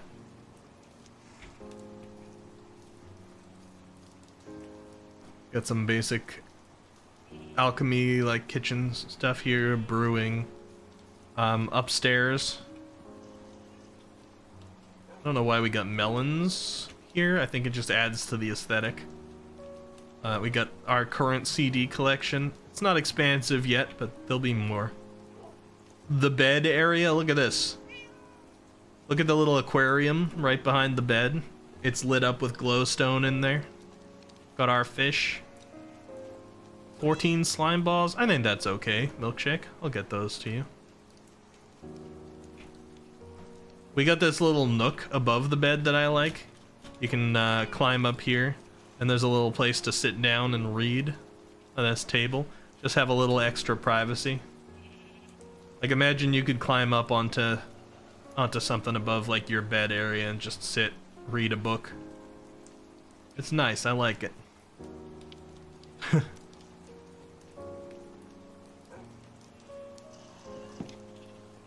Good thing you got 2 name tags. Oh, what are you gonna name them? That says coincidental. The cats that you summoned in my house turned out to look exactly like the cats of my 2 besties, Mochi and Matcha. Aw. So you giving them that name? Oh, we're missing a piece of balcony. I wonder if that's on purpose. I didn't know Froggy got a camel. Interesting. From a recent journey, I suppose. I'm not even sure I knew there were camels in this game. This might be my first time seeing a Minecraft camel. Alright, Milkshake, I'm gonna be teleporting to you. Kaku says, I need so much wood. I'm gonna go get crickets before the store closes. Okay. See you later, Kaku. Yeah, wood is always valuable, but at least there's a giant forest nearby. Alright, Milkshake, I'm coming to you.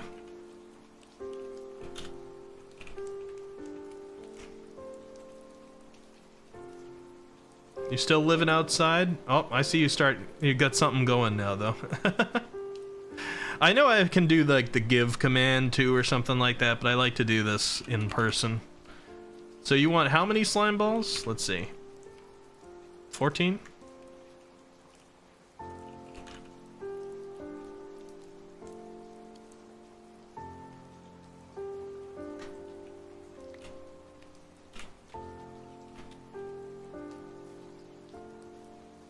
Of course, you're welcome. I want this server to be mostly survival, so people are doing things in survival. Some people have chosen to do things fully in survival, and you see this whole building that's going on here from Milkshake. I'm not going to look too close because some of it's probably going to be a surprise. But all this has been done in survival, and background the spawn and stuff like that, all the things that Kaku's been doing from survival. But I'm prioritizing people's enjoyment over the 100% survival experience. So if somebody loses something really important and they want a little help, like Nid just lost all the equipment, and Nid wasn't even like, hey, can you remake all my equipment for me? He was just like, hey, can I have some levels so that I can re-enchant some stuff after that loss? I go in, I'm happy to do that. I'm happy to give some people some blocks, like some red concrete to build with. Or a couple of cats or things like that, just so the experience is more enjoyable. I want to have it be a nice blend, because I do want the server to be pretty much a survival server, but sometimes it's just like, okay, I could not give it to them and they could go spend a couple hours like walking around and then dragging cats back from a jungle on a lead. Or I could just give them 2 cats. What's it really gonna break? So hopefully you guys all kind of understand that sentiment. It seems like everybody's on the same page with that so far. There is a panda. I have actually seen the pandas, yeah. They're hard to get though. Hunter says, Eki, I need another favor. Can you summon a villager for me? I need a villager to make it work. The only exception to our villagers are green jackets. Oh, villagers with green jackets. I can give you a villager.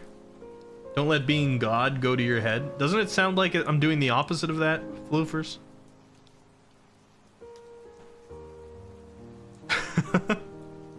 If it was going to my head, wouldn't I be flaunting my powers over everybody else and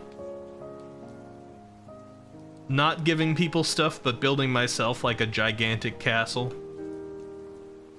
with my face on it? The only things I've built in creative mode so far for myself have been this house,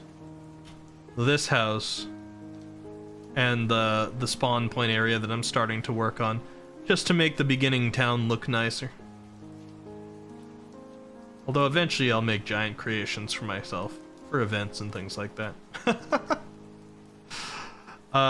Okay, Hunter, I can spawn you a villager. Normally I'd say no to that, except right now, villager breeding is off, essentially. It's not turned off, but you can't... It doesn't work when mob griefing is off for some reason. Aru! Hello, welcome. Welcome, Raiders. My name is Ricky, and we're in the community Minecraft server right now. Let me see. Villager... Here you go. Aurora rated my stream with 4 viewers. You're welcome, Ned. You're welcome. There you go, Hunter. Let me get a shout out for you. Aru, how you doing? Yeah, PlayStation. You like it? You like the sound? Alright, let me see. Pause our Minecraft music here. And let's get a shout out. What were you doing tonight? You were playing... Oh, Buckshot Roulette, huh? Other collabs aren't that good. But the Keys in the Eye ones. Yeah. Azure Lane, little Azure Lane gameplay. Yeah, I definitely understand that, because almost all the time I just basically use Super Gamer. Look at those Keys waifus, for, everybody. For carrying my entire battle. Yeah. But An until ass. I'm then, getting all of them too. yeah. But until then, until I have Gene Bar. Alright, you gotta tell me, what did you think of Buckshot Roulette? It looks a little creepy, but in my experience, is that game kinda easy? Was it kinda easy, Aru? I feel like the nature of the game makes it feel like it should be harder than it is, but it's kinda easy, isn't it? It's fun though. I haven't played it myself, but I've watched a few people play it.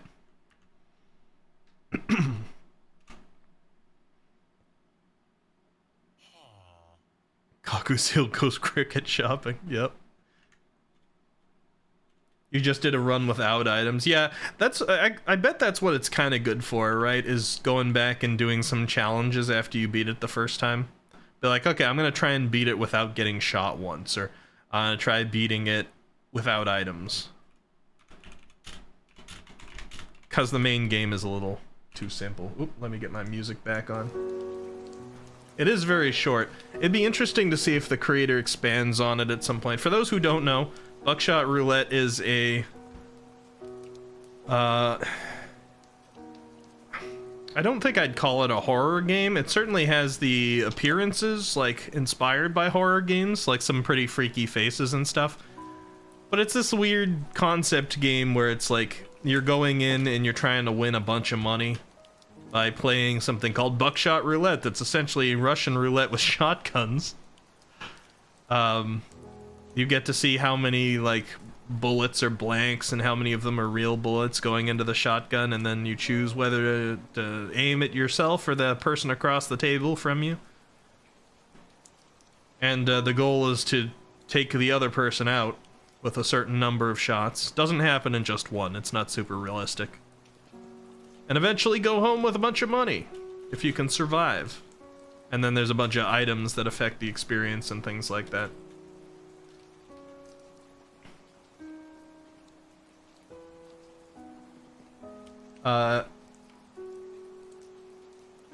Let's see. Ari says, I think if the stakes were higher, maybe I should have spicy chips next time. Yeah, you gotta make your own stakes high. That would really bring the sweat on, right? If you got something that's gonna be painful to eat, and every time you got shot, you gotta eat it. That would up the ante. Or like get one of those little shock collars or something like that. have it go off every time you take damage.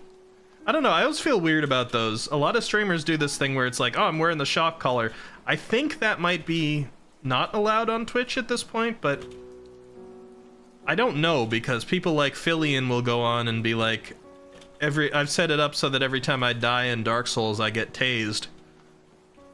So I don't really know what's allowed and what isn't. But a lot of people do those sort of things. I don't know if I'd want to do that. It says, since you're already online, is it possible you can respawn the dragon for others? I don't know if I'm going to do that this second. Just because I don't have the coords and I forget exactly what it takes to respawn. That'll probably be something I do offline. But I'm not trying to have a bunch of others go in and defeat the dragon right now either, because I kind of want to do that on stream. So I'll probably hold off on respawning the dragon until a little bit later. And then we can do a stream plan for it. No worries. Look at this, by the way.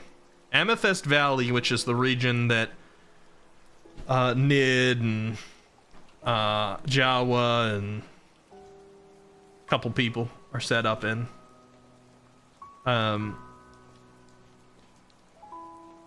Abyssal Knight, I think, probably has come in here. Has been building more and more. This is the local banner for Amethyst Valley. And now they've got an arch with the amethyst. And their buildings have a lot of amethyst, like, built through it. I think it's kind of like an infestation, right? Nid. That's like the general idea, is that it's kind of like infested with amethyst. Not, or like, you know, not that that's a bad thing per se, but magical amethyst. Abyssal will set up here eventually. I saw Abyssal on the other night, I just didn't know where they went. So I like that people are coming up with their areas here. I want to play with banners more so I can give different areas, different people their banners. Like, I think for PO, for example, it might be tough to do the UFO look, although we might be able to pull it off. But PO also has like these star themes on a lot of like the backgrounds and stuff that PO uses. It's like a 5 or 6 point star. I think 6 point. With like the bottom point being longer. And there's a color scheme and everything to PO's channel and stuff, so it might be quite possible to make a very PO banner or something like that. We got a lot of streamers coming in here now. We got PO, we've got Von Locke, who we'll be collaborating with on Thursday. We've got Gumi Hanyo, who raided here earlier. Aru, I don't know if you have any interest in Minecraft.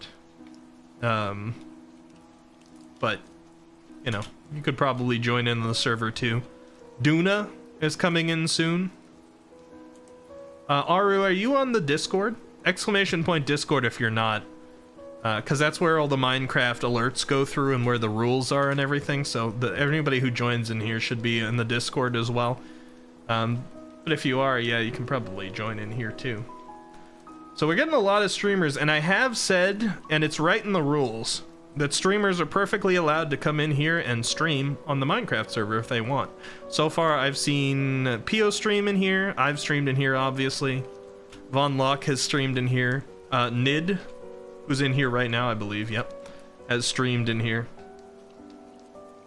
There's a couple exceptions if we're doing a special event that's intended to be like YouTube content or something like that.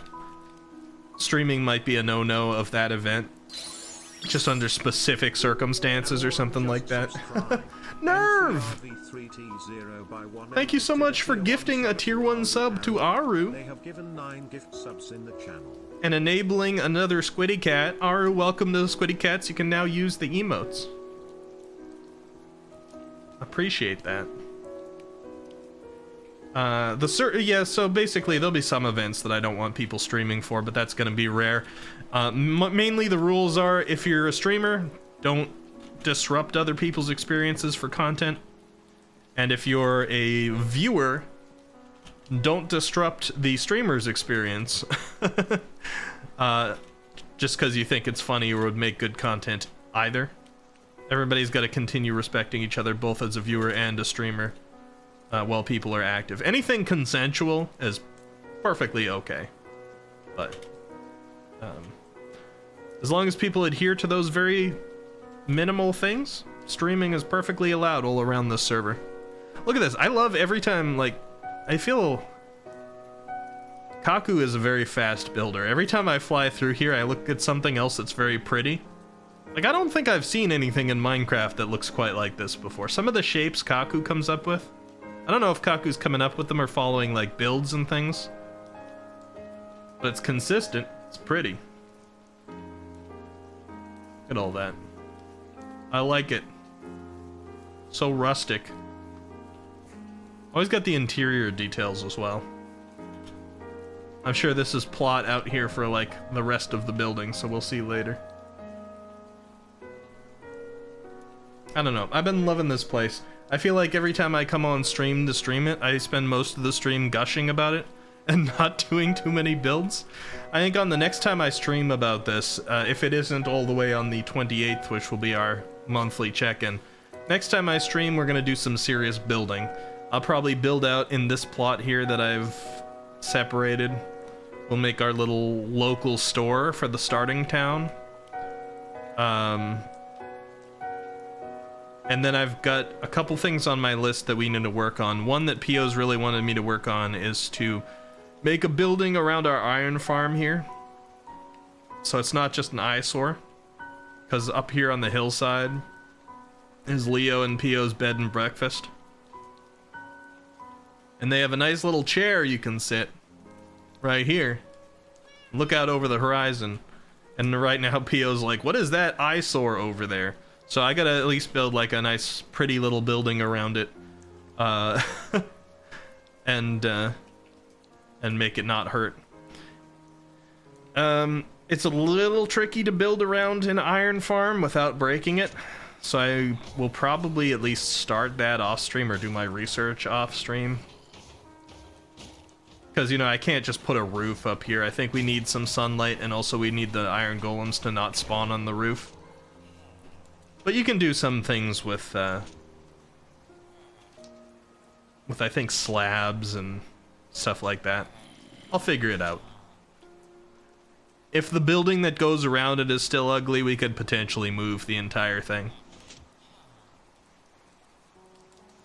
But I do like the fact that the beginning area is starting to get fleshed out. We're seeing that Kaku's work coming down from the mountain is starting to get close to the starter village over here that I'm revamping.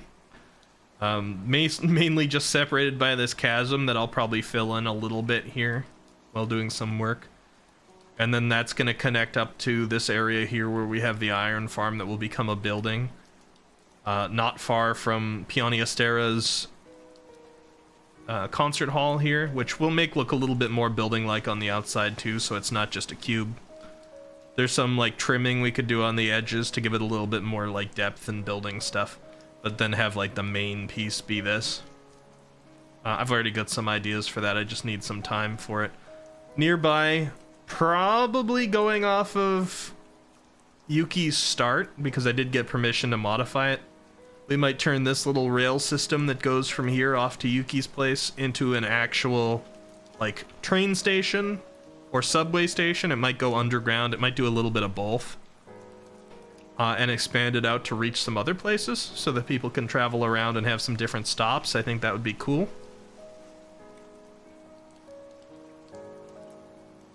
Over here is Nerve, which kind of like connects up to the train station area and to Pio and Leo's place. Behind Pio and Leo's is Froggy.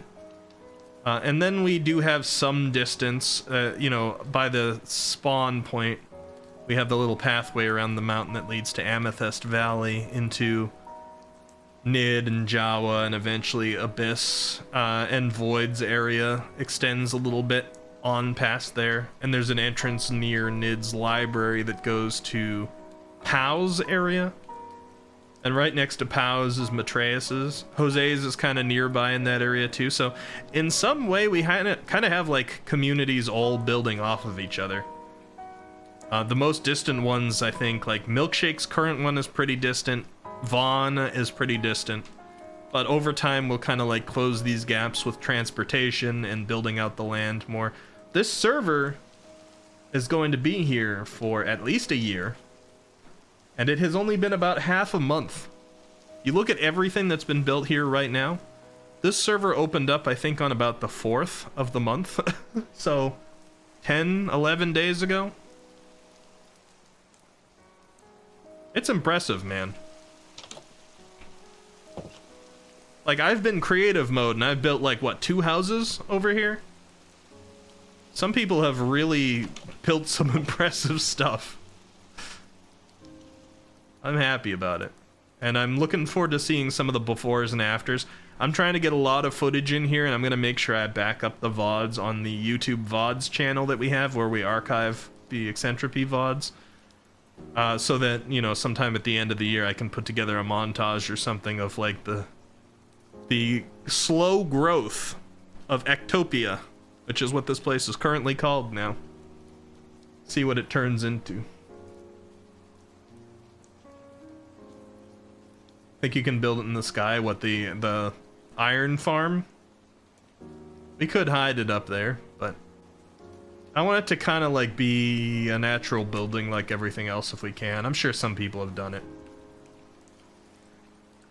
Locke says my brother found a build for an aesthetically pleasing iron farm, but it changes a major component to how the farm works. Yeah, I'm sure a few people out there have found some different ones. If I have to change the iron farm design, I can. I'm sure Yuki would be okay with that. I'd pass it by Yuki, but as long as we got a working iron farm, I'm sure it's fine. The idea was just to generate iron, which this thing has been doing plenty. This is communal, by the way. Anybody in here who's in the server, you're allowed to come in here and take iron.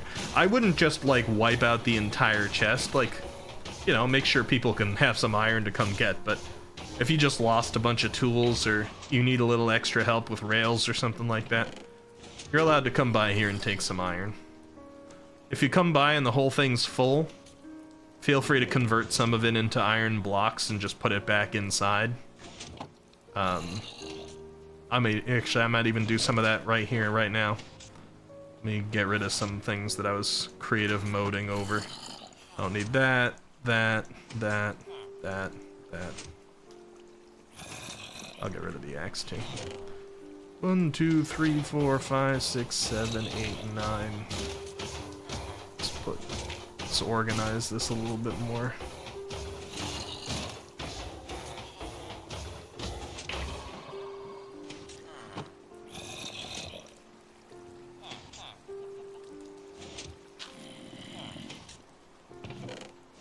There we go. Watching your streams making me want to play too. Well, why not, Pio? Oh, you just joined. Okay. Well, there you go. Might as well. I'm really loving Minecraft lately. I'm probably gonna wrap up stream pretty soon because I got a couple things I need to do, but I don't have work tomorrow because we got the 15th off here in the US, some of us anyway. So I'm probably, after I wrap up stream and I go do some things, I'll probably come back on here, to be honest. And do a little bit of extra work. And some of you may have noticed I have a mod on right now. We are allowing some client-side mods, so like this thing, this is like the mini-map mod. Also let me put a little waypoint over on my home there. This is like a great quality of life thing if you get lost in Minecraft a lot. Which, you know, there's plenty of directionally challenged people. If that's the case, feel free to get it. Right now on the Discord and the Minecraft channel, we actually have a video to help install this on the current Minecraft version that we're playing on, which is 1.20.2. Pinned on the channel. So if you look at the pinned comments, right now it's the rules, which is important, and that video that helps you install the Zero, I think it's Zero's minimap mod. It's a nice thing to have. What are people saying? P.O. ask Ricky for leather boots so you don't drown in powder snow again. But they uggo. I'd rather die pretty. See, I respect P.O. Or at least, if I don't respect P.O., I respect P.O.'s value, like, sticking to her values. P.O. has died in Minecraft in ways that she probably wouldn't have died if she decided to actually put on some armor. But instead, P.O.'s like, no, I wanna show off the skin, the P.O. skin, because she's got a Peony Astera skin, which I'm gonna see if I can go find her here to show it off. That I made based off her summer outfit. So being the one that made it myself, I'm kind of fond of showing it off as well. We played hide and seek. Well, I could just teleport to you, honestly, P.O., if you're gonna make it, gonna give me a hard time. Cheating. I mean, playing hide and seek in a Minecraft world is kind of in favor of the hider.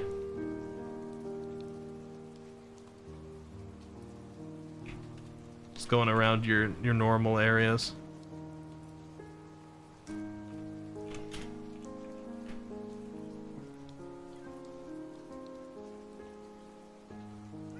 Really, P.O.? Really? Really, P.O.?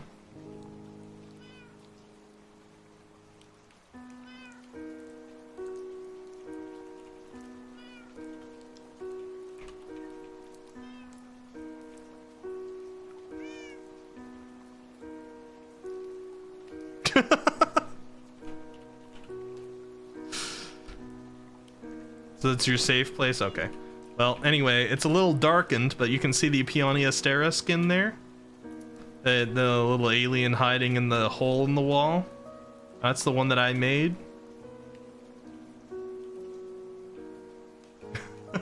Yeah, can't see me, can you?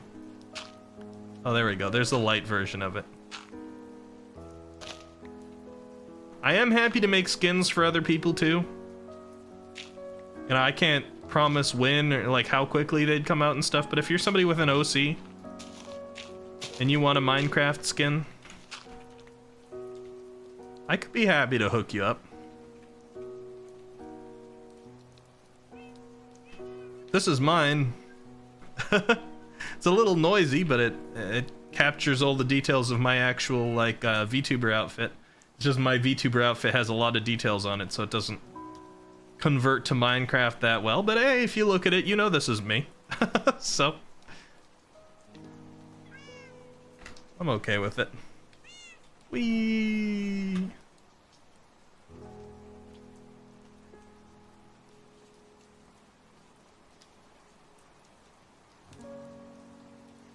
Man, it's such a cozy game. Yeah, okay, so I gotta wrap up stream now. I'm about an hour past our normal ending time, but hey, what's new? But I wanted to do another fly around here. I'm probably going to be back in Minecraft shortly after I do a couple post-stream stuff and work on it a little bit more. In the meantime, I think we're going to find somebody to raid. Let me see.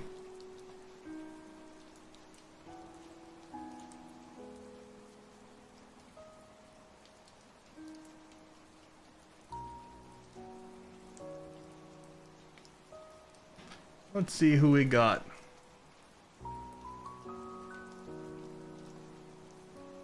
Do we want to raid Bun?